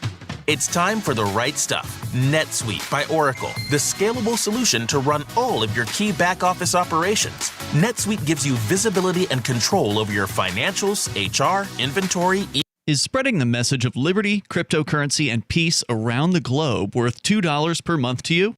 As you may already know, in addition to our internet feed, LRN.FM broadcasts on free-to-air satellite across North and Central America, as well as Sub-Saharan Africa. And we've been available on satellite for free 24/7 since 2010. The LRN.FM free-to-air satellite signal is reaching some of the most oppressive regimes in the world, and there's no doubt our ideas are making an impact. You can learn more about the channel's impact by watching the 3-minute video at fund.lrn.fm.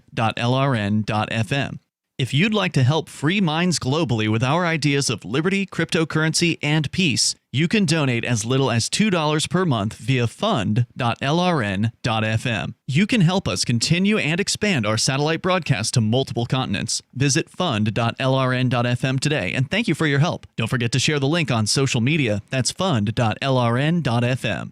Some of you asked, and now we've delivered. LRN.FM's live Keene, New Hampshire studio shows are now streamed in HD on Twitch. Visit our channel at twitch.lrn.fm and give it a follow. If you have Amazon Prime, you get 1 free subscription on Twitch. If you use it on our channel, Twitch will give LRN.FM a monthly piece of your Prime subscription cost. So please watch, follow, share, and subscribe to twitch.lrn.fm. That's twitch.lrn.fm.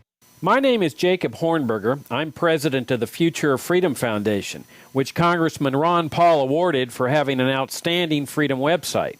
Write us at fff@fff.org, and we'll send you a free 3-month subscription to our monthly journal of libertarian essays and our booklet, Economic Liberty in the Constitution, which George Mason University economics professor Walter Williams praised in a recent column.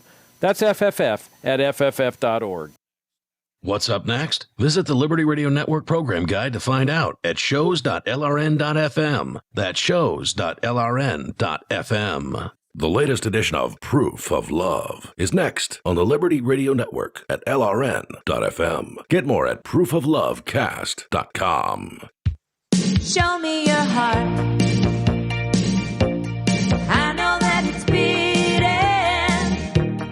Tell me that you love me too. So I know your heart is true. 'Cause I need some proof of love.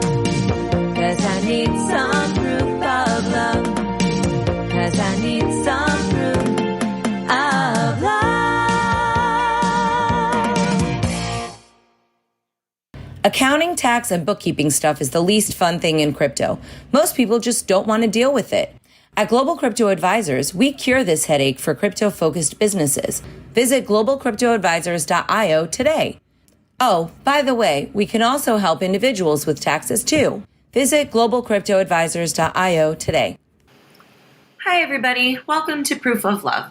Today's episode is going to be depressing, so I'm sorry to tell you that, but I hope that there will also be some uplifting aspects of it. I recently had a friend of mine experience a very tragic loss, and I don't want to get into that loss, but it was a violent death of people in his family. And, you know, it really left me thinking a lot about how a person is supposed to get through something like that, you know, how you can believe in God, why do these things happen to people? And it's just been very, very weighing on me, right?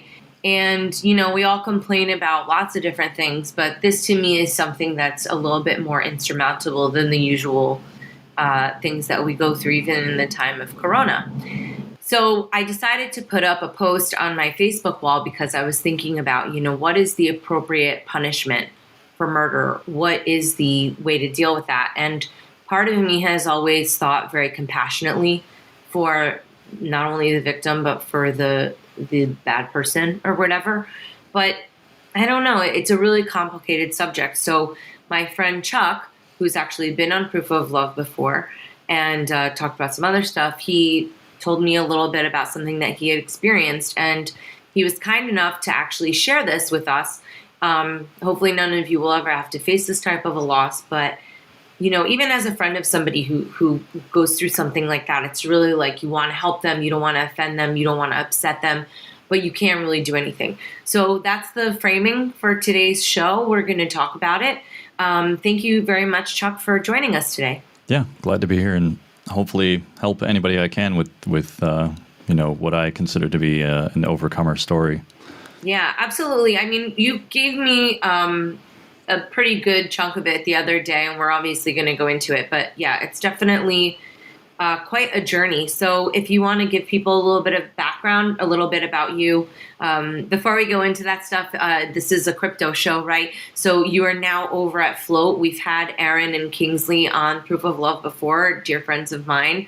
I just saw you at the Float Festival, so congratulations. Yeah, thanks. Yeah, I did kick off with the Float team just this past January, and you know we're kind of wrapping up our first quarter together, and got a lot of exciting things coming. And for those who don't know, I'm a 22-year, 25-year, somewhere in there, software developer with a focus in front-end development. I've been patented a couple times, worked on a lot of different projects, everything from CIA and FBI projects to FedEx and Shutterfly and Quest, and you know a lot of different clients for a lot of years.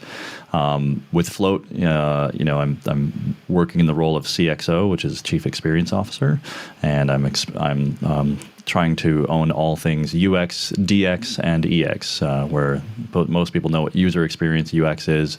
DX is the developer experience, same kind of stuff except for developers, and the EX is the same kind of stuff except for employees. So I'm trying to care for all of those people and be empathic about the situations. And one of the reasons I advocate for empathy as a developer is because of our topic today. You know, death and murder and loss of those kinds. So that's kind of where I'm at. All right. Well, thank you for the introduction. Now on to the into the more challenging stuff. So give me a little bit of background. Yeah. So when you posted your thing, I believe what I shared was, you know, my just right off the bat, you know, my mother was murdered. It happened when I was very young, so it's different than a lot of people's situations, but I was not aware of it thoroughly. It was kind of revealed to me as I grew up. I had my first kind of an encounter with understanding that my mother had died when I was 9, and I found an obituary, a laminated piece of paper, and I read it, and I saw that it was survived by her son, Charles Williams, and that was me, and I was like, wait a minute. You know, I was 9 years old, I didn't know about the birds and the bees, and I thought at this point that I would, at some point, get a mom. It just took my dad marrying somebody or, choosing. And you were with your dad the whole time? So at that time I was living with my father, but my childhood consisted of, the early years being with my grandmother, my kind of going back and forth between my paternal and maternal grandmother, and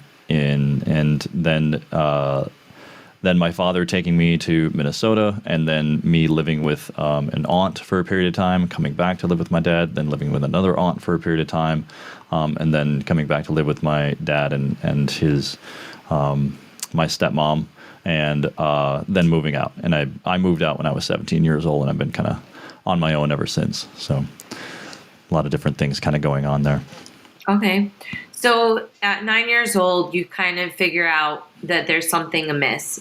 What happens from that point? Did you ask anyone? I mean, did you think of asking before? What did everybody say happened to your mom? They were just... Well, that's the thing.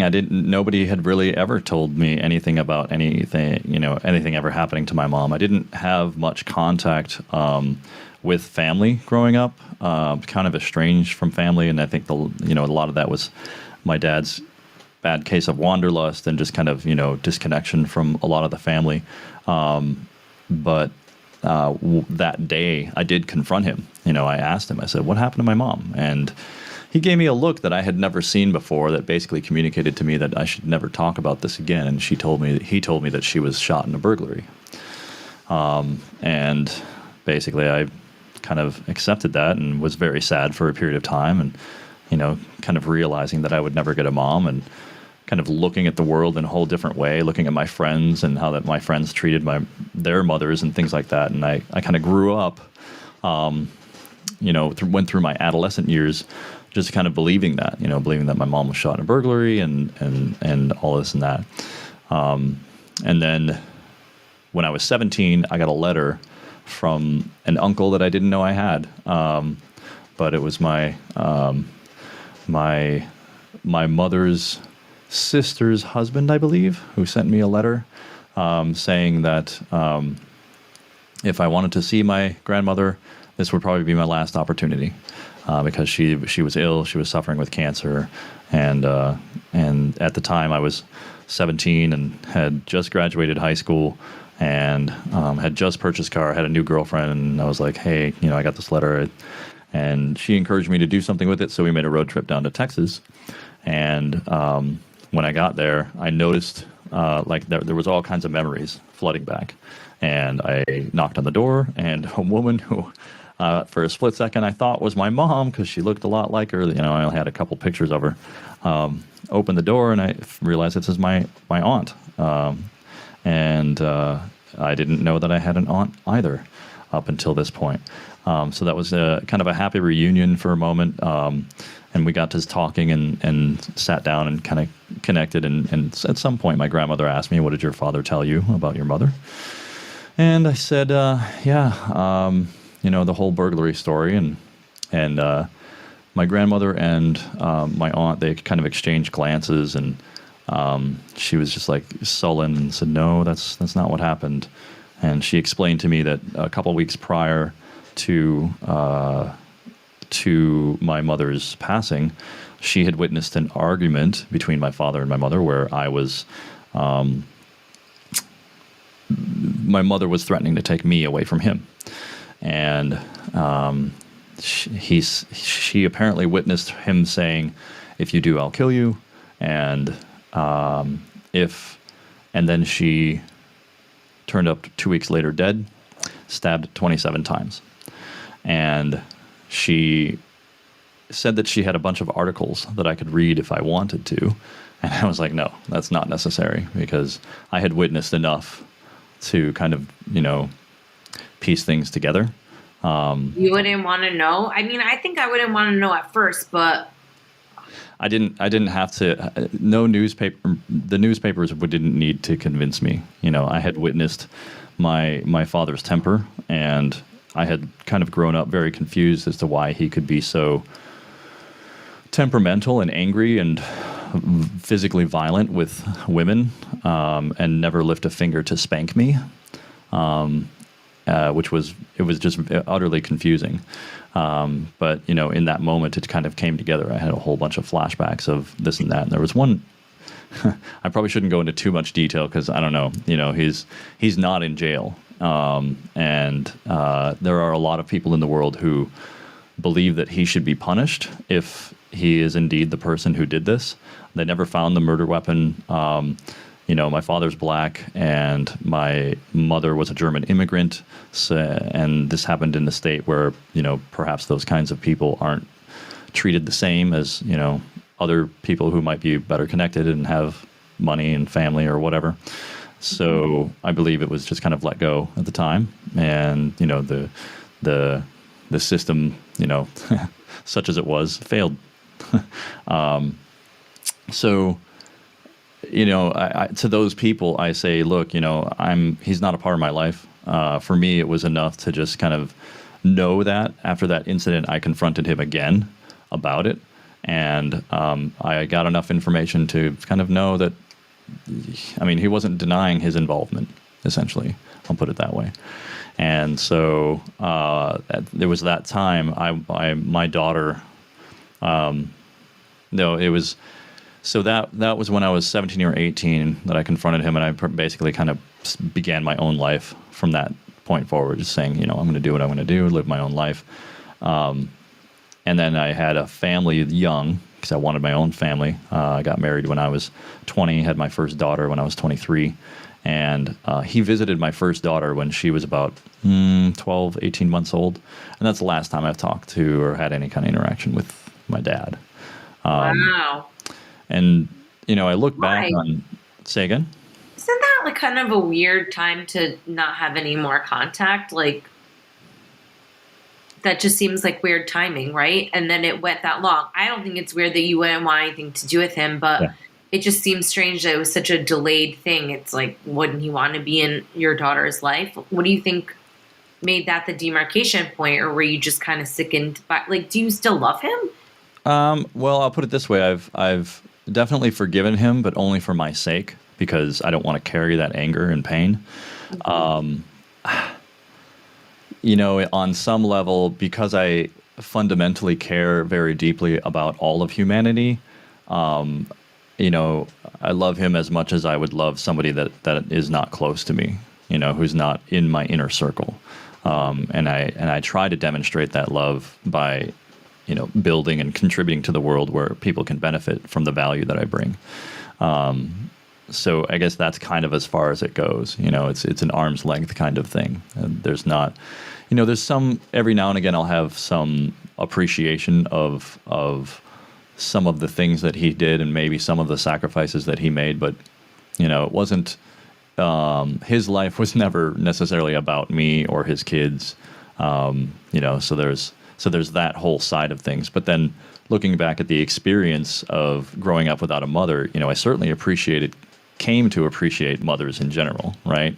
And women generally also. So I have a very deep appreciation of what women go through, how women deal with this world, how scary it can be to be a woman and live in this society and, kind of always be looking over your shoulder and always being concerned about, whether the man you're with is the man that you're with, those kinds of things. Like there's a lot of things that I've probably thought about that a lot of men don't think about, having the absence of a mom, just kind of filling that void. So that there was some gain. And I think, the pains that I kind of had as a childhood and growing up, made me such a kind of a person, and I'll put it this way: I was pro-death when I was an adolescent. Like I remember writing essays in high school about how I was because of your mom passing away, or just okay. So you liked capital punishment at first. I was for capital punishment, basically up until that incident, and then I had to reprocess everything from the time I was 17 to 23. But why? What made you reprocess? Well,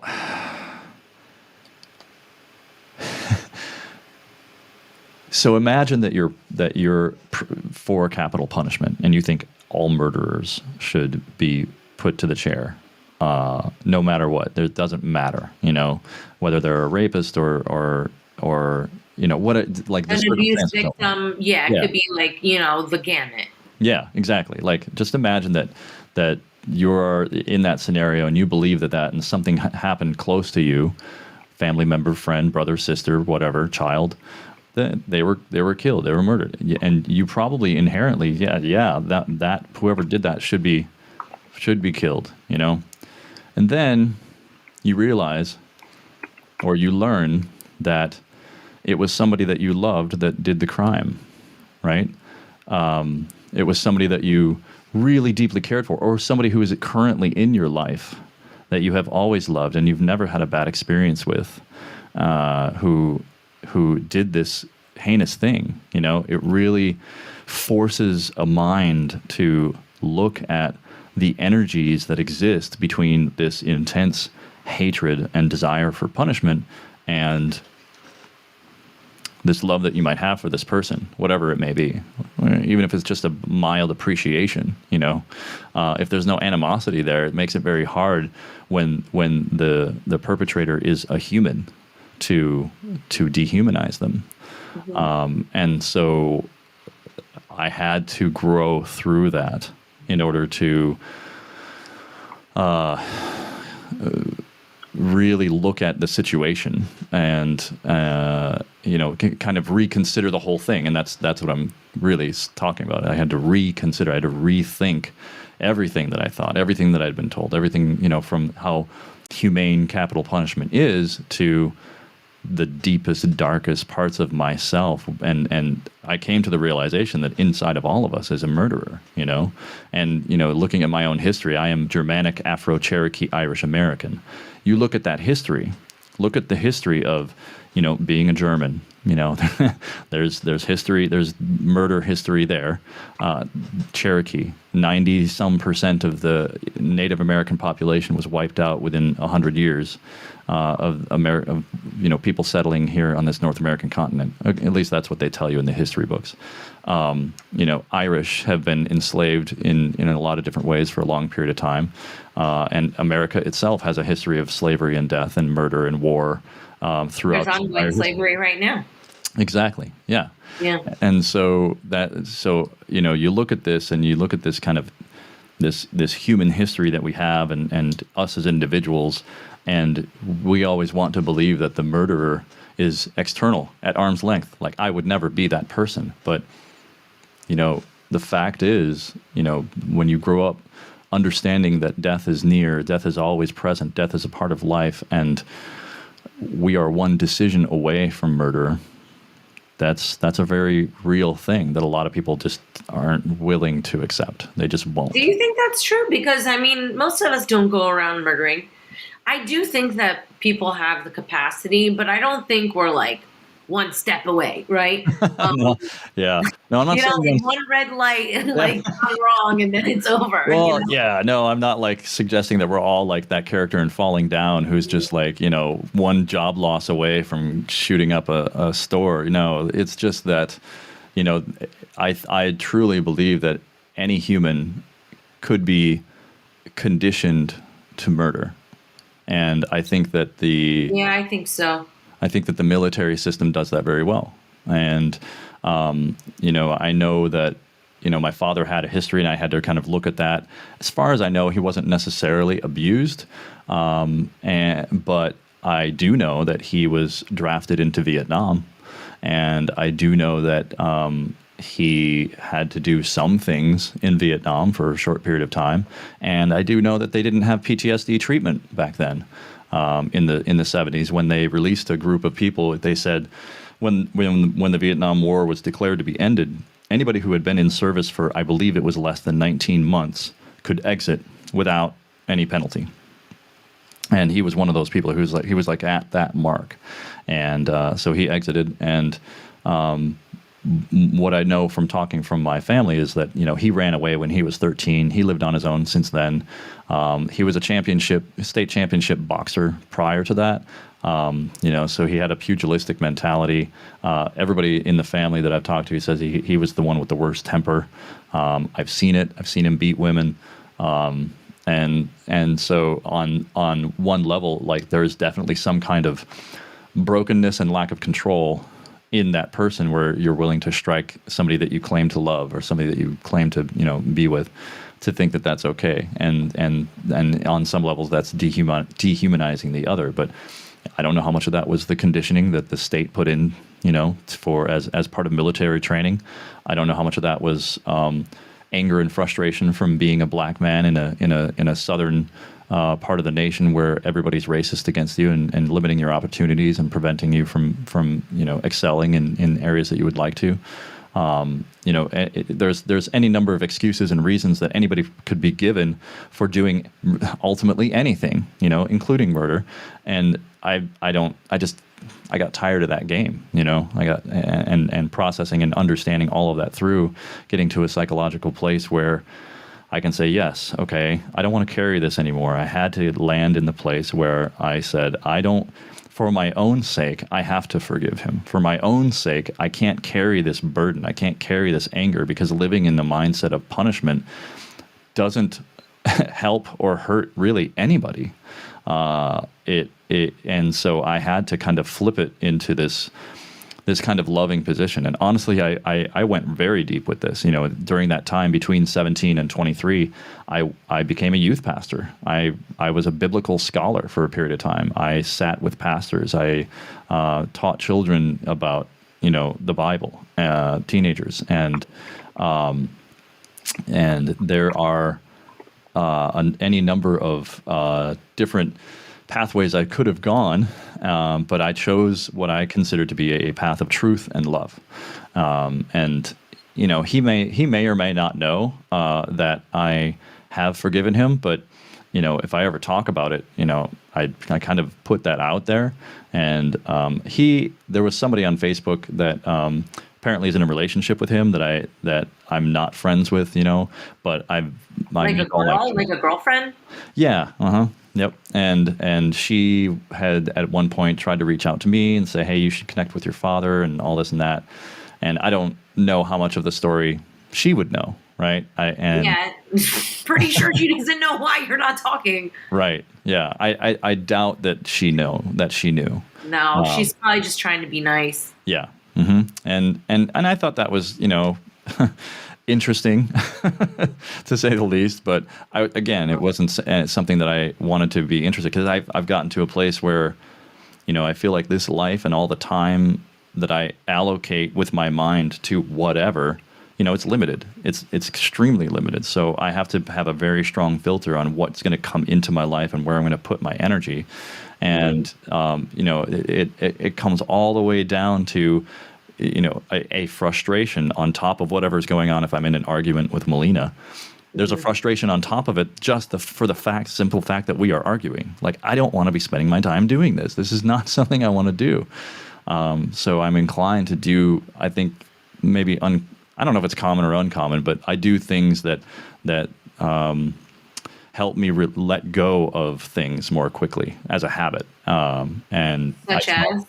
Such as a gratitude. I think as a habit, I very frequently appreciate things. I appreciate whatever the thing that is pissing me off. I try to find something to appreciate about it. And this is a practice that I've kind of just naturally developed over time to help me reduce anger inside of me. I have lived most of my life not having any murderous impulses at all. There are. Wait, are you seeing my little chats here? Because those are my internal questions. Oh, I'm sorry. No, it's totally fine. I was just like, this guy's good. He knows exactly what I'm going to ask him. But then you said murderous impulse. I'm like, okay, that was a strong phrase. Yeah. Like, do you feel like a deep anger towards your father? Like, do you ever want to kill him? Because, he took away something so sacred from you.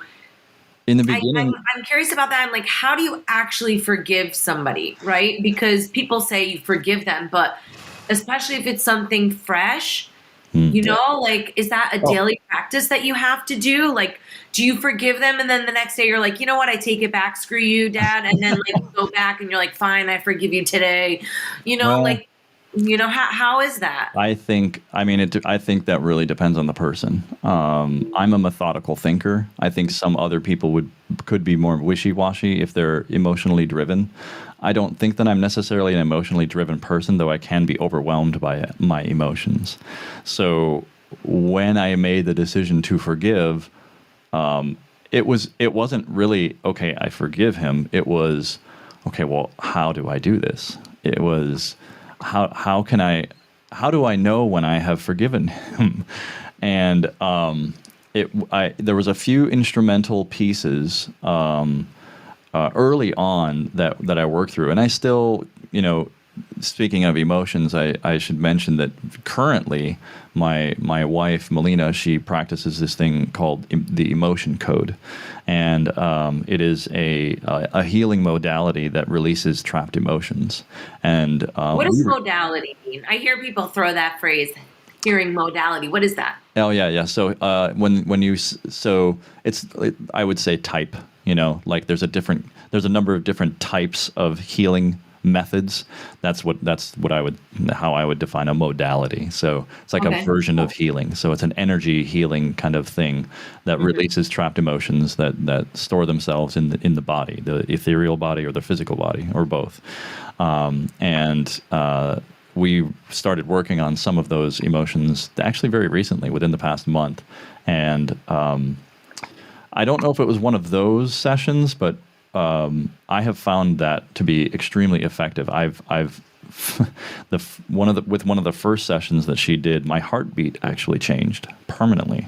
My heart used to beat very intensely, and now it's much more subdued. It's much more, the resting heartbeat is I'm sure it's like if I had blood pressure measurements of before and after, I'm sure that my blood pressure would have just been down instantly within a day after one of those first sessions. So anyway, but to answer the question of, how do you forgive? I'm just speaking for myself specifically. What I did is, between that time of 17 and let's say 23,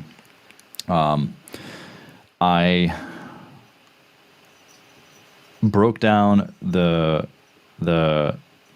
myself and my identity. I basically, I think, what I did was I reconstructed my identity. I had to ask myself, who am I?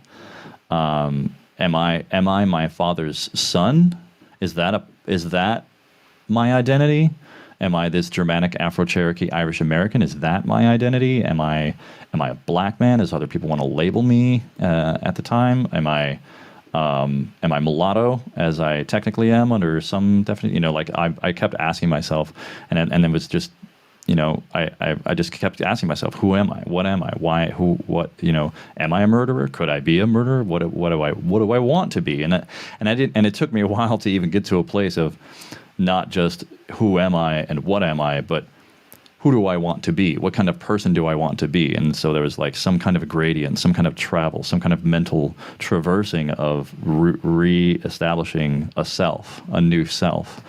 And once I got to a place where I started kind of building my identity and saying, okay, I'm choosing to be a father, and I'm choosing to be an honest businessman. I'm choosing to be a person who is good with money. I'm choosing this. I'm choosing that. And when I started making those choices, at some point, inevitably, I think one of the tools that I came across was this thing that at the time was called Christ Life Solution, but I don't think it's called that anymore. It's like some kind of other thing, but it's essentially like you revisit stages of your emotional development, and you write letters to that infant, that child, that toddler, that adolescent, that teenager. Oh, right. Kind of like self-care of the inner child or whatever. Yeah, exactly. So you get in touch with that and you kind of revisit that stuff. And I had some weird, like really intense flashbacks. And I think I recovered a first memory of my mother holding me as a baby, pressing her forehead to mine. And it kind of, I don't mean to digress, but that memory triggered something in me. Like I knew I always had some weird thing. If somebody like pressed their forehead to mine, I just felt cared for. I felt loved. I felt connected with anybody who would do that, who just kind of, push their forehead to mine. And it was in that moment that I understood, oh, this must be why. This must be why that I feel that connection, because my mother did that when she would hold me as a baby. Anyway, so those tools kind of helped me to kind of reconnect and rebuild my identity. And then I got to the place where I was like, okay, well, am I a forgiving person? Am I the kind of person who would forgive? Because if I am or not, then there's one big thing that I should probably be forgiving, you know, or at least as a target, you know. And I started working on what that meant. And you know what? I'm just going to look it up, because this is one of the first things I did, is look up the definition of forgive. If you don't mind me just... No, that's fine.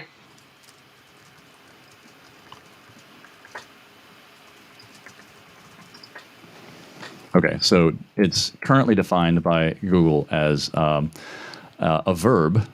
It's an action. Stop feeling angry or resentful towards someone for an offense, flaw, or mistake. There's also the canceling of a debt in the financial, but the definition here is the ending of a feeling of anger or resentment, which I thought was key.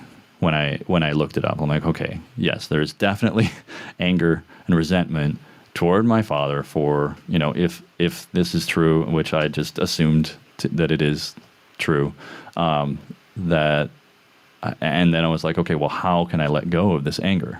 Well, I didn't even get to that place. Before that, I had to learn that the only way out of a feeling was to feel it through, was to really process it, and working through it. And that was all new for me, because up until that time, I grew up essentially without emotion, you know, because, well, I won't go into a lot of reasons, but let's just say that as a child and living in the various environments that I did, I built a shell around my emotions.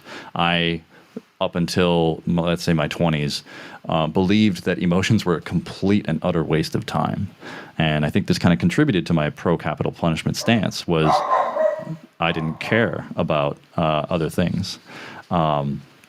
And other people and or my own emotions. And, you know, it's so weird, because I look back and I realized, like, I didn't even know what my favorite stuff was.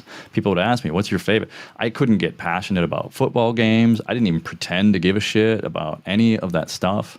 I was often so disconnected from everything, and I just couldn't understand how people got passionate about things. How could you have these emotions how could you, like, about a touchdown? Really? A touchdown. The guy went across a line, and you're going to jump up and cheer, or you're going to throw popcorn at the TV? Like, I don't get that. Like, that's right. And so it just seemed to me like that so many people around me were so emotionally driven. I'm like, how do you live your life? How do you make plans? How do you get anything done with all these emotions pulling you around everywhere? Mm-hmm. And, you know, my bias, that bias was even supported biblically, because Jesus talks about how all emotions should be subservient to one's reason. You should be able to think through things, and your emotions only support your decision making. They don't make your decisions for you. And so you know, I built up this kind of emotional bias, or this racism of sorts against people who were emotionally driven, and I just wouldn't associate with them. Well, again, during that same time frame, it flipped. I was working in a career with development, and I saw that developers were cold generally. And that's why I think I identified with them early on. Is, you know, hey, these are my people. You know, you guys don't know how to connect. That's awesome. Right. Okay. And so again, I had to migrate through and reconnect my emotions. Now, this wasn't really finalized until I told you in the last time, where we. My wife and I went and did ayahuasca together during our honeymoon.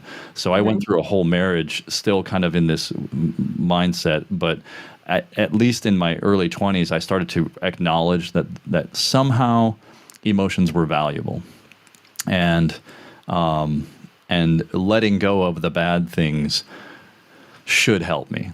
I got to that belief during that place. So I started looking, you know, I looked at the Bible, and I looked at Christianity at that time as essentially a pathway. I looked at Jesus as a model for how to forgive because, people wanted to murder him. And how can you believe in Jesus if your own life has been so marred with such great sadness? What kind of God would allow for such a horror? Yeah. Right? I mean, won't most people be atheists after this? I think my friend probably is. And I don't know where to tell him God is. I mean, people always say that. And yeah, there's some silver lining at some point or another. Something good might happen from it. But it's pretty brutal. Yeah, it's a really hard thing to do. And that's why, for me, the act of reading the Bible, continuing to hold up this faith while working through this emotional turmoil and trying to teach teenagers about the virtues of Christianity and living a Christian life and learning from characters in the Bible, it forced me to constantly make that choice over and over again. I was questioning everything the whole entire way. I was always skeptical. Every single verse that I read, and I would go to pastors and say, "Okay, tell me about this. I think God doesn't mind gambling because you were talking about gambling in the sermon the other day, and I don't think God minds. Let's have a debate about this." And I would go to them and talk this stuff through, and so. In a way, it hardened my faith because I had to open up my perspective of God beyond how it's depicted in the Bible. I had to, and look outside of this kind of bearded guy in the sky to what is this fundamental thing that connects us humans to this greater thing, and what is that greater thing? And I'm still on that journey, and I have some current conclusions that I continue to test on a regular basis. But at the time, I did get to a place where God was bigger than what was in the Bible. Basically, I grew beyond what was in the Bible, and I had to conclude that whatever had happened, like you look at nature. I don't know if you call them murders, but death happens a lot. Death is a part of any natural cycle. And one of the frustrating things about our society is I began to look at society from this kind of veil-opened mindset is in our society, death is extremely sanitized, at least here in America. And there are many other societies and there are subcultures and there's exceptions that prove the rule. But the rule is you don't talk about death. We don't deal with death. Death is not in your face. Death is not something that's present in our daily lives. It's not something that we're always thinking about, unless a funeral happens, unless it actually happens and smacks you in the face, or you're expecting it to happen and you are forced to think about it because of a family member or a self-terminal situation. So how do you get through that? How do you get past that? Well, you have to understand that there is something. You have to, well, maybe not even understand. You first have to believe. You have to believe that there is something. And if you can't get to that place where there is something and you want to go down the atheist path, I don't know where to, I can't help you. So. Yeah, but I feel like believing in God is such a, excuse the expression, but an act of faith. And there's no real, particularly compelling reasons. So as a person that wasn't really brought up religious, I think Jesus is cool, whatevs. But, I just don't think that there's something that can make me think, oh, there's definitely God. I'm going to suspend reality and I'm going to believe in this 100%. And it just seems like people who grew up with that, indoctrinated to them, they have that advantage. But I'm not that sure that if I were God, I would want everybody just indoctrinated into believing in me. Wouldn't they have to come to that on their own because they, but I don't want to come to that because it doesn't seem logical.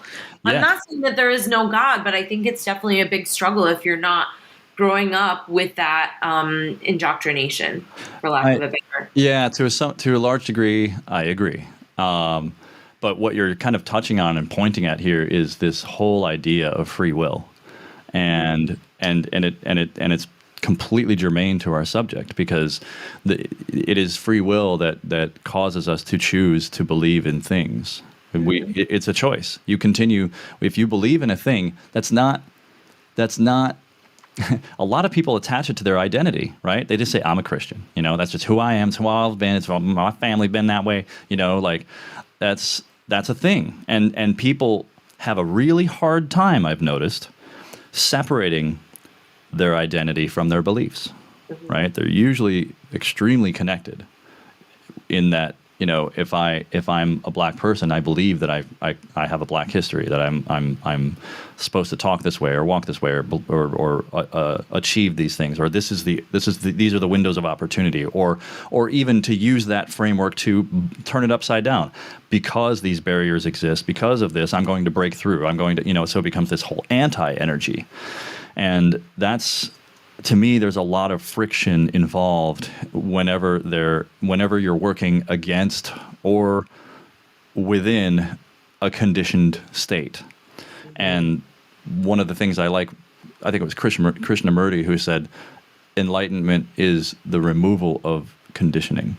Like when you understand that you have been conditioned about a thing, the enlightenment is when you can say, oh, I don't have to believe that anymore. I'm not that person anymore. I can choose to be somebody else. I can believe something else. And then you can walk away from it.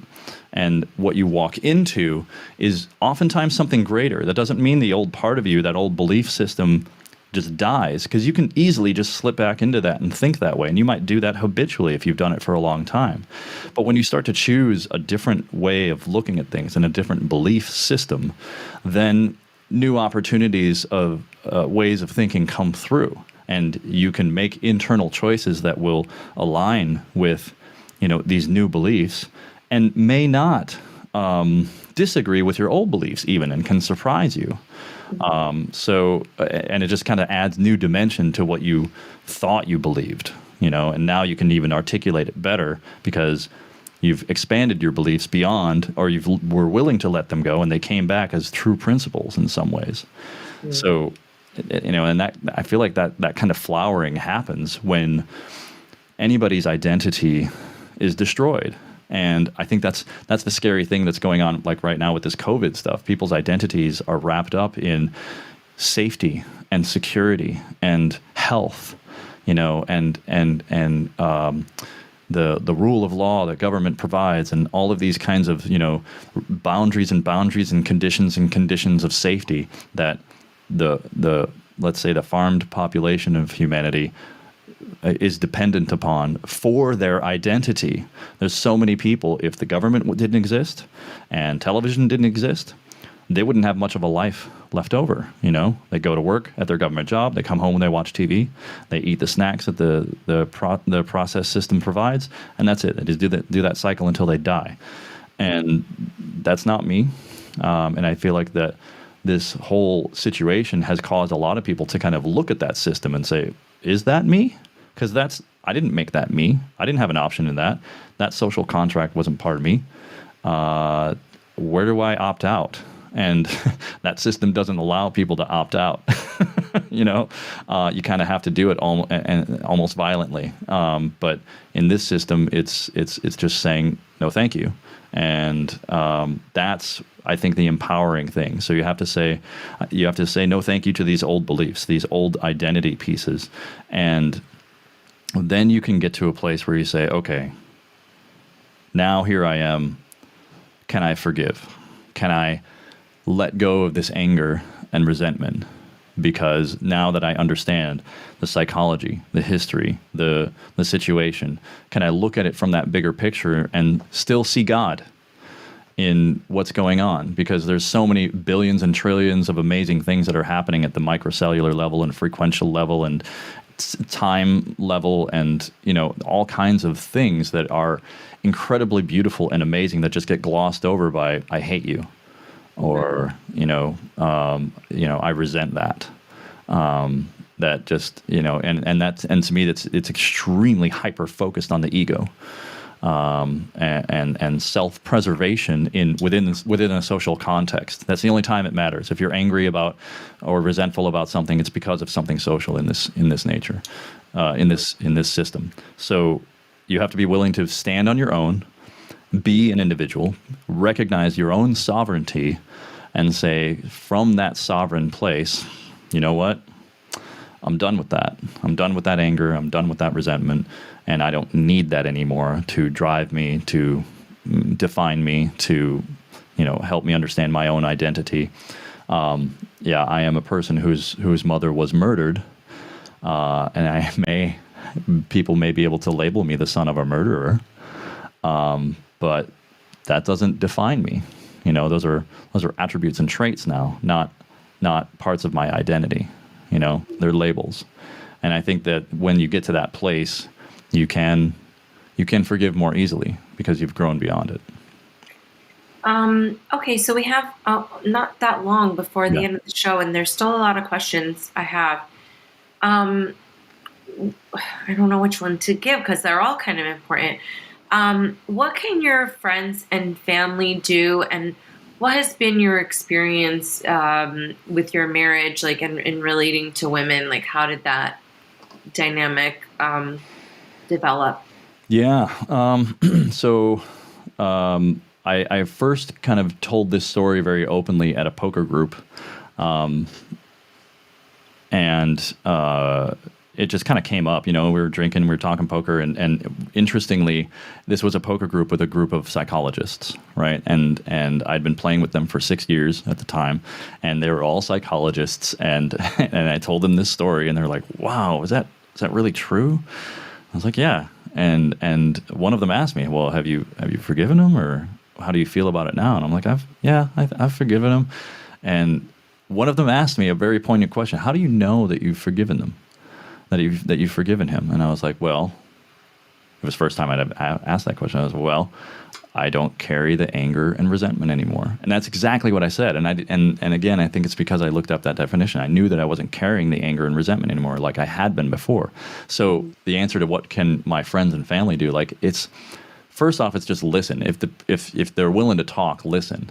And how do you know that you're not being invasive, right? Because I want to call my friend and be like, "Hey, buddy, you want to talk about anything?" But I mean, what the hell can I do, right?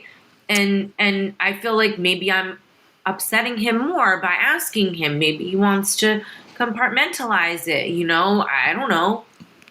Yeah. And that's where it's important to have a relationship. You really have to understand that person's needs. And I think that for me, this is where it gets kind of different, because I had so much time to process this loss from the time that I was 9 to 17 in one version, and then from the time that I was 17 to 23 in another version. And then, technically from the time that I was 0 to 9 in a different, completely weird, like, false version. Yeah, you've been dealing with it your whole entire life in a way. Yeah. Not in a way. You have been dealing with it your whole entire life.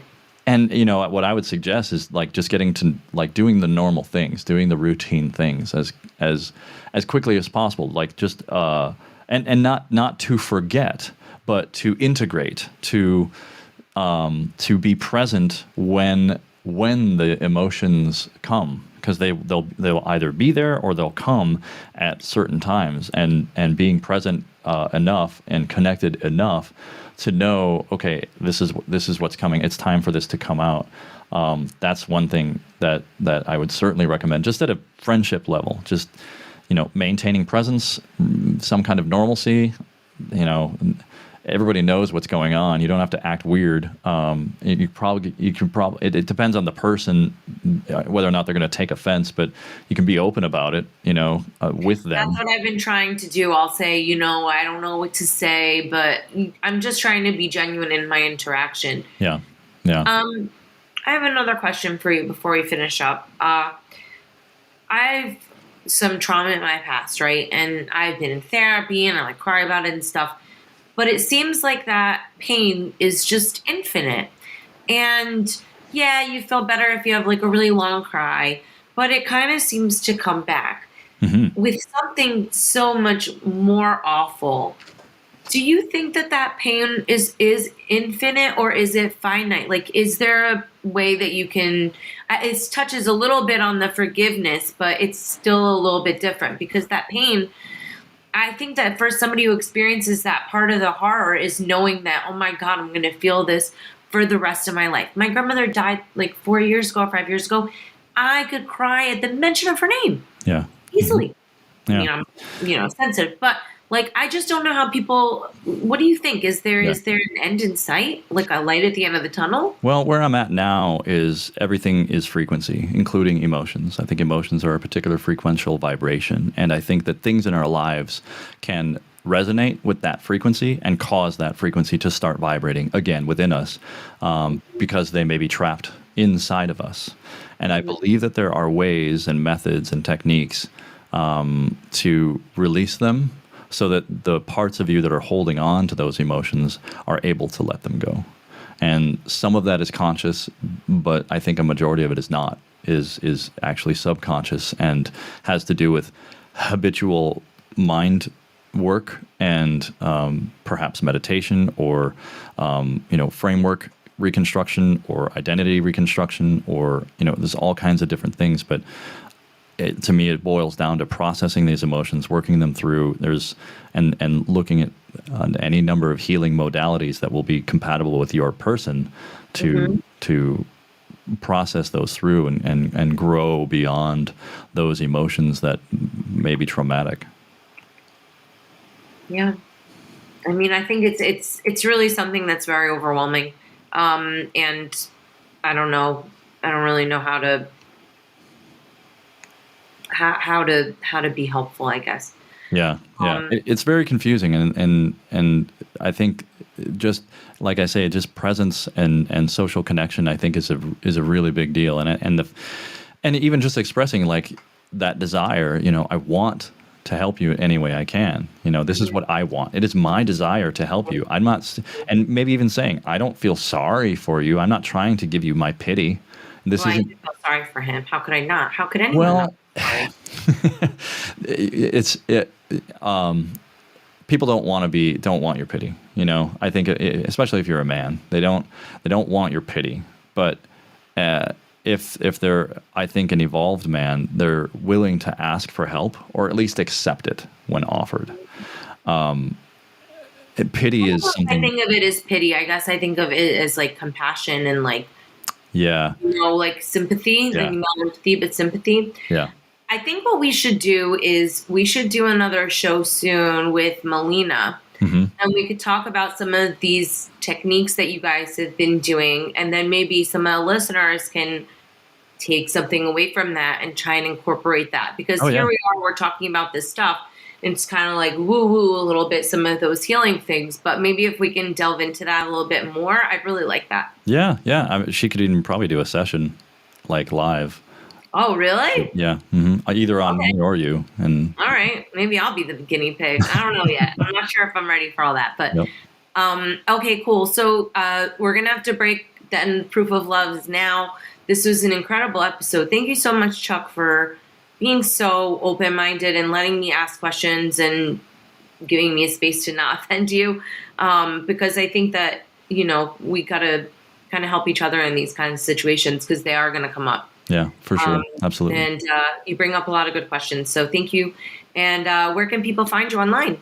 Oh, yeah. So Twitter, Chuck Williams 37. Definitely check out flote.app, flote.app. And my username there is Chuck_Williams. And if you're a new user, definitely ping me and tell me your pain that you experience on Flote, because I'm doing everything I can to make it a better place. Awesome. All right. Well, thank you very much. We'll see y'all next time on Proof of Love. Do you like cryptocurrency, politics, economics, activism, or art? Then check out The Tatiana Show, where you can learn all about it in a fun and non-intimidating way, as if you're just hanging with friends. Go to thetatianashow.com and listen now. Proof of Love has been brought to you by CryptoMediaHub.com, a boutique marketing and PR agency for Bitcoin and beyond. Show me your heart. I know that it's beating. Tell me that you love me too. So I know your heart is true. 'Cause I need some proof of love. 'Cause I need some proof of love. 'Cause I need some proof of love.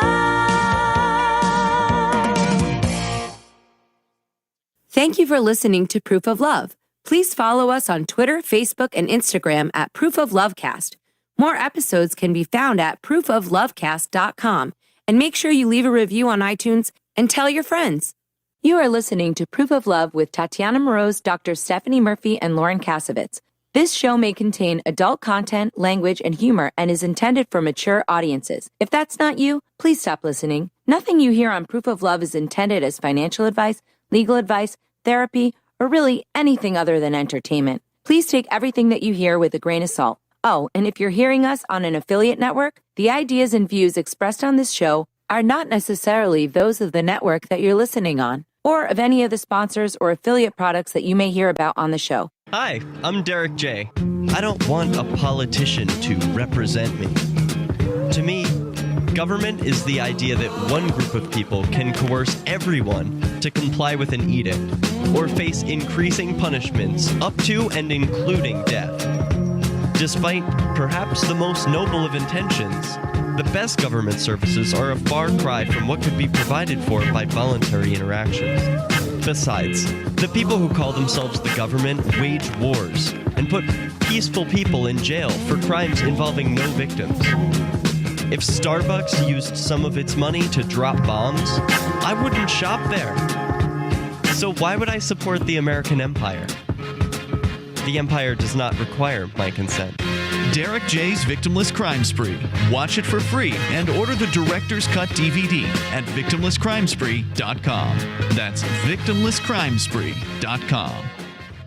Did you know you can listen to LRN.FM via our free-to-air satellite channels? We have channels over nearly all of North America and much of Africa. All you need is an affordable receiver and a dish as small as 30 inches. There are no monthly fees. Learn more at sat.lrn.fm. Plus, if you are a broadcaster or want to be one, this is a good delivery method for our content. See our coverage maps and get details at sat.lrn.fm. That's sat.lrn.fm. sat.lrn.fm. Bitcoin.com has launched a trading platform at local.bitcoin.com, allowing you to buy or sell Bitcoin Cash via dozens of payment methods like PayPal, Venmo, bank deposit, remittances, or meeting in person with cash. There are no ID requirements to sign up for and use the site, and all communications between buyers and sellers are encrypted. Finally, a global trading platform that respects your privacy. Visit local.bitcoin.com to get started trading Bitcoin Cash.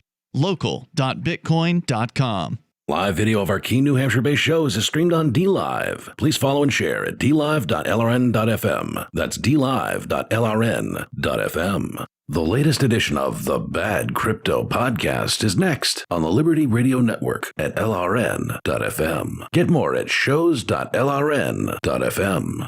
How many people have you met that were early investors in Bitcoin, Ethereum, SIA, Quantum, Cosmos Network, Polkadot, EOS, and others? Well, Megan Casper has spent her entire career investing in and advising companies in blockchain and related sectors. We're privileged to have her with us today to discuss early stage crypto investings, SPACs, NFTs, and a bunch more stuff. Hey, we're still on a journey of learning, and we invite you to join us. On the other side of this episode, you'll know more than you know right now. That's a money-back guarantee from the Republic of Bad Cryptopia. Other terms may apply. Welcome to episode number 505 of the Bad Crypto Podcast. 5, 4, 3, 2, 1, 0, ignition. Who's bad?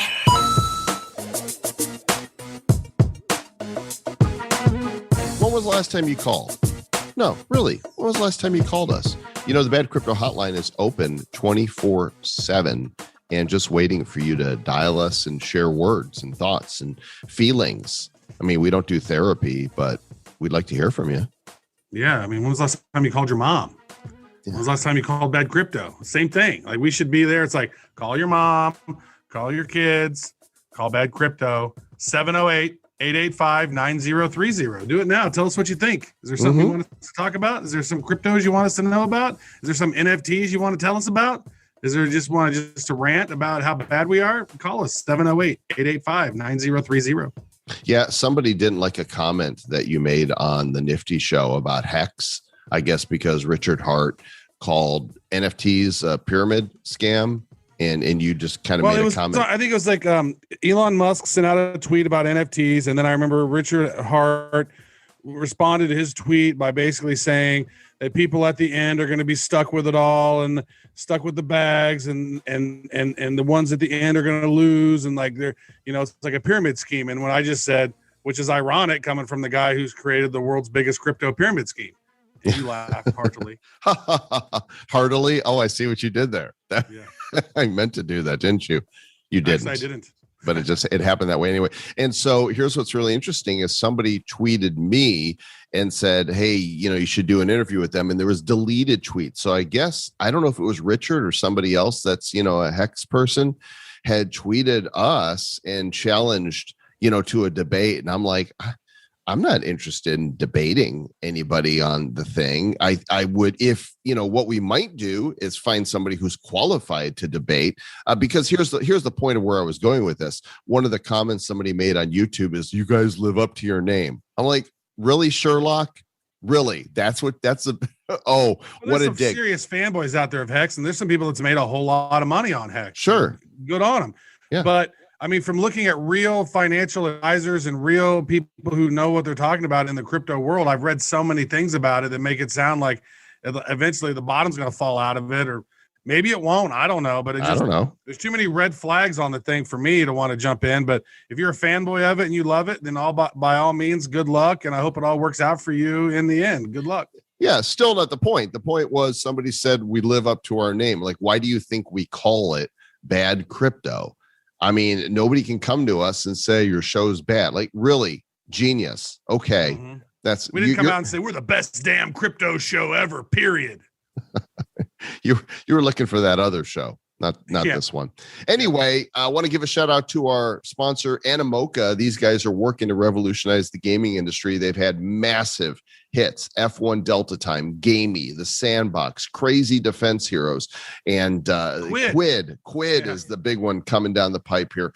If you're a gamer or just want to know what Animoca Brands is up to, go check them out, animocabrands.com. Super sexy, awesome blockchain-y stuff. Yeah, who was the guy in the Bible that everything he touched it turned to gold? Midas, yeah, the Midas touch. That's pretty much like Animoca. That wasn't the Bible. That was Greek mythology. Okay, whatever it was. I got that all confused. That other book. Old school. Yeah, okay. The Midas touch. That's right. Everything you touch turned to gold, which is like, you don't want to touch your girlfriend because then she turns into gold, and that would be awkward. You know what else turns into gold? Is Prime XBT. It doesn't directly turn into gold, but what if there was a platform that let you take control of all kinds of investments? Prime XBT, they do offer lots of different things, crypto trading, commodities, stock indices, and even foreign currencies. And so let Prime XBT be your one-stop shop for all of those trading things. You can check them out at badco.in/Prime XBT. And you get a 50% bonus on your first deposit. So remember to use the promo code Bad Crypto Podcast. You get a little bit of love. Speaking of love, you're going to love this interview with Megan Casper. She's awesome. Yeah, we're bad, but she's not. So let's get to it. So we get this email, and this email says, hey, I helped incubate Wax, that blockchain that you guys are making all those cool NFTs on. And we're like, Mom, is that you?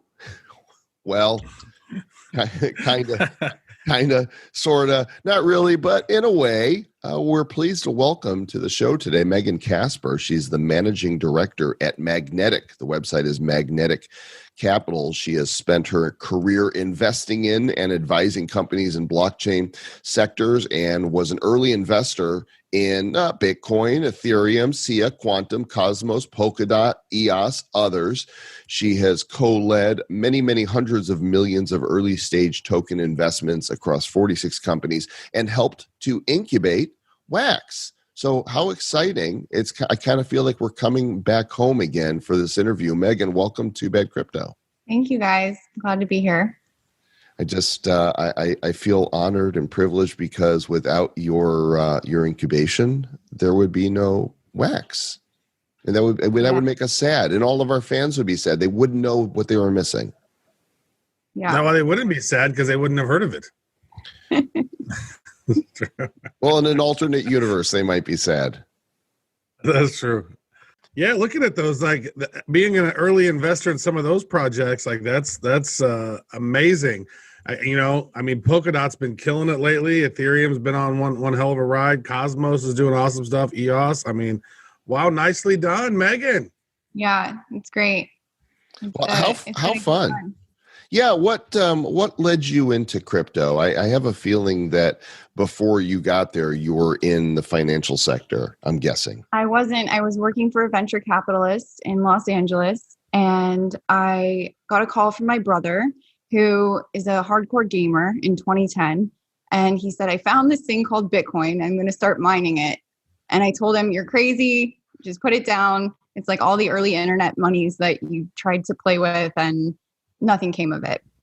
So 2 years later, I ended up in a big circle of crypto people in Santa Monica. William Quigley was one of those people, and I found him to be the most intelligent, knowledgeable person in the space. And he led me down a research path, and that's when I started investing, and began investing and just enthralled myself into the space, and I haven't left since. Did your brother listen to you? Did he stop mining because of you and then he was mad? He mined for a little bit and then he stopped, but he still has those coins. So it's good that he held on to them and didn't listen to me in the beginning. So, but it's just like, I think, most people, when they hear about crypto for the first time, from my experience, they have similar stories. They're like, it's a scam. It's, used for fraud or money laundering. And I think people have a lot of resistance to it in the beginning. But once you sort of open your eyes and settle into what it's doing and the technology, people get really excited and see what the future and capabilities are. And, the NFT space right now is sort of reminding me of, little things that happened in 2012, 2015, 2017 with ICOs. And it's just every wave of innovation is super exciting for me.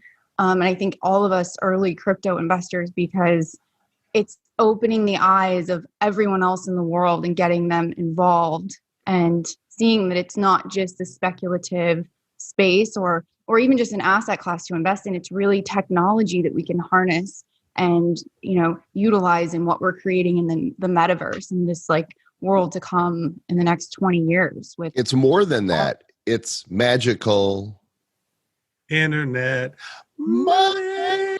I like to call it interplanetary money. We're going to be going to the moon soon. You've got Elon Musk taking us up to Mars. So what are we going to use as currency? Aliens are not going to want our nasty fiat currency. They're going to want Bitcoin and Ethereum and hopefully Wax. Speaking maybe of that's Elon, why they're coming to Earth. They're like, give us your Bitcoin. We are here for your Bitcoin. We need it. Speaking of Elon Musk, and I'm going to have to stamp this interview just to bring context to it. It is April 1st as of this interview. I'm not sure when this interview is airing. I don't know if it's a week or two, but Elon Musk tweeted 4 hours ago, SpaceX is going to put a literal Dogecoin on the literal moon.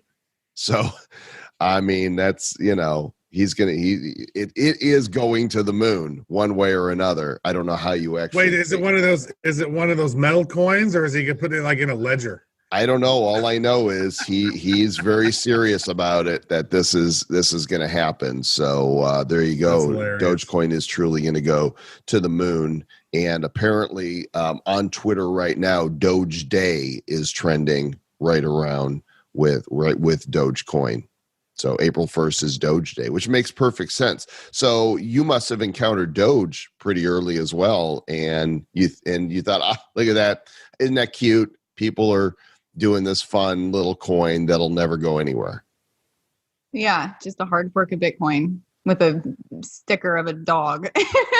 But look at all the value that it's created. And I think it just shows the capabilities and possibilities that we have in an open source network and environment, which is very powerful. Well, you talked about NFTs, and that's, Travis and I are we're eyeballs deep in NFTs. You know, we do Bad Crypto twice a week and we get to talk to all kinds of interesting people, but there's so much in the NFT world that we've got another show called The Nifty Show. Travis, how many hours a day do you think we spend NFT-ifying? Well, I would think, I mean, I was having a conversation the other day. It's like we're having more fun ever, but the hours that we're putting in are probably more so than ever. Even though it's like, I feel like I have more financial freedom than ever, but I'm working harder than ever and I'm having more fun than ever. So it's like, I don't know if I can quantify the hours, but I know some days I look up and I'm like, I've been sitting here working for like 16 hours. Wow. Like if this was like a real job, like I would be hating myself. Yeah. I mean, that's the magic of crypto, right? A few weeks ago, people were tweeting about how, terrible their 100-hour work weeks are, but no longer are we going to, I think the next generation has this insane opportunity to create and extract value in a fun, exciting way.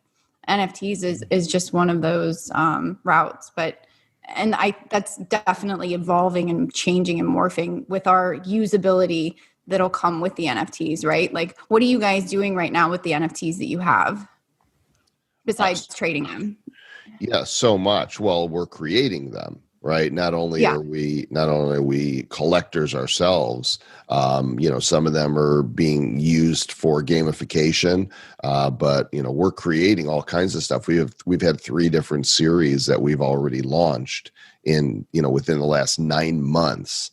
And there's so much more coming. And now, of course, as you would imagine, our emails and our social media and our phones are lighting up with brands and musicians and Hollywood people wanting to know, how do we do this? And how do we do it right? How do we not turn it into a money grab but actually connect with our fans and build something that can endure? Yeah, that's great. And I think when you see it from that perspective, right? Like it's also what are the consumers doing with their NFTs right now? How are they? You can't, right? Like you're putting them on maybe a viewer. You have them in your wallet, sharing them kind of on social media. But I think the most exciting part of NFTs will be the metamorphosis of it into augmented reality, right? Like the usability of them. Have you guys experimented with any of these augmented reality apps? There's like WannaKicks is a really great app where you can go and check out your sneakers. And I think this ultimately will become NFTs where you can, use the NFT in an augmented platform. Yeah. I think one of our best investments recently was an AR NFT platform called Ecomi. With the OMI token. We found that in like January, and it was less than 1/250th of a penny. And yesterday, whenever it went on Uniswap, it got all the way up to 6 cents, and then it dropped quickly. But it's crazy to see how this thing, how this, and it's one of the coolest things ever because you can take a selfie with Batman standing right there. And then you can immediately go and share it on social media. It's like, look, here's me and Batman. And you can make all these little funny photos. And they have this one that's popping out. They're going to launch it on the 8th. They're launching the DeLorean from Back to the Future. And not only is that an NFT, but you can scrunch it down or raise it up. You can hit the door and it'll open up. You can get inside of it and you can see the flux capacitor and the date. And then you can shrink it down and then you can drive it like an RC car, like a remote controlled car on your phone. It's so amazing. So like programmable media, advancing media, and then combining AR and 360 and VR and all this stuff. It's just amazing. I have a question for you, specifically around this. Like we've been doing crypto now since 2017, and the question has always been, how do we get more women to be adopted into crypto, right? Because I know that in some cases it seems like maybe they're lagging behind, or there's something that hasn't snagged them yet. Is NFTs, is that going to be it? You think that's going to help them with mass adoption to bring more women into the space? Because we need way more women in the space. Yeah, I agree. I definitely think that that's one use case for women to come in. I think prior to this NFT boom, everything in crypto has sort of been around finance, right? And the asset class and investing, which can be intimidating for anyone that hasn't had that experience. So NFTs and other things to come in the space. Social tokens. I don't know if you guys have checked out BitClout, but that thing is exploding right now. It was a super secretive sort of underground social token network, and now everybody has their own social token. I think Elon Musk's token is worth $87,000. That's more than the price of the Bitcoin token right now. So he hasn't claimed that, right? It's like they've reserved accounts, and there's a lot of questions. I don't know if you know anything about it, but people are saying scam and Ponzi, and I'm in there, and I didn't mind putting just a tiny little bit of Bitcoin in it to get my BitClout, but it's not like there's nobody that you can contact. There's nobody that's talking on their behalf. Yeah, it's meant to be a DAO, right? There are some very heavy hitters that came in as big investors early, well-known crypto investors. So it's very much a real project, and they want to keep it sort of as this ominous DAO situation, similar to Bitcoin, right? Like, we don't know who Satoshi is, so they don't want us to know who they are either. And I think that's the only way to have that sort of network work, right? Like, if you doesn't kind of work, because somebody actually stole my username, and then they went in and put my profile picture and my bio, and then they created my coin, and then people went in and bought my coin, and it's not me, but they claimed they were me. And then Joel saw who it was online, because the person somewhat responded to Joel for some reason, said, "Oh, how do I get your coin?" And then he was using my freaking information to do it, and we found out who the guy was.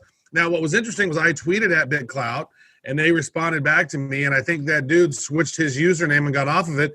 But now here my token is at already at $100 and something, $200, and I didn't ever even got any at the beginning of it, and the price already is. But now I have my account now, but that's not a good system, because it's not been validated in any way. There's no way to take somebody's Twitter and verify. That's what it should be, is if it's going to be a DAO, then it needs to be connected to your verified Twitter account, and you need to connect it somehow, and they didn't have that. Well, in order to collect the tokens, I believe you have to verify and claim your account using your Twitter account. So somebody grabbed my Twitter handle. Yeah, it was crazy. They had mine. It was. So is it yours now, Travis? Do you own it? I own it now. Yeah. Okay, I'm buying some of you. You're mine. Yeah, but it's just so expensive now. It's like I didn't get any of the super cheap versions of me. So upset about this. I've already moved. Oh well, no. What about Joel? What's yours priced at? Is it at a low price? No, I'm like 500 or something.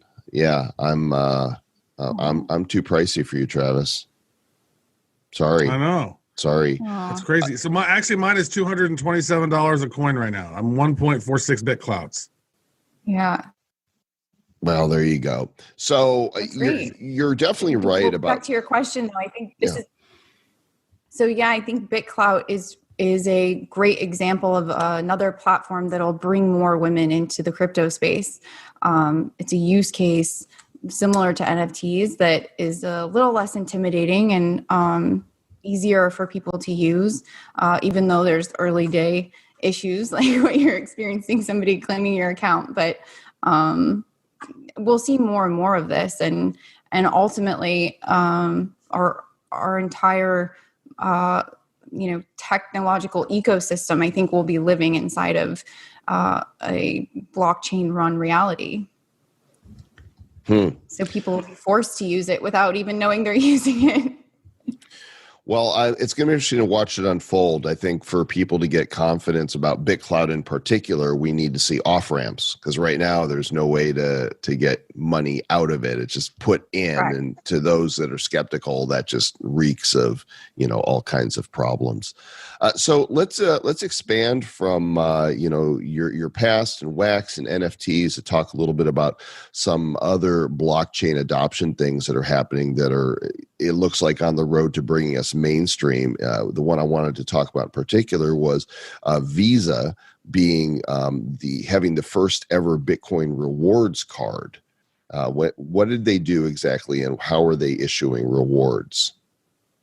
I believe the rewards are based on the amount that you're spending on the card, just like any other reward system. But instead of being reward cash or points, you're being rewarded crypto.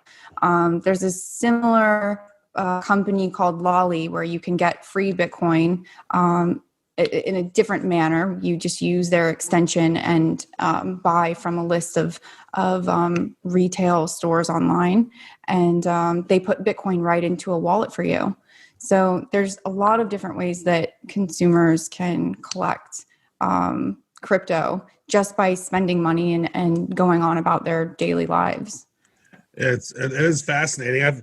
I've been a fan of Lolly for a long time, and it was interesting to see when I started using Lolly, and then the Bitcoin rewards that I had accrued coincidentally has paid for all the things that I had bought originally through that, because the price of Bitcoin, 5-10 grand, and now it's at near 60 grand. I mean, that's been pretty substantial. So that's a nice reward mechanism. One of the other projects that you've been in, as you said, you early investor in, is Polkadot. And I want to chat about Polkadot because we've not talked about it too much, and we know that this ecosystem is exploding. And I don't know enough about it, a Polkadot, really to really describe it. So you maybe want to talk about Polkadot, what it is, and then maybe who are some of the people who are doing cool stuff with NFTs on Polkadot. I'm not sure which teams are using Polkadot at the moment for NFTs. I do know that there's the capability for creating NFTs on Polkadot, and I'm sure that ecosystem will grow very quickly. Again, Polkadot, sort of migrates. So we're some of the original team from Ethereum, Gavin Wood, right? A lot of the community, the big supporters of Ethereum, are really pushing for and excited for the possibilities and capabilities that Polkadot brings to the chain, and sort of the interoperability and connecting all of the chains and allowing this interoperability layer. What does that mean to the future of Ethereum then? A lot of we give Ethereum a lot of crap on this show. I mean, we like it. It's built for smart contracts. It's not built for NFTs. It's horrible for NFTs. I like to call it inferium, in that respect.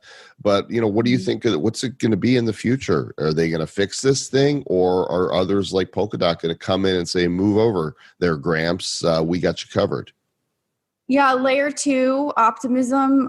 There's a few solutions out there that I definitely think will work, but I don't think that will make other chains like EOS or Wax obsolete. I think that there will just be different pockets of communities using chains according to their needs, right? Every chain has its own sort of dimension on how you can use it and the options. So with Wax, right, purpose built for specifically NFTs, whereas Ethereum is not built specifically for NFTs, even though it's great for other things like DeFi, but and has a huge, I think there's 44 billion locked right now out of the 220 billion market cap of Ethereum. So, there's a big community there, but there are other opportunities for different use cases. And, similar to what Wax did, creating a purpose-built NFT blockchain, giving, free fast transactions, the ERC, or I'm sorry, the smart contract standard alone is different from Ethereum. So there's a lot of things that are lacking in that ecosystem around NFTs. I saw there's a Polkastarter and some other sort of platforms. It looks like it's kind of doing a hybrid of what some Ethereum was doing, along with maybe what Binance is doing. And it's sort of really, really interesting. I've been paying attention to it a little bit. As I said, I've not fully dove into it. I do remember the Gavin Wood scenario whenever you mentioned that. But it was so wild watching that thing just skyrocket into the top 5. Everything was just like poof, and then there it is, bam. And then Binance just took off and ran with it. And so, as an early investor in this, like, where do you typically find the next gems? Like, you've found some amazing picks really early on, and I mean, I think now probably you got so much influence, people are coming to you and saying, hey, we got this really awesome thing. how do you determine what this next project is, or how do you evaluate some of these projects to see which one do you think is going to go to Mars?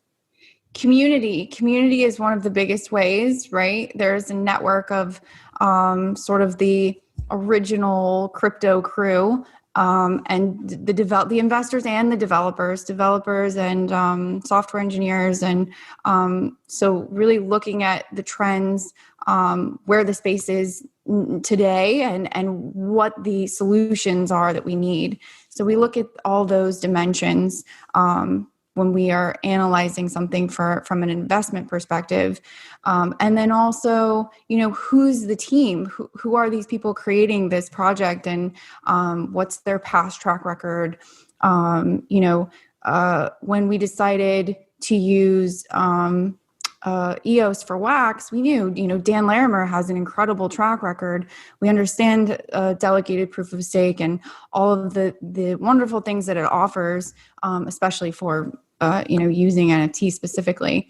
So it's really looking at what they're doing and is it possible? A lot of, in 2017, I saw pretty much every ICO deal, and I would say about over 50% of them were just complete dreams. And you've never heard of these tokens and you won't. So it's really looking at something and saying, okay, how is this going to be used in the real world? And is it achievable?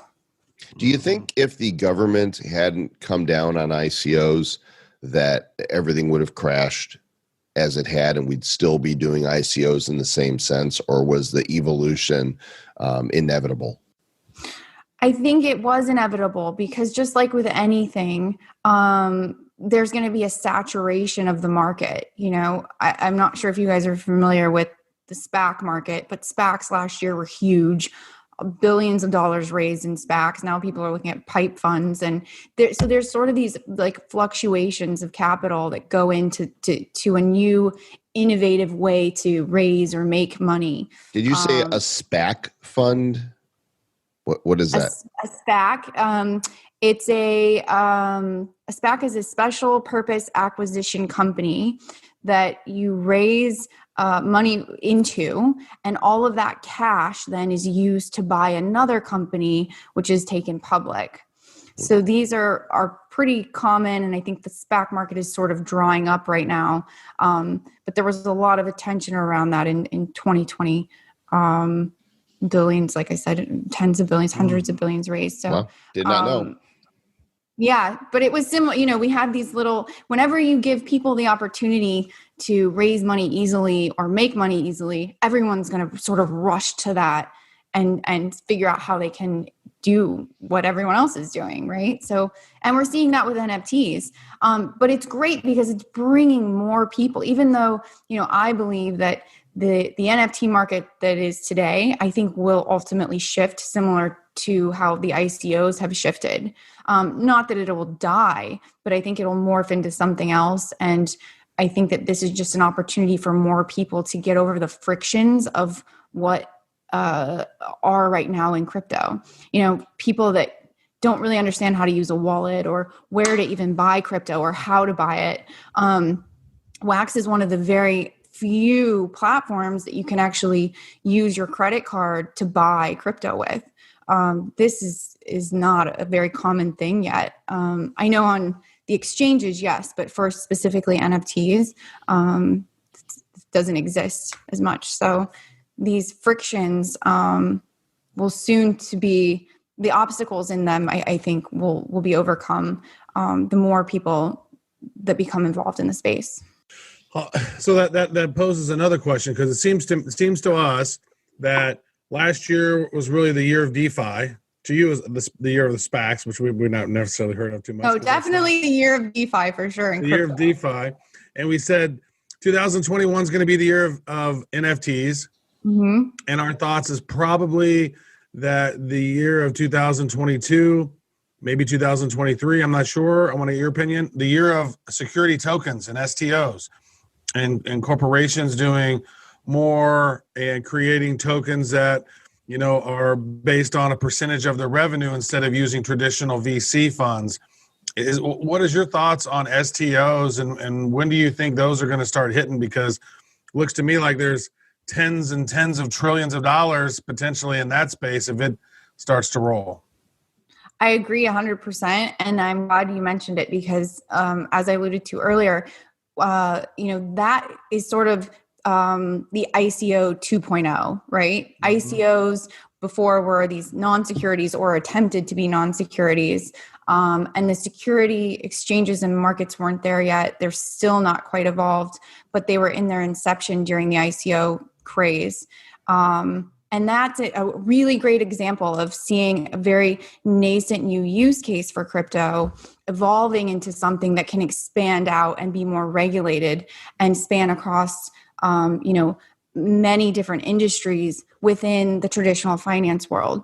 So I'm right there with you. I believe that 100% that, over the next 5 years, I think all stocks, all assets, all privately held assets will be tokenized in the form of security tokens. Who's going to do that, do you think? Whenever you find that out, whenever you're in this little OG group of people talking, if you can shoot me an email. Yeah. Well, remember, security tokens, William and I were always kind of against them because right now there won't be a lot of liquidity. We love crypto because it's frictionless. We can get onto platforms easy. We don't have to have a minimum net worth, right? So just anybody can come into the crypto world. There are not these sort of blocks. When you're investing in stocks in certain capacities, you have to, show that you're making X amount of money before you can be involved in an investment. That doesn't exist in crypto. And that gives more people the opportunity to generate wealth. I think that that's sort of the downside of the STO. And the exciting part about crypto now is that we can innovate easily. Things like decentralized exchanges, those are never going to exist for STOs. They can't by definition. But we love decentralized exchanges. You can, move your tokens very quickly, a lot of liquidity, and that liquidity is also providing, those liquidity pools in DeFi are providing more people the ability to generate yield faster. So those opportunities are not going to exist, I don't believe, in STOs.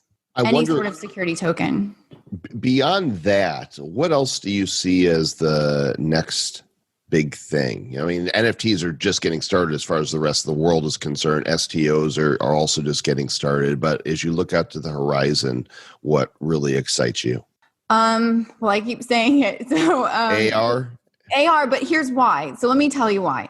So the handheld device that we have now, this brick is going away, at least within the next 2 years. Niantic just did a little teaser. They showed this super lightweight, very thin, easy to wear, glasses style device. And that's what's coming, this sort of heads up, hands-free device where contextual data is going to be integrated with physical reality. And that's experiencing augmented reality. So everything you see on your phone now is going to be in these glasses, and then you're interoperating with, the digital and the physical.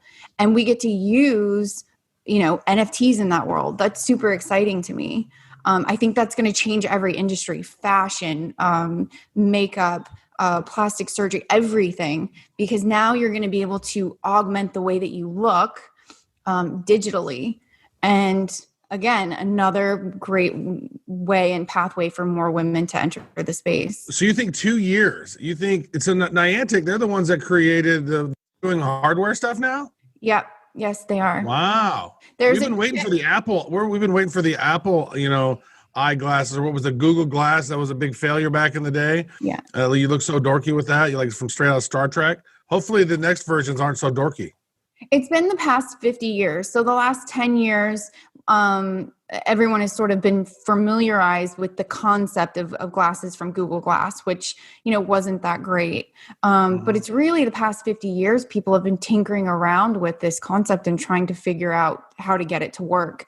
And I think the iPhone and smartphones and this like personalized tiny computer that we hold was step one. Now we're moving to step two. And then, you know, by the end of our lifetime, I think we'll see contacts ultimately, you know, wearable, insertable contacts that will be used. We will be fully cyborg. The TravBot 3000 can come fully to life. They may work well with Elon Musk's brain chip. Right. My reality is already augmented by my glasses. I mean, I'm blind without them. So I put them on and I'm like, oh, damn, 1,000% augmentation right there. That's one reason why I got LASIK, actually. It was because I realized that AR glasses are going to be here eventually. Well, and the other reason was because some crazy psycho ran up to me and threw my glasses off of my face and said rude things to me. And I didn't even know who this person was. I think she was on drugs, clearly. But I looked at her and I said, "You're crazy, and I'm going to go get LASIK now." Because I realized, like, if the world starts getting crazy, all somebody had to do was take my glasses off my face and I'm done. So I was like, I'm like, all right, Travis, sit over there and just twiddle your thumbs and we'll give you some corn and maybe shuck or something. I don't know. I don't know what I would have done in the 1500s with these shitty eyeballs I had. But so I think AR is going to be so amazing. But my God, I think it's going to be so distracting too. We're sitting here like doing stuff and then I get notifications. I'm going to have that shit turned off most of the time. One thing that I thought would be so amazing with AR is going to be like AR music lyrics. Like I have this idea for this little music ball, like, and the words just kind of just shoot out of it while the song's going on, so you can actually read the song lyrics which I think is a great language learning tool for people who don't necessarily understand a certain language. Seeing song lyrics and reading them is a really great way to learn. So I'm excited about AR. I think, you know, the idea of like I'm reading a book, it's going to know what book I'm reading, and then it could start reading it to me. I don't have to buy separate audio books because there are so many things that are going to be so cool with AR, and then combining them with NFTs like Vivi is doing with the Batman, like we talked about. What is some other AR, you know, NFT stuff that's exciting? Have you seen any other companies that are doing something just really amazing? Artifact came to us in 2018. Great guys. If you haven't seen it, definitely check them out. It's just Artifact Studios. Okay. RTF TK, I believe. Oh, they can't spell. I love that when people, it's like they can't find the name they want. So you guys see this, you'll love it. So they've created RTFKT. You said yeah? Correct. Yeah. Oh, there it is. I found it. RTFKT.com. I don't know if it's .com, but if you just Google that, you'll see Artifact Studios sneakers. So they've gone after the entire sneaker market. They've got these insanely amazing customizable designs that they partnered with artists. They did a drop on Nifty. They're doing collaboration. It is with Ferocious. Yeah, amazing. So this, I think, is a great example of where fashion, street wear, really cool art, and NFTs and augmented reality are going to all converge. They're awesome guys. And, you know, when we have these devices, we don't have them yet. It's like we basically have the capability of hailing a cab with Uber, but we don't have the smartphone yet. That's what we're dealing with. So as soon as we have the glasses and the hardware is there, you know, I think it's a free for all. It's all of these amazing brands and concepts that have released NFTs now are going to just morph. NFTs are going to be everywhere. You're going to be like walking down the street and just like plucking one going, oh, look at that. Snag. I'm looking at this right here, the Ferocious on Artifact, RTFKT.com. He's got the Fiwo shoe. This is the legendary version of his Fiwo shoe. That is $10,000 for that one right there. So these, I don't even know if these are actual real shoes or that you can wear, or are these just NFTs of shoes? So that's the cool thing. Some of these they're virals, right? So they're the digital item tied to the physical, and you can redeem them for the actual physical item.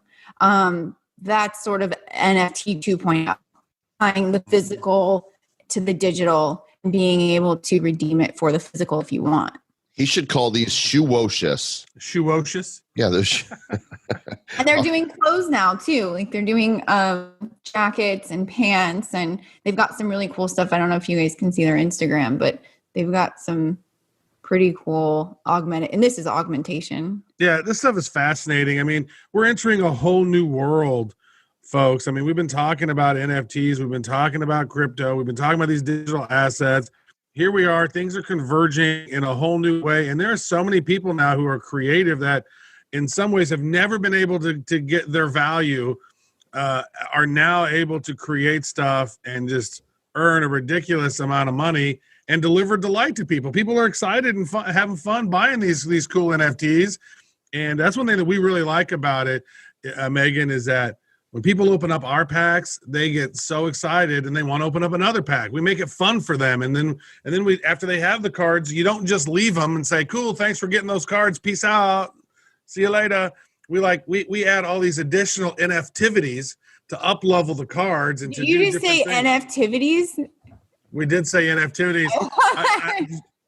Joel said something. We're gonna do some activities, and I thought he said, "Did you say NFTivity?" And he goes, "I did not, but that's a good word." And so we coined it. So we came out, yeah. So basically, it's what it is, like taking your existing cards and then up level them to create and craft something new. Is something that we've been doing a lot with our series, and it keeps our community engaged. Because you're right, it's all about the community. That's why I think a lot of these NFT projects do succeed is if you have a great activated community. A lot of the ones that aren't successful are the ones that don't have a community and or they haven't created an exciting experience for people whenever they open it. Like, you can have the coolest cards ever, but if you have a shitty pack opening, it's just not fun. Yeah. And so, and so we've seen that people fail even though they had amazing cards, they didn't succeed because the pack opening sucked. And then we've seen people like Atari launch on Wax and not sell out because they didn't market it. They hadn't activated their Atari community to learn to do Wax. However, I don't know if you saw this or not, but Atari partnered with Quid and Harmony, yes. And they did a launch yesterday on OpenSea, I believe it was, and they sold 10 Atari cartridge NFTs for a total of 47 ETH. 10 of these things. And that's like more than they probably sold out of all of their Atari packs on Wax because they didn't leverage their community effectively. They didn't market effectively. So, yeah, it's each ecosystem has their own sort of group of investors and holders. Ethereum's been around since the ICO was in 2014, launched in 2016, and there's a lot of brand recognition. I call them the ETH mafia. And all these other chains too are just now getting their legs up and building a community. So the NFT space, I think, is buying Bitcoin or mining Bitcoin in 2010. I think what's his name? Max Kaiser calls them the cantillionaires, the Ethereum cantillionaires, and so does Jimmy Song, the cantillionaires, because they have more money than necessary. Because whenever you get into ETH at 5 cents a token, then and you bought a metric ton of them at the point where it's almost $2,000, you've done pretty well, I think, probably. And that's why you're spending. Let's spend $69 million on these Beeple pixels. That's why you don't mind paying $300 or $400 a transaction for your collector's art. And I think that's important for everyone to recognize. They think, oh, we're going to use Ethereum and brands. Wax is launching next Monday, a very exciting new partnership. And then the following month, another one with a large publicly traded company. And it's all of these companies have realized we cannot use Ethereum because of these high transaction fees. The lowest transaction fee was $375. Yeah. Now your average NFT purchaser is not going to pay that. But if you, again, like you said, Travis, if you bought Ethereum super low and you've been a long-term holder, you have created a lot of value and you don't mind paying $300 or $400 for your super cool NFT art because you know that money is just flowing back into the ecosystem that you're already heavily invested in. And that's a really important thing, I think, for people to understand, and that nuance is missed. Then so is there, you think there's a big bubble that's about to pop on the Ethereum art that's going on with NFTs? Because that's kind of been our sentiment, is we think that's a big bubble over there, and it feels like it's just about to go poppity pop for us. It could, right? It's very similar to ICOs in 2017. Where were all the ICOs being raised on on Ethereum. You were using ERC20s, similar to all of the NFTs now, where the majority of those being released on Ethereum using ERC 1155s or ERC 721s. Yeah, it's all this capital being recycled. So Travis, you could be definitely onto something. It's a bubble that could pop if the ecosystem of Ethereum does not continue supporting it. Well, that's why it's a good thing we have alternatives like Wax, right? Correct. That are out there. We're discovering Wax more. is not. Oh well, you're not seeing that same pattern inside of chains like Wax, because people that are coming in are coming in not to buy the token and speculate onto it for a very long time. At the moment, these NFT purchasers are coming in to buy the NFTs because they like the brand or they like what they're able to buy on the chain. Watching the future closely and now keeping an eye on what you're doing, because you see the future really clearly. And if you're telling us something's going to be big, then we want to be paying attention. The best place to connect with you, Megan, would be where? LinkedIn or Twitter. Okay, we'll have links in the show notes to Megan Casper's socials. And thanks for coming on today and speaking with us. This was great. We told you guys you would know more on the other side of this interview. Now you do.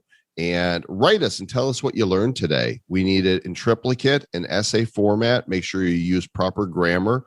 badcryptopodcast@gmail.com. And our producer, Aaron, will be spell checking all of your essays and grading you. Very nice. Yeah, she's hit some serious home runs.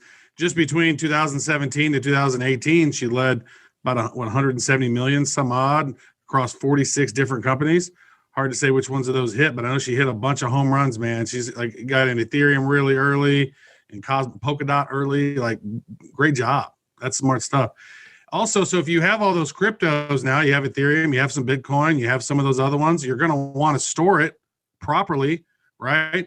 And what are you going to do? Just leave it on the exchanges or just leave them sitting around on your computer? No, you want a hardware wallet that it has security. And so, and you want to go get that wallet just like on eBay or go buy it off, like go to Walmart and get one? No, you want to buy it directly from Ledger. Ledger is the gateway to all crypto services that you need to buy, sell, exchange, and to grow your assets in a single app. With the hardware wallet, you need it. And so you can go to ledger.com, or if you want to go through our link, I think you get a little discount. It's badco.in/ledger. And Ledger's the only thing that I will trust at this point. I've had a Trezor that did not work, that I lost cryptos on. It glitched out on me. I've tried some other ones. Ledger seems to be pretty good. So as long as you remember your code, you're good. So remember your code and your keys and try out Ledger, please. As always, we are grateful that you are out there in the Republic of Bad Cryptopia and listening as the show continues to gain steam.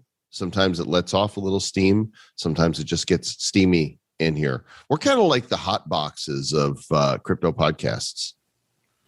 Well, that's not true because I'm the one that's smoking weed and you're not. So you're kind of getting hot boxed. You're the one that's getting hot boxed or what? Well, I figure that they must be, right? I mean, there's enough happening on your side that's got to be happening. Speaking of smoking weed, dude, was that not super fun interviewing Kevin Smith for the Nifty Show? Oh, that was awesome. He was actually smoking a couple big fat joints during. I think he had a vape. He had a big fat joint. I saw him had a smaller joint. He was just mixing, matching it up during the show. We had an hour-long conversation with Kevin Smith. So if you guys haven't had a chance to check that out, that's right. That Kevin Smith from Clerks and Mallrats and Chasing Amy and Dogma and all those movies. Silent Bob has a lot to say, actually. He really does. And he's a down-to-earth guy. He did. I was like, dude, I thought you were silent, man. You got all kinds of words. Good Lord. No, he's got a lot of words. He makes up for it because he's got to be quiet in the movies. Although, in the first Jay and Silent Bob, he finally gets pushed too far and he lets Jay have it towards the end. I mean, he just yells, gets in his face. And it's like, oh, okay, this is not Marcel Marceau. When pushed to his limit, he can have words. Unlike Penn and Teller. Teller never speaks when he is in the persona for the Magic Act. Ever. I have seen him on an interview before, though. Yeah, he does speak, He just doesn't do that kind of speaking. That's got to be the best gig ever. Like all you got to do is just make like a puzzled face every once in a while and let Penn Jillette do all the work. And he's like, all right, then I'm just making a face and then being funny. And like, it's crazy. Speaking of Penn Jillette, my brother just celebrated his birthday, and I went on Cameo and got a Penn Jillette cameo for him. And he really delivered. It was like a 2-minute deal. I asked him to share some stories about Vegas because, he's been, they have their show there. And my brother's a huge Vegas fan, and he really delivered for the $150. Wow. That's nice. Yeah. Happy birthday to your bro. Yeah. And thanks again, everybody. We appreciate you.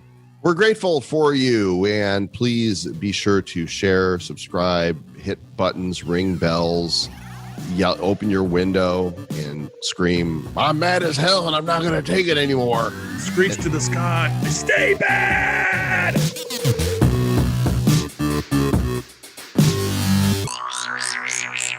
Who's bad?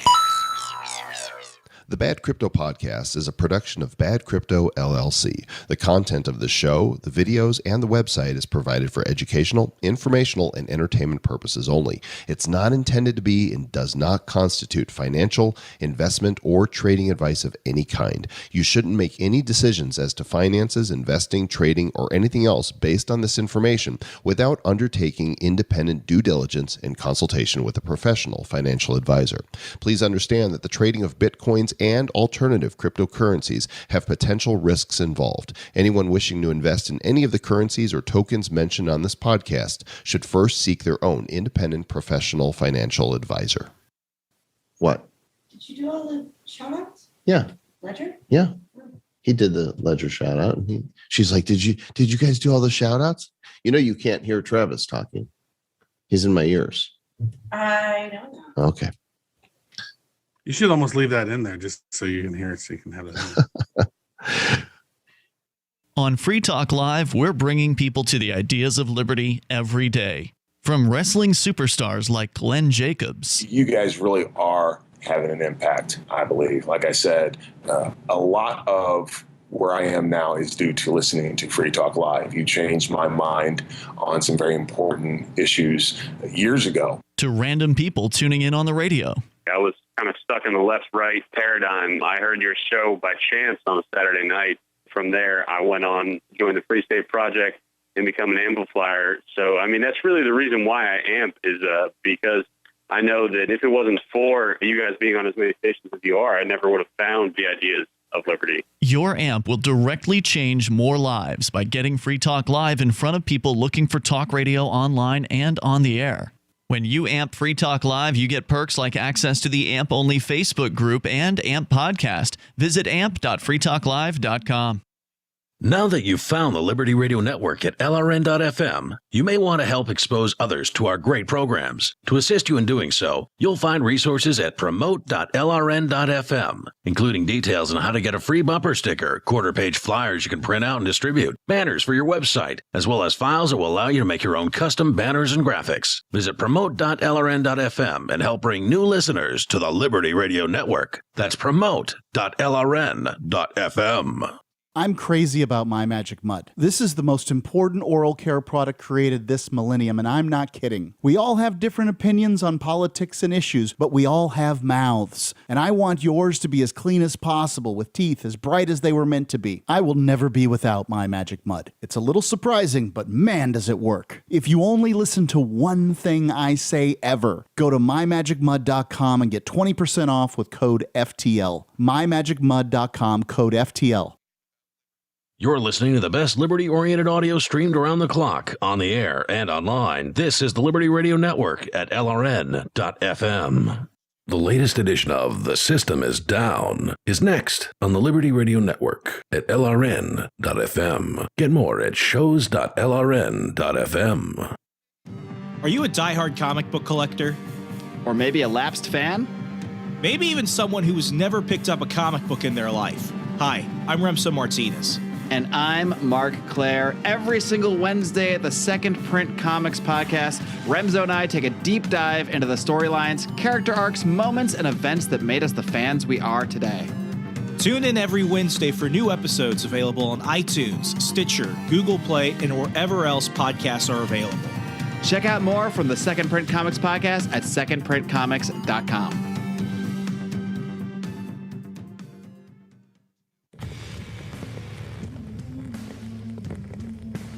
Blood clots, microchips, BLMs, $1 million mansions, and so much more. We're going to talk about everything. Everything that is in the news today that is notable and fun to talk about. All of that and much more here in a moment. Ladies and gentlemen, without further ado, let's get weird. The following is a Goulash Media production. GoulashMedia.net.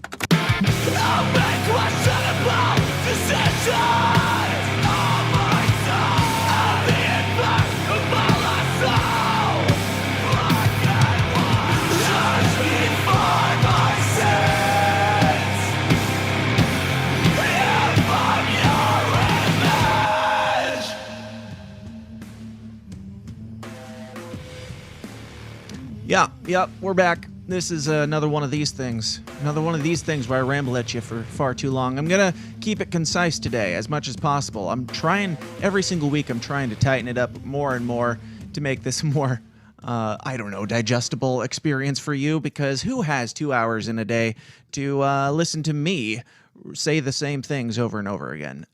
So let's jump into it here in a moment. Before we do, I got to remind you about the Downers Club. Our sponsors of the show, people like Ellen Gomez, who's new. Welcome, Ellen. Jack Casey is new. Rick Duran is new. Javari is oldish. Craig DeCosta, Joe Kabinski, Anthony Meyer, Derek Evans, Mitchell Mankowitz.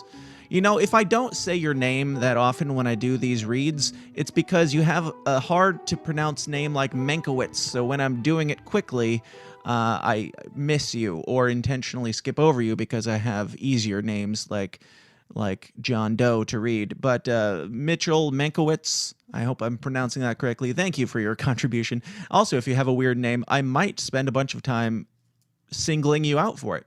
Patreon.com/The System Is Down is where you can support this show. You can get more weird, more raw, more offensive, more weekly content, bonus episodes of the show every single week. Sometimes 2 or 3 or 4 bonus episodes depending on the week, but at least one good, fun, extra episode every week. And you help this thing keep getting bigger and better, more beautiful. So patreon.com/The System Is Down is the place to join the Downers Club and become a part of the family. Check it out. I think you'll like it. And if you don't like it, you can leave because there's no contractual obligations. If you come in, you snoop around, and you get some content, you paid, $5, and you listen to endless hours of content, and then you leave after the first month. That's fine too. If it's not for you, that's fine.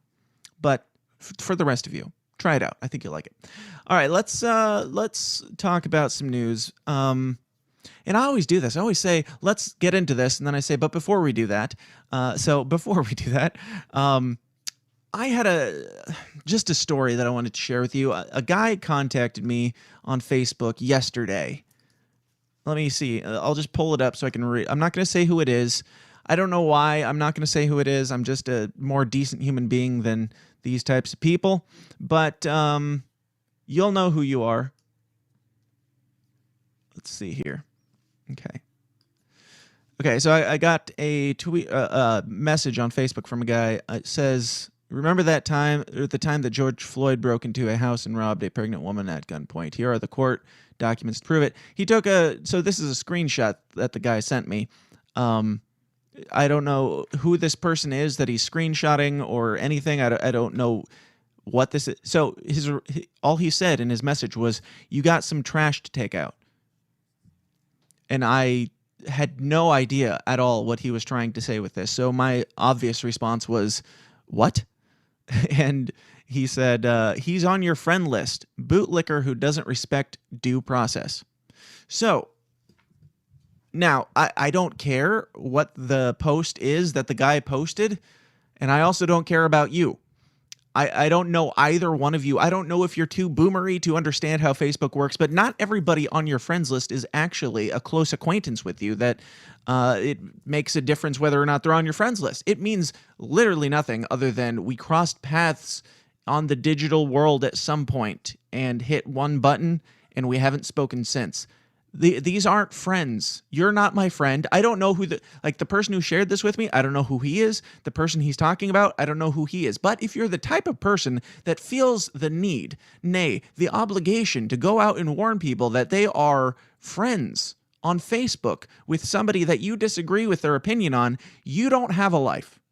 You do not. If you find that, and especially since you're not friends with me, you don't know me either. Like, I don't know you. We've never spoken before. You're going to strangers and warning them that they are Facebook friends with strangers with opinions that you disagree with. That means for this guy to get to me in his list, I don't know how many people he must have gone through before he got to that point. Probably a fair amount. And you're wasting your breath. You're wasting your time. I have half a mind to block both of you, especially you, because you're bothering me with this bullshit. I don't care if somebody on my friends list is an evil person. I don't care if somebody on my friends list has committed atrocities directly. I'm not friends with them just because they clicked a button and I clicked a button on Facebook. I don't know who this person is and I don't know who you are. Go on your merry way and bother somebody else. Better off. Go on your merry way and find something productive to do with your life. Okay, so that's that. Just a rant that I needed to get out of my system. And if you are that person, which I know you're not because you don't take time to actually listen to the show, I'm sure you're too busy, I don't know, flailing about digitally. But if you are that person, please seek help immediately. I don't care. Okay, so let's get into some news here. We've got a few things on the agenda for today. And before we get into our main topics in the headline, we have to talk about some other things like this. CNBC.com reports, so you know it's legit, the Fed is overwhelmingly white and male and needs to change, study said. If you are somebody who is like, oh, this is another cancel culture bullshit, diversity for diversity's sake thing, then you're wrong. Because I applaud this. I, for one, am all for this. I don't care how you do it. I don't care who you gotta, call a racist or call a sexist or a homophobe or whatever. I don't care how many names you gotta call. If you're pushing to end the Fed, then fine. Use your powers for good. And if it takes you saying that the Fed is not inclusive enough, so we need to cancel the Fed, then by all means, do it. I mean, there's all the other atrocities, but, if this is what it takes, then go for it. Just like, if somebody said, like, we need to save the trans children in Afghanistan, so we need to end the war in Afghanistan, yes. First off, yes, I agree with both those points, but doesn't have anything to do with them being or not being trans. But if you need that variable in there to make you care about important things in the world, then so be it. But yeah, so I did skim through this earlier. It's mostly just repeating the headline. It's exactly what you think. There's not enough diversity on the board of the Federal Reserve. There hasn't been enough presidents and directors and whatnot.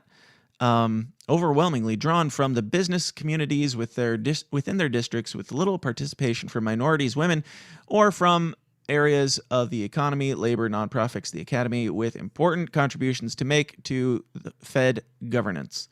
I don't care about any of this stuff. Just end it. Just end it right now. I don't care what it takes. And if it gets people talking about it and saying, hey, what's the Fed? And then they happen upon, the creature from Jekyll Island or something like that and decide to give it a skim. Is that the right word? Then good. Bring awareness to this problem of that evil, racist Federal Reserve that we've got that is not hiring enough black folks. I'm for it. End it now. Okay. So moving right along, we also have from CNN.com, so it's super legit. So I've got this story from two different sources. We'll do CNN's first to see what their problem is or why they feel like it's important to report on Biden's planned pick for ATF director, a fierce advocate for gun control. Now, so Biden appointed this man, David Chapman, for the director of the Bureau of Alcohol, Tobacco, Firearms, and Explosives, the ATF. Is it the ATF-E now? I don't know. It should be if you're including explosives. But David Chipman, President Joe Biden's planned nominee for the ATF, for director of the ATF, has a long history at the agency and sports credentials in gun control advocacy, sure to excite firearm safety groups. If confirmed, Chipman will lead the agency that enforces gun laws at a critical point in Biden's early tenure, as the president looks to take fresh action on the issue in the wake of 2 deadly shootings last month. I don't need to wait another minute, let alone an hour, to take common sense steps that will save lives in the future, Biden said last month. The president plans to announce new executive actions on guns Thursday, a person familiar with the plans said. So that would be today, the day that I'm recording this. I'm not sure if this will be coming out today or tomorrow, but either today or yesterday, Biden is supposed to have said something. If confirmed, Chipman would return to the agency where he worked for 25 years as a special agent. While at the ATF, he disrupted firearms trafficking operations in Virginia that were supplying illegal guns to New York City, served as a member of ATF's version of SWAT, and was named the special agent in charge of ATF firearms programs. They left out some things. They left out a couple things. You probably don't get ahead of me if you know what it is, but just know there's a couple key details in his track record that they're leaving out here specifically. Now, maybe it's hidden in here.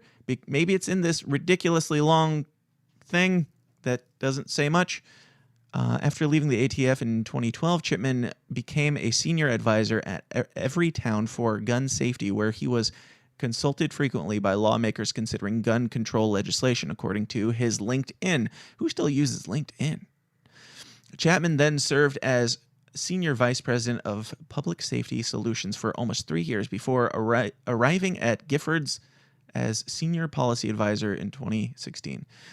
It's in these roles that Chapman's voice as a fierce advocate for gun control was elevated, as he frequently wrote op-eds and made media appearances to advance the cause. So, let me see.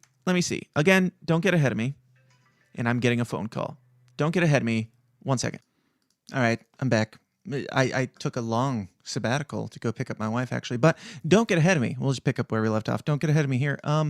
Let's see if Waco comes up. Oh, not a single Waco result in this article, which seems a little odd. If there's one thing worth pointing out about this guy being the head of the ATF now, it is not his glowing track record. Why is my screen all jacked up? It's not his glowing track record as an amazing ATF guy. The most important thing, in my opinion, this comes from theblaze.com, so you know it's legit. Gun rights activists raise alarm over Biden ATF pick who was agent involved in Waco massacre case.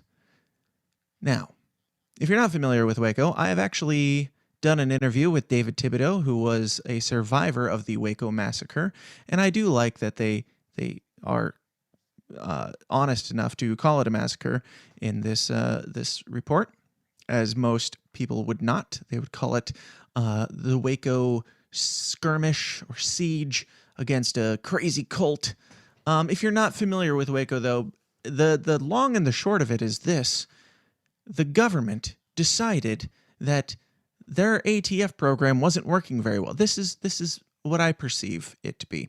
The government decided that their ATF program wasn't getting enough traction, wasn't getting enough funding because it wasn't getting enough traction. So they needed a big case. So they found a bunch of crazy people who were peacefully minding their own business out in the middle of nowhere in Waco, Texas, and they decided to yell at them to come out and give themselves up because allegedly there was some, marriage with minors and things like that. There was some shady stuff there involved, certainly, but they did not, to my knowledge, break any law straight up. And so you can go listen to that entire episode with David Thibodeau that I did. I also interviewed Gary Nesner. If you're new to the show and you didn't hear these, go back and find them because they're fantastic episodes. Gary Nesner was, if you've seen the Netflix series Waco, it's not a Netflix series. Originally, it's like Paramount or something, but it's on Netflix now. The Waco series, that is based off of David Thibodeau's story and Gary Nesner's story. Gary Nesner was the FBI director who was involved in that case as well. So I got both sides on that. Go check it out and get more information. But just know that the government burned children and women and men alive because they had some guns and were minding their own business and did not come out when the government told them, hey, come out, even though we don't have any reason for you to come out. So this guy, Mr. What's his name again? Mr. David Chipman. What a great name. David Chipman is not only a longtime gun control lobbyist, but was actively involved as an agent in the case of the U.S. government killing more than 70 people in Waco, Texas massacre in 1993. Read more. Okay. Biden announced Chipman as his pick on Thursday, and gun rights advocates were quick to point out that the nominee is a senior advisor to Giffords, a gun control group started by former Representative Gabby Giffords and her husband, now Senator Mark Kelly. Chipman also spent 25 years working as an ATF agent where he served on the SWAT team for the agency and in other roles. But a closer look at his resume shows that Chipman was a case agent in the Branch Davidian trial, while stationed in Waco, Texas from 1993 to 1998. The Branch Davidians were a cult that lived in a compound in Waco, and 76 of them died, including women, children, and sect leader David Koresh. After a search warrant turned into a standoff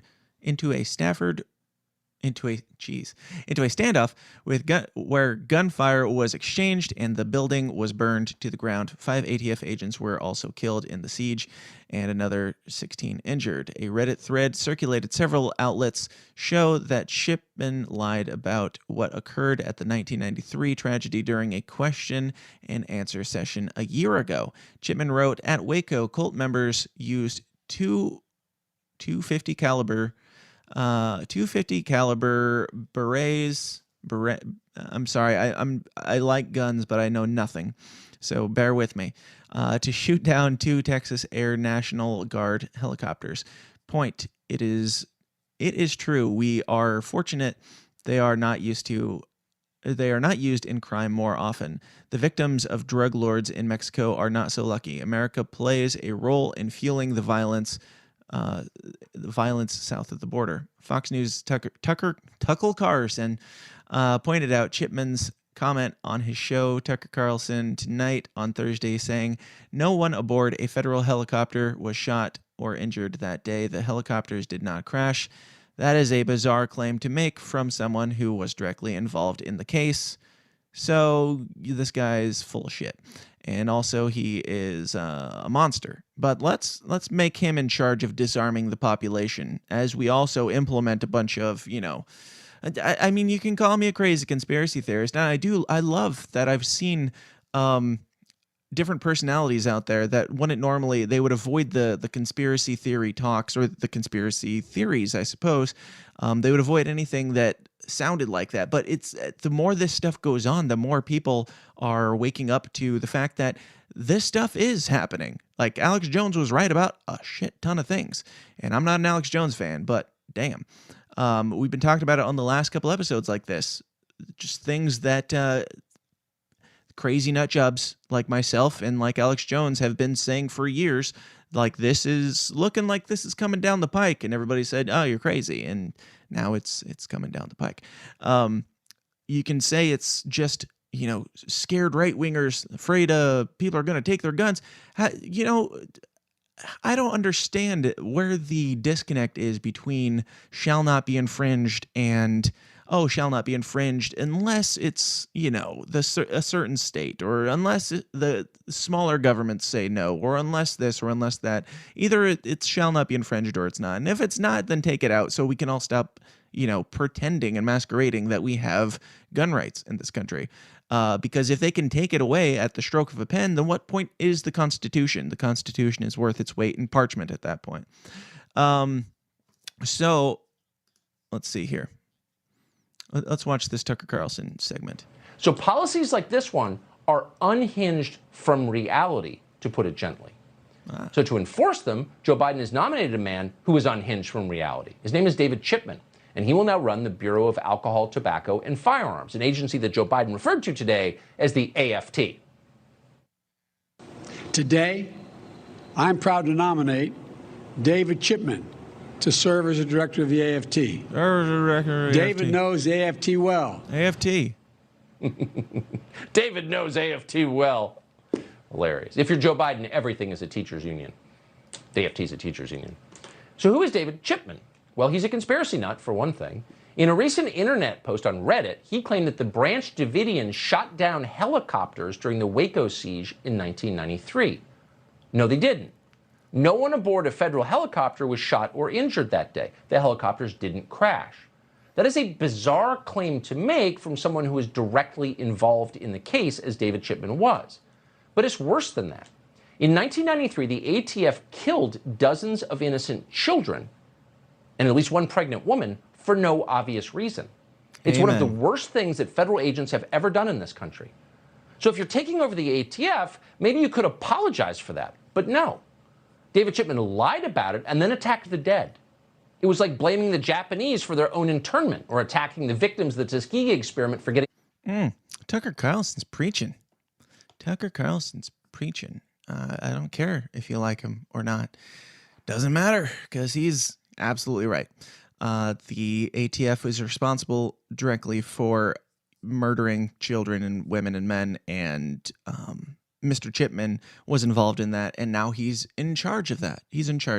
That's so as the government continues to tell us that we have to stay in our homes, we're not allowed to go outside, we're not allowed to run our businesses, you have to wear a mask, you should really get the vaccine, we're not going to force you, but we might implement, vaccine passports to keep you from going anywhere without getting the vaccine. We're not forcing you to get the vaccine, obviously. We're also not microchipping through the vaccine, right? I get ahead of myself. We're not ready for that topic yet. But as all these things come down the pike and end up, just subtly, quietly peppering their way into the headlines, and most people ignore them, just keep watching. It's going to keep happening. But as this authoritarian takeover continues, we are now putting into positions of power of the ATF, of the business that he was a terrible, crappy member of, the ATF, which shouldn't exist in the first place. We're going to put the guy who I don't know exactly his position in Waco, like what he had to do with the case. I'm sure we could find out, but if he had any position in it at all and is still lying about the fact that they killed a bunch of people, U.S. citizens no less, who were minding their own business, if he's still lying about that, then maybe, just maybe, he's not qualified to lead the ATF. Or the AFT, as Joe Biden so eloquently said. Moving on to the Marxist BLM leader buys $1.4 million home in ritzy LA enclave. This comes from the NewYorkPost.com, so you know it's legit. Now, I do not care if somebody wants to buy a fancy home. I don't care if Bernie Sanders wants to buy beachfront property while he says that California is going to be underwater within 10 years. I don't care that Bernie Sanders rails against the millionaires and billionaires until he sells a book and becomes a millionaire. Then he switches it to just the billionaires. I don't care. But if this person wants to be a Marxist leader, as she does, then maybe be a little less flagrant with your love of capitalism. Let's read a bit. Black Lives Matter co-founder Patrisse Khan-Cullors, sorry if I'm pronouncing your name incorrectly, recently purchased a $1.4 million home in an exclusive Los Angeles neighborhood. Patrice, the leader of Black Lives Matter and a self-described Marxist, recently purchased a $1.4 million home in an exclusive, I keep wanting to say executive for some reason, Los Angeles neighborhood where the vast majority of residents are white, according to reports. The home, which features 3 bedrooms and 3 bathrooms, is nestled in Topanga Canyon and has separate guest houses on the property, according to a celebrity real estate blog, which reported the transaction last week. The property, which is about 15-minute drive from Malibu beaches, features bamboo floors and vaulted ceilings, according to the listing. Once a hippie enclave in the 1960s, Topanga Canyon is now home to sprawling homes where 88% of the residents are white. After the sale of the property was made public, critics took to social media to blast colors. It can't be colors, right? Black Lives Matter, which began a hashtag in response to the acquittal of George Zimmerman in 2012, shooting Trayvon Martin, took in more than $90 million last year and was at the forefront of protests across the country last year after the death of George Floyd. And by protests, you mean violence. So it doesn't matter, you do you. My stance does not change. Like, you should be. I'm not saying that she shouldn't be allowed to make money. I'm not even saying she shouldn't be allowed to make money off of a non-for-profit like BLM touts to be. But and I'm also not saying that the money that she's spending on this very fine house in a very white neighborhood, I'm not saying that came directly from BLM donations. I don't know. Maybe it did, maybe it didn't. Either way, though, if you're going to push Marxism and push for diversity for diversity's sake, pushing for, I would imagine she's some of the types that would say we need more black representation in the Federal Reserve. My point is, it doesn't matter what color your skin is. It matters that you have a diversity of thought. And she's pushing for diversity of skin color and judging people by the color of their skin. She's also, part of a group that's pushing for ending the nuclear family and removing fathers from the home, which sounds an awful lot like, what the government did back in the 60s and 70s with the drug war. So she can buy her house. It's all good and well, but if you are still going along with this, if you're still following blindly with people who say that Marxism is the way to go as they live their lives in a capitalist utopia, I don't know what to tell you. I don't know what else you need to hear. Like, your leaders, Bernie Sanders is a millionaire now because of capitalism. Bernie Sanders is saying that climate change is going to cause California to be underwater, and he's buying beachfront property in California. And this BLM leader is buying $1 million mansions in primarily white neighborhoods while talking about, the disproportionate distribution of wealth amongst minorities. Good for her for making a quick buck and buying some nice property. This is more a statement to you. Wake up. She's not on your side. She's making bank off of convincing you to stay poor. All right, so let's move on to some of our main topics here. And again, I'm going to keep this a short-ish episode, shorter than usual. Not the full 2 hours, that's all I'm saying. I'm going to keep it to the somewhere around the hour that I tried to do and never actually hit. So this is, more crazy conspiracy nonsense, right? Johnson & Johnson COVID-19 vaccine rollout is paused. How much should you worry? This comes from Forbes.com, so you know it's legit. If you didn't hear about this, if you don't know, that's basically the story. That's the story that they're giving you is Johnson & Johnson's COVID-19 vaccine. I think it's one of, is it 3 or 5? I don't know how many vaccines there are because I'm not taking any of them. But we've got all these people saying that, if you oppose a vaccine because of danger, then you're a crazy conspiracy theorist. I saw when this whole thing, when the vaccine was paused, I literally saw somebody try and make the claim It's ridiculous. Like there's a 0.0001% chance that you will be affected by the Johnson & Johnson vaccine. There's almost zero chance that you will have this blood clot issue, and so you shouldn't be scared. Do I need to say more? Do I really need to go on with the obvious hypocrisy here? Like, you're the ones who are saying that we needed the vaccine for a virus that kills maybe 0.0001% of the people that it infects. Like, with such a low death rate, such a low mortality rate that it barely sure, it's worse than the flu. I'll give you that. It exists, and it's worse than the flu. And it's also extremely rare that most of you will be affected by it. And we're supposed to take a vaccine that might kill you to help prevent a virus that might kill you.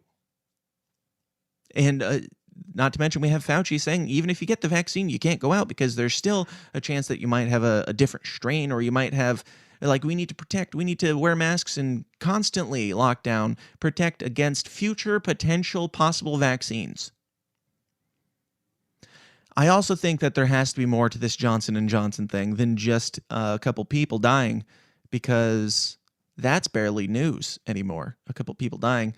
I'm not here to push fear porn or anything like that on you for the Johnson & Johnson thing. I just think my conspiracy antenna is up a bit, let's say. You don't have a couple deaths from a vaccine and then just say, nope, stop that. Nobody look over here. No more Johnson & Johnson. You don't just stop it, especially if it was saving the majority of the population from imminent demise. Like, you don't just say, no more. I feel like there's more to it than that. I feel like there's something much worse that we don't know about that came out of this vaccine. And maybe it's more deaths. Maybe it's zombies. Maybe it's death and resurrection. I don't know. It doesn't matter. But I don't trust somebody who is like, they pushed out this experimental vaccine to begin with in record-breaking time. So you're all guinea pigs. We haven't run the tests. The tests are showing that some people might die from blood clots. Not to mention they're not just blood clots. They're blood clots that, from my understanding, blood clots that can't be treated in the same way that normal blood clots can. So like a super clot, like this is something completely new that we can't even treat. Like this is becoming, just as bad as COVID. It's a thing that we kind of understand because it's similar to other things in medicine that we understand, but it also has these different variables that we don't understand, so we can't directly cure it. I don't know, man. Like, you want to tell me that conspiracy theorist stuff is just all nonsense while just the manipulation of convincing people you have to wear a mask and you have to get a vaccine in order to stop this virus that has a small chance of killing you. And the methods of preventing that small chance of death also have a small chance that you'll die from taking them or using them. Even masks, like there are people, I'm not saying people have died of masks, but I know people specifically and directly that have had issues, like they're hardcore maskers and they wear their mask constantly and they had a bacterial infection of the mouth because of it. Like you are the ones giving the medical advice, not me. I'm not here to say that you should or shouldn't take the vaccine. I'm not going to take the vaccine. I wouldn't encourage you to take the vaccine, but if you want to, that's your choice. I'm not a medical professional, obviously. But I do think that there's more to this than they're telling us. So let's keep an eye on that. All right? All right. And next up, continuing, with all the crazy conspiracy theorists, they've been saying this ridiculous nonsense for generations. It's so dumb. They're saying that the government is going to push a vaccine on you and it's going to have a microchip in the vaccine that can track you and detect you, and it will all be done in the name of science and progression and fighting illnesses. That would obviously never happen. The government is not trying to put microchips in you, obviously. From Newsweek.com.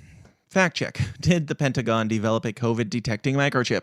Oh, shit. I mean, you might as well you might as well just make a I don't know, a product line and call it Soylent Green and tell us it's not people at this point. Like, the levels that we have to go to pretend like all the conspiracy theories aren't coming true is astounding. As the COVID-19 pandemic continues to rock the globe, scientists are having to contend with conspiracy theories and misinformation related to the outbreak. In some cases, this results in vaccine hesitancy. Oh, God forbid we be hesitant on taking a vaccine that hasn't been tested. God forbid.